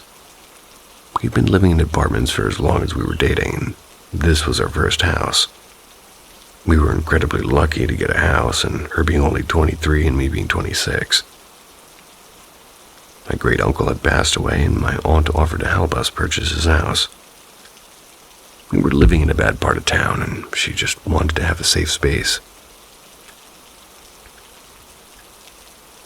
We have several pets, and I recently got a dog. I'm sitting on the couch in the living room, and my girlfriend was at work, and I had stayed home due to, sort of a migraine.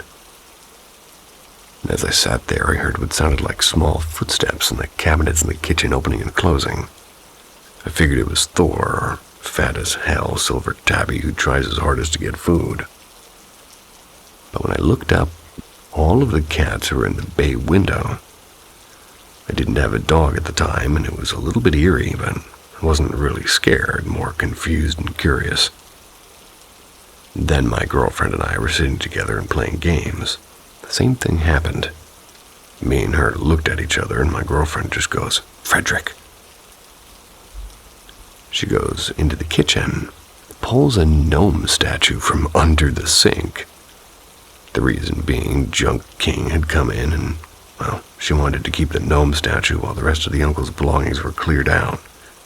So they told us to put the things we wanted to keep in the cabinets and to mark them. She moved the statue out into the office where he has sort of a good view of the outside and put a blanket inside his little trowel. We haven't had a weird incident since Frederick has been out there, and I'm convinced we have a house fae or the gnome is just a secretly cursed object. Growing up, my girlfriend lived in 2 haunted houses. I think paranormal things are just attracted to her family. She has Native American in her blood, and they are very spiritual. Her sister is able to see things, and she once saw this hunched-over dark shadow in the hallway of her house. She said it looked like a shadow Quasimodo. She also used to have this circular mass shadow that would come out of her closet and go across the wall to her rat's cage where he would scream bloody murder, like something was attacking him. She would tell it to go away, and it would, and their mother had powers of premonition when it came to people having children. She'd always dream the gender of the child before they were born, and it would be 100% accurate each time. She also got the house she wanted because she felt as though the previous owner, who had passed away, wanted her to have the house. My girlfriend has many strange things happen when meditating, like her onyx crystal cracking on the inside.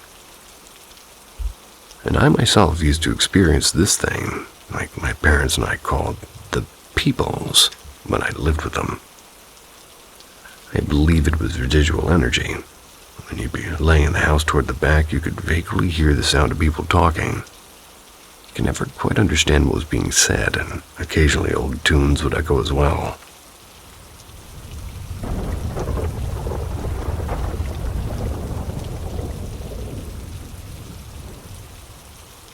Spiritual activity picking up a little.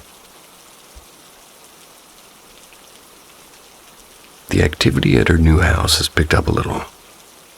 The other day I was soaking in the bath. I'm a water gremlin. I love taking warm baths and just relaxing. My cat Christina always has to be in the bathroom with me. She's a black and white cat. My girlfriend was out on a walk and none of the other animals were nearby when this happened. I heard the click of the bathroom door being opened. I assumed it was my girlfriend and turned to look at the door, calling her name. The doorknob was slowly turning as the door eked open and no one answered. There was no one on the other side. I wasn't really scared for some reason. I was just curious and too tired to get up and shut the door. I definitely feel like the previous home's owner, Uncle Will, is still around. It doesn't really bother me. I've never felt threatened, but I've always felt like there is another energy there.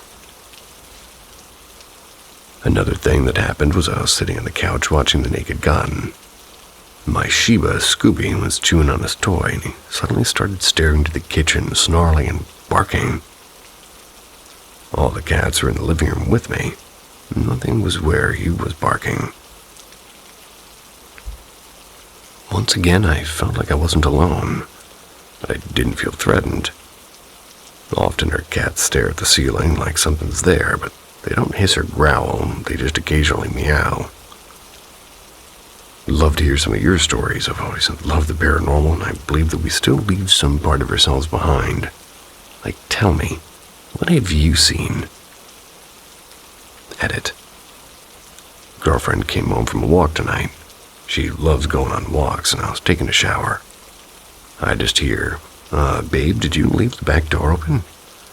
I was like, no, I never do. I close and lock that shit after I take Scooby potty because I'm paranoid. Well, the back door was open. The office door was locked, and I didn't hear anything, so there's no way somebody broke in. We checked the house. And the garage light was on and the door unlocked, but the garage was clear too. Maybe the ghost was mad and we just turned the light back off.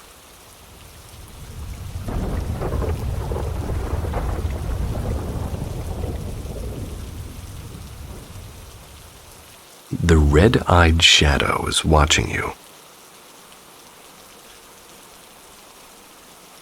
On the day in question of my first paranormal experience, my family, my parents and my sister, had gone to another city, almost 60 kilometers away, to visit my aunt and uncle, leaving me alone at home. My parents went out in the afternoon and came back the next day at night. The night of their departure, which I thought was a French word because there is spelled differently, I was sleeping and I turned over and I half opened my eyes and I saw clearly as daylight a dark shadow in human form with two red orbs for eyes across the room looking at me. I didn't give it any importance until the next day when I remembered it. Went back to sleep. My room overlooked the inner courtyard of the building that we lived in. And being winter, the blinds were all the way down to keep out the cold, so couldn't have been outside lights. To this day, the memory of that shadow continues to haunt me as I have not found any explanation for what I saw, even though I did try to recreate it without success. Other experiences. My little sister has commented to me on dozens of occasions seeing how a dark quote-unquote thing as night peeks into her room through the doorframe, moves away when she sees it. P.S. I've also seen it on several occasions. And a few months ago, I'd go back in after smoking a cigarette and the whole living room was dark, and in that moment I saw a kind of mist with the height of a human pass through the room and disappear through the exit door. Several minutes later, my mom told me that she had seen the same thing from the kitchen, and would swear it was a woman. A couple of weeks ago, my father had gone to smoke in the backyard of our house. When he went back inside and turned on the lights, he swears that he thought he saw for a few seconds what looked like a child. My sister had already been several hours sleeping. They were standing in front of the kitchen door before disappearing. She almost dropped a glass of water he was carrying in her hand. What do you guys think? He was carrying water in her hand.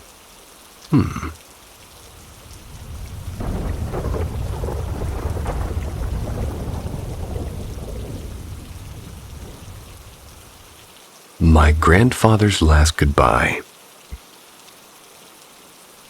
A few days ago, I was going through family photos from my childhood with my mother. That's when we come across a photo of her grandfather, my great-grandfather. Then a memory came to me in the form of a flashback of the day of his death. My family on my mother's side is very religious, and on Saturdays we went to church and then went to my great-grandparents' house to eat together. In the last months of my great-grandfather's life, he had a bone disease that was preventing him from moving more than a few meters without pain. On the day of my great-grandfather's death, my mother's cousin and I, she's a year younger than me, were playing in my great-grandfather's room. It's when my mother kicked us out to let him sleep. About 15 minutes later, we were playing in the yard when, looking out a window of the house, there was more than maybe 20 meters from my great-grandfather's room. We saw clear as day my great-grandfather standing and smiling as he was greeting us. A few minutes later, my mom called us to eat. When she went to tell my great-grandfather, she found him dead. According to what my mother told me, the autopsy revealed that my great-grandfather had been dead for about 10 minutes when they found him. Knowing this, I seriously wondered if what I and my mother's cousin saw was the spirit of my great-grandfather saying goodbye. That's a safe bet.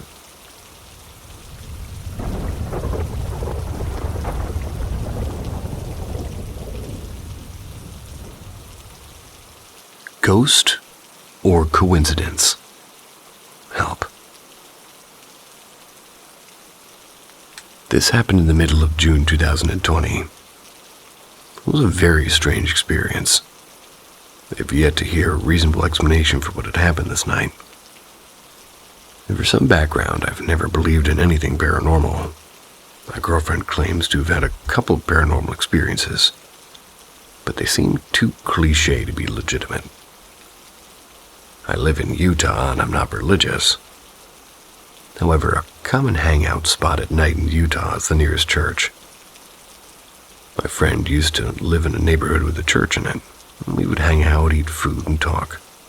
Right next to the church was an underground tunnel. There was also a common trail people would walk. The road goes over the tunnel. The road above the tunnel is about 20 feet above the tunnel. The road, pretty much a bridge. So after we were done hanging out, I was driving, and, well, I cross over that bridge, and I see a black and white cat fall off the bridge and into where the tunnel is. I only saw its butt.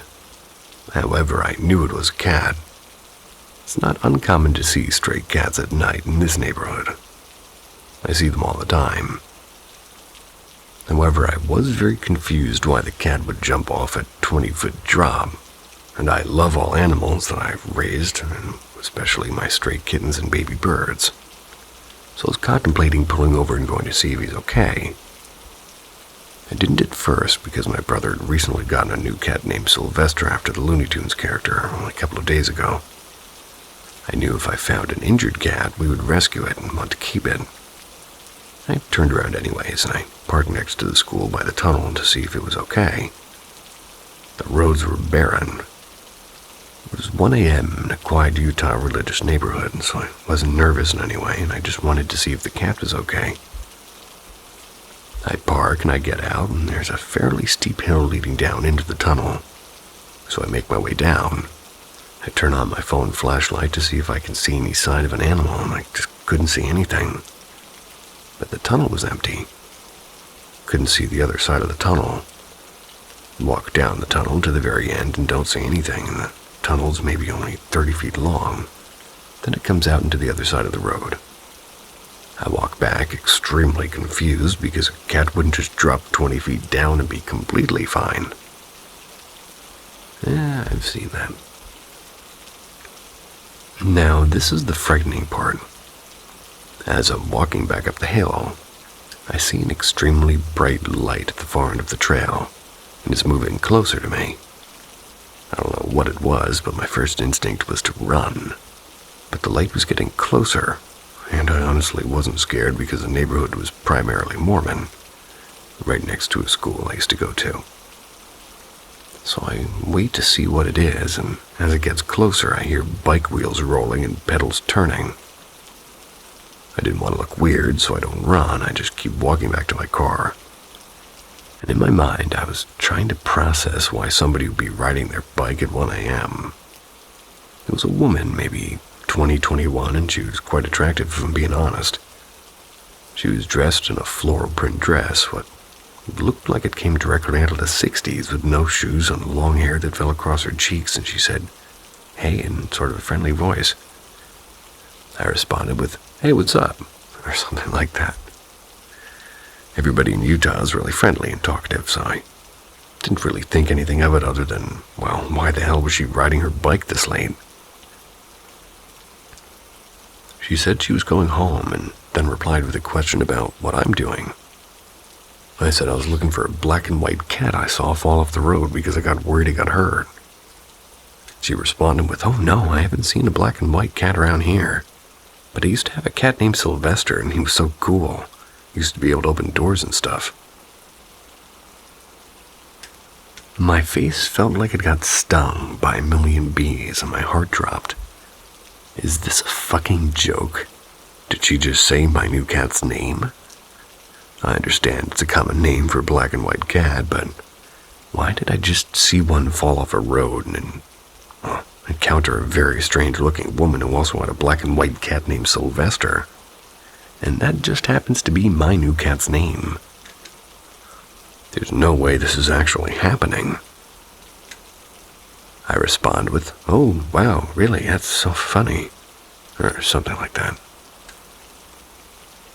I tell her to have a good night, and after telling her to keep an eye out for the cat, she responds with, "Of course I will," and just keeps walking back to my car.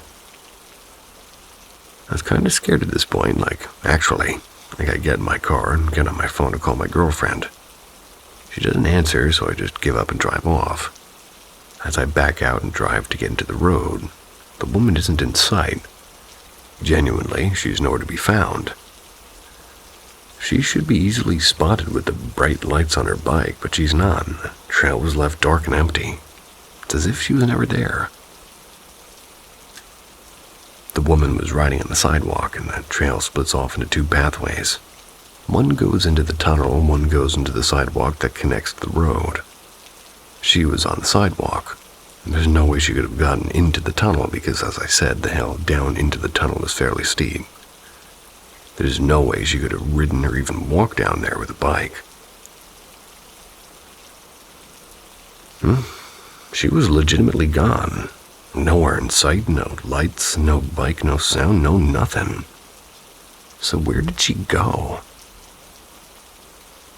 So, can somebody give me an explanation? Was it just some girl genuinely going home, and did she also have a cat named Sylvester? And if so, how and why did she disappear? Also, why was she dressed like a 60s hippie? No shoes, floral dress, long ratty hair. I'm genuinely pretty stumped. I have no other option but to come here and ask for an explanation. Do you guys think this was a ghost or just a very odd and strange coincidence? Are all ghosts bad and scary, or Was this just some weird sighting or encounter? I don't know what to think. I'm not lying, she was nowhere to be found. That's what's so strange to me. The same cat name was strange and the outfit, but the strangest part was she was gone in an instant. Somebody please tell me what happened to me.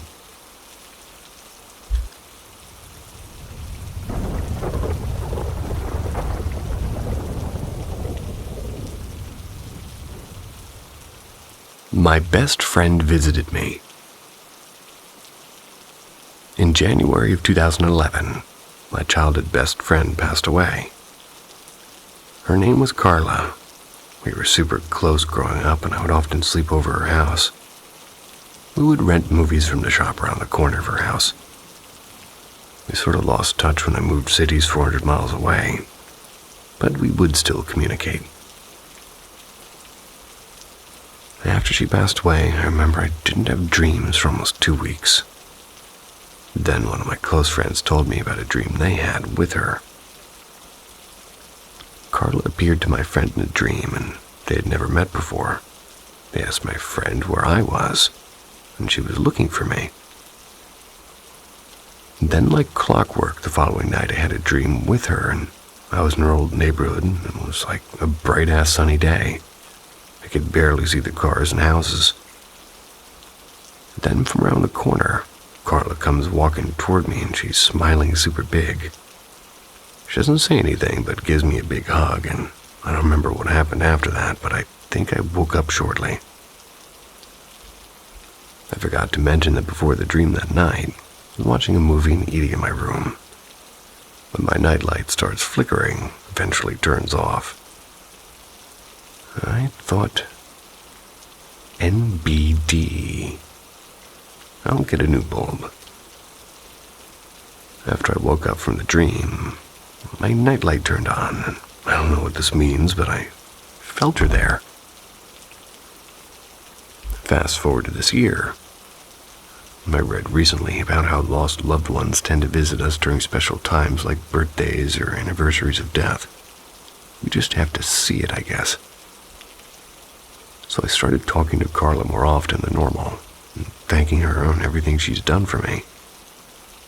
Her birthday was coming up, being March 3rd. And on March 1st, I'm in the kitchen washing dishes when I thought to grab my phone so I could listen to my podcasts. When I walked into the living room, I got a huge whiff of Carla's house. It was unmistakable. You know when certain people's homes just have a smell, like not necessarily bad, but just a certain scent? I smelled her. Couldn't believe it, I almost cried, but I acknowledged her presence and I said, "Thank you for visiting me." On the morning of March 3rd, her birthday, around 5 a.m., my boyfriend and I got woken up to the sound of something small that fell. It was coming from the kitchen. He got up to investigate, thinking maybe our cat dropped something. Found out it was a little wall sign that we have in the kitchen that says, "I love you more than bacon." It's been there for almost a year.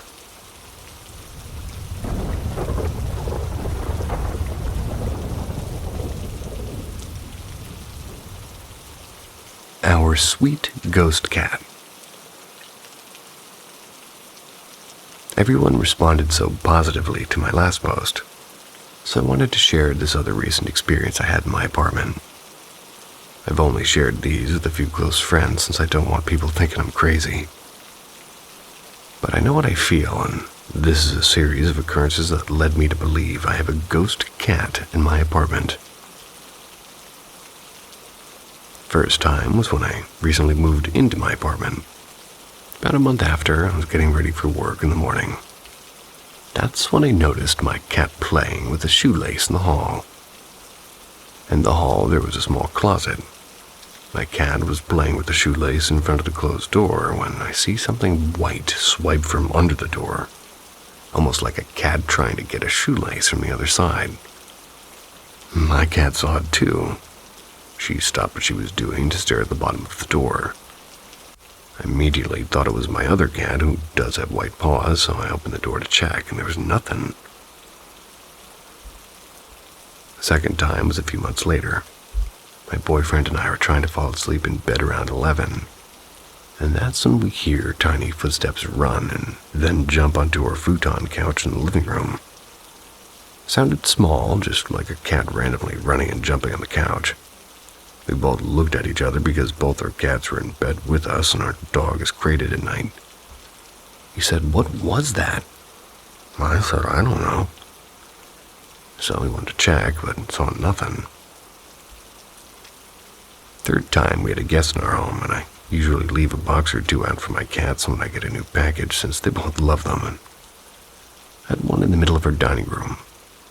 My friend, my boyfriend, and I were in the living room watching a show.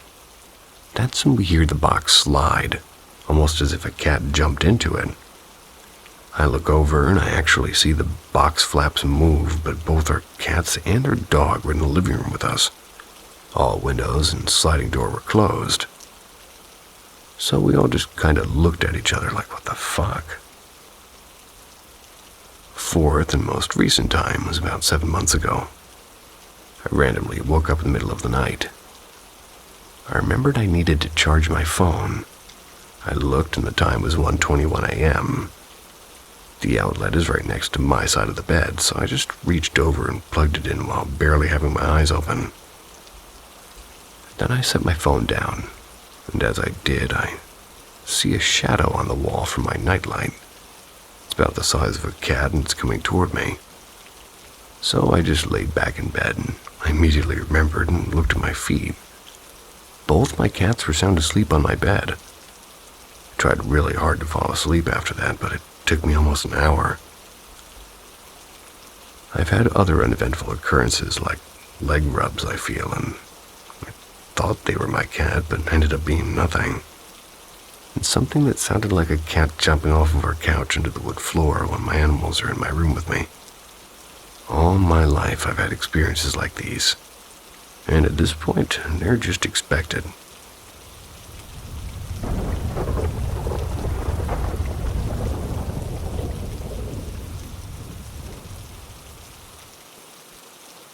Living on haunted land.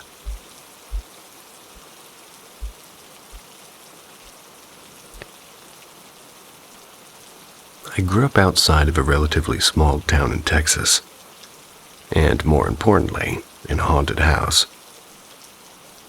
Well, to be more accurate, on haunted land, and I'd like to tell a few stories as well as my own experiences. Now, a little background which gives some context to why I say land instead of just house.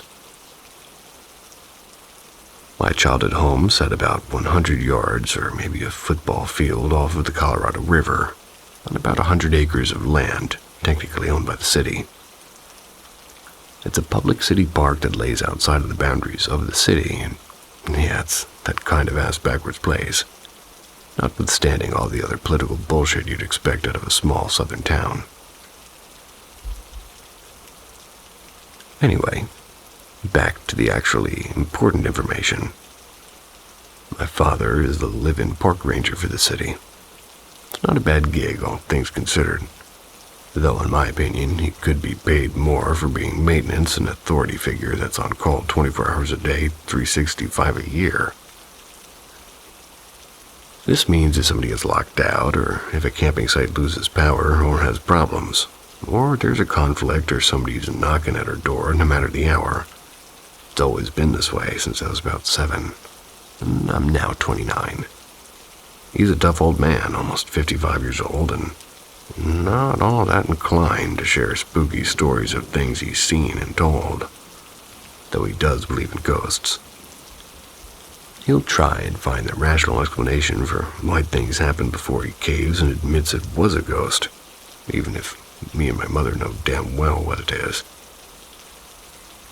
Now, I give this background because it's important to note that when things go wrong, he's usually the first person on the scene. This includes the time we had some jet skis explode while father and daughter were riding them. They were fine, thank goodness. Geez. Alligators roll up on a campsite. Personal disagreements and people trying to be sneaky and not pay by showing up after dark. People doing illegal substances or trying to get freaky in the backseat in the rough camping part of the park. And of course, being right on the river, drownings. For some reason, people love to drink and swim, and somebody drowns about every 3 years minimum. Or actually due for another drowning, following the pattern. I don't hope people drown, but the memory of the last ones, they don't seem to stick as long as they should. Anyway, Dad's usually the first on the scene, either to try and help the people or to direct the ambulance and the police. And eventually, they search for the bodies, and most appear after about a day. One took 3 days, and Mom said that's the only time she's seen Dad truly disturbed. It's not a fun part of the job. Dad dreads summer and spring when people start coming out and acting stupid. Please, please do not drink and swim if you're, especially if your kid isn't a strong swimmer. And even if they are, please put a flotation of some kind on them if you're swimming in a river or a lake for your sake and everyone else's.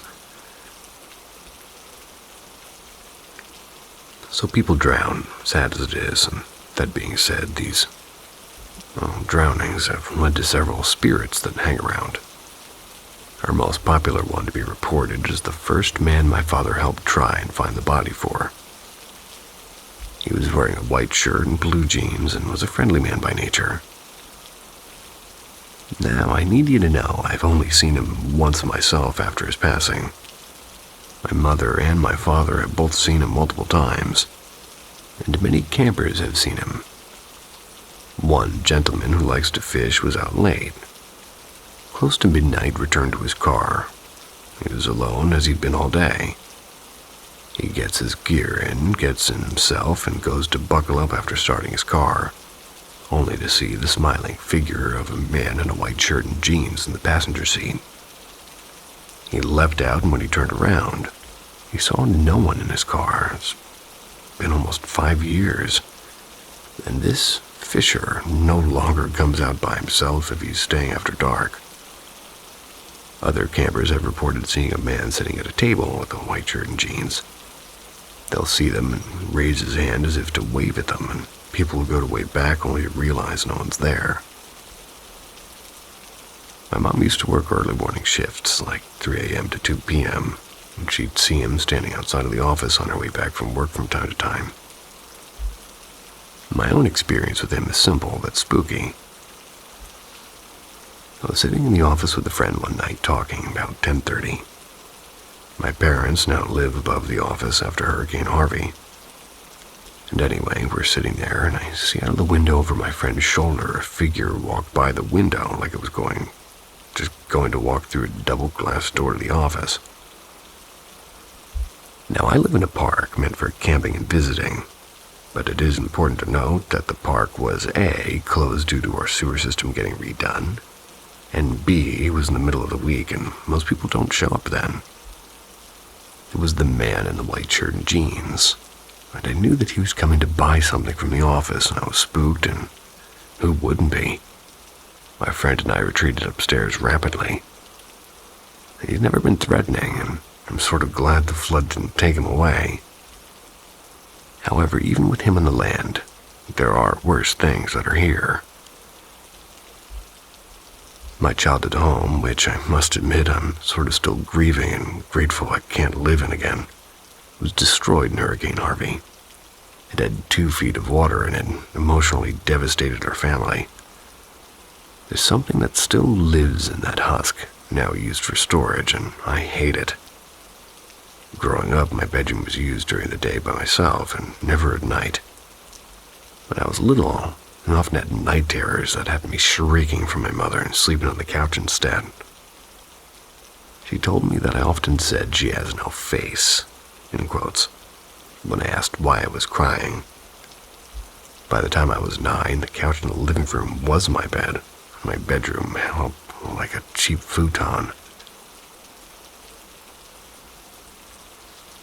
The feeling of being watched, of something standing behind you, was and is overwhelming, and I hated it.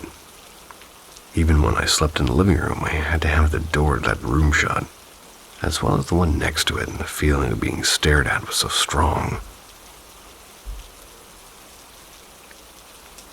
We had a door to the garage at one end of the living room, and one doorway to the kitchen.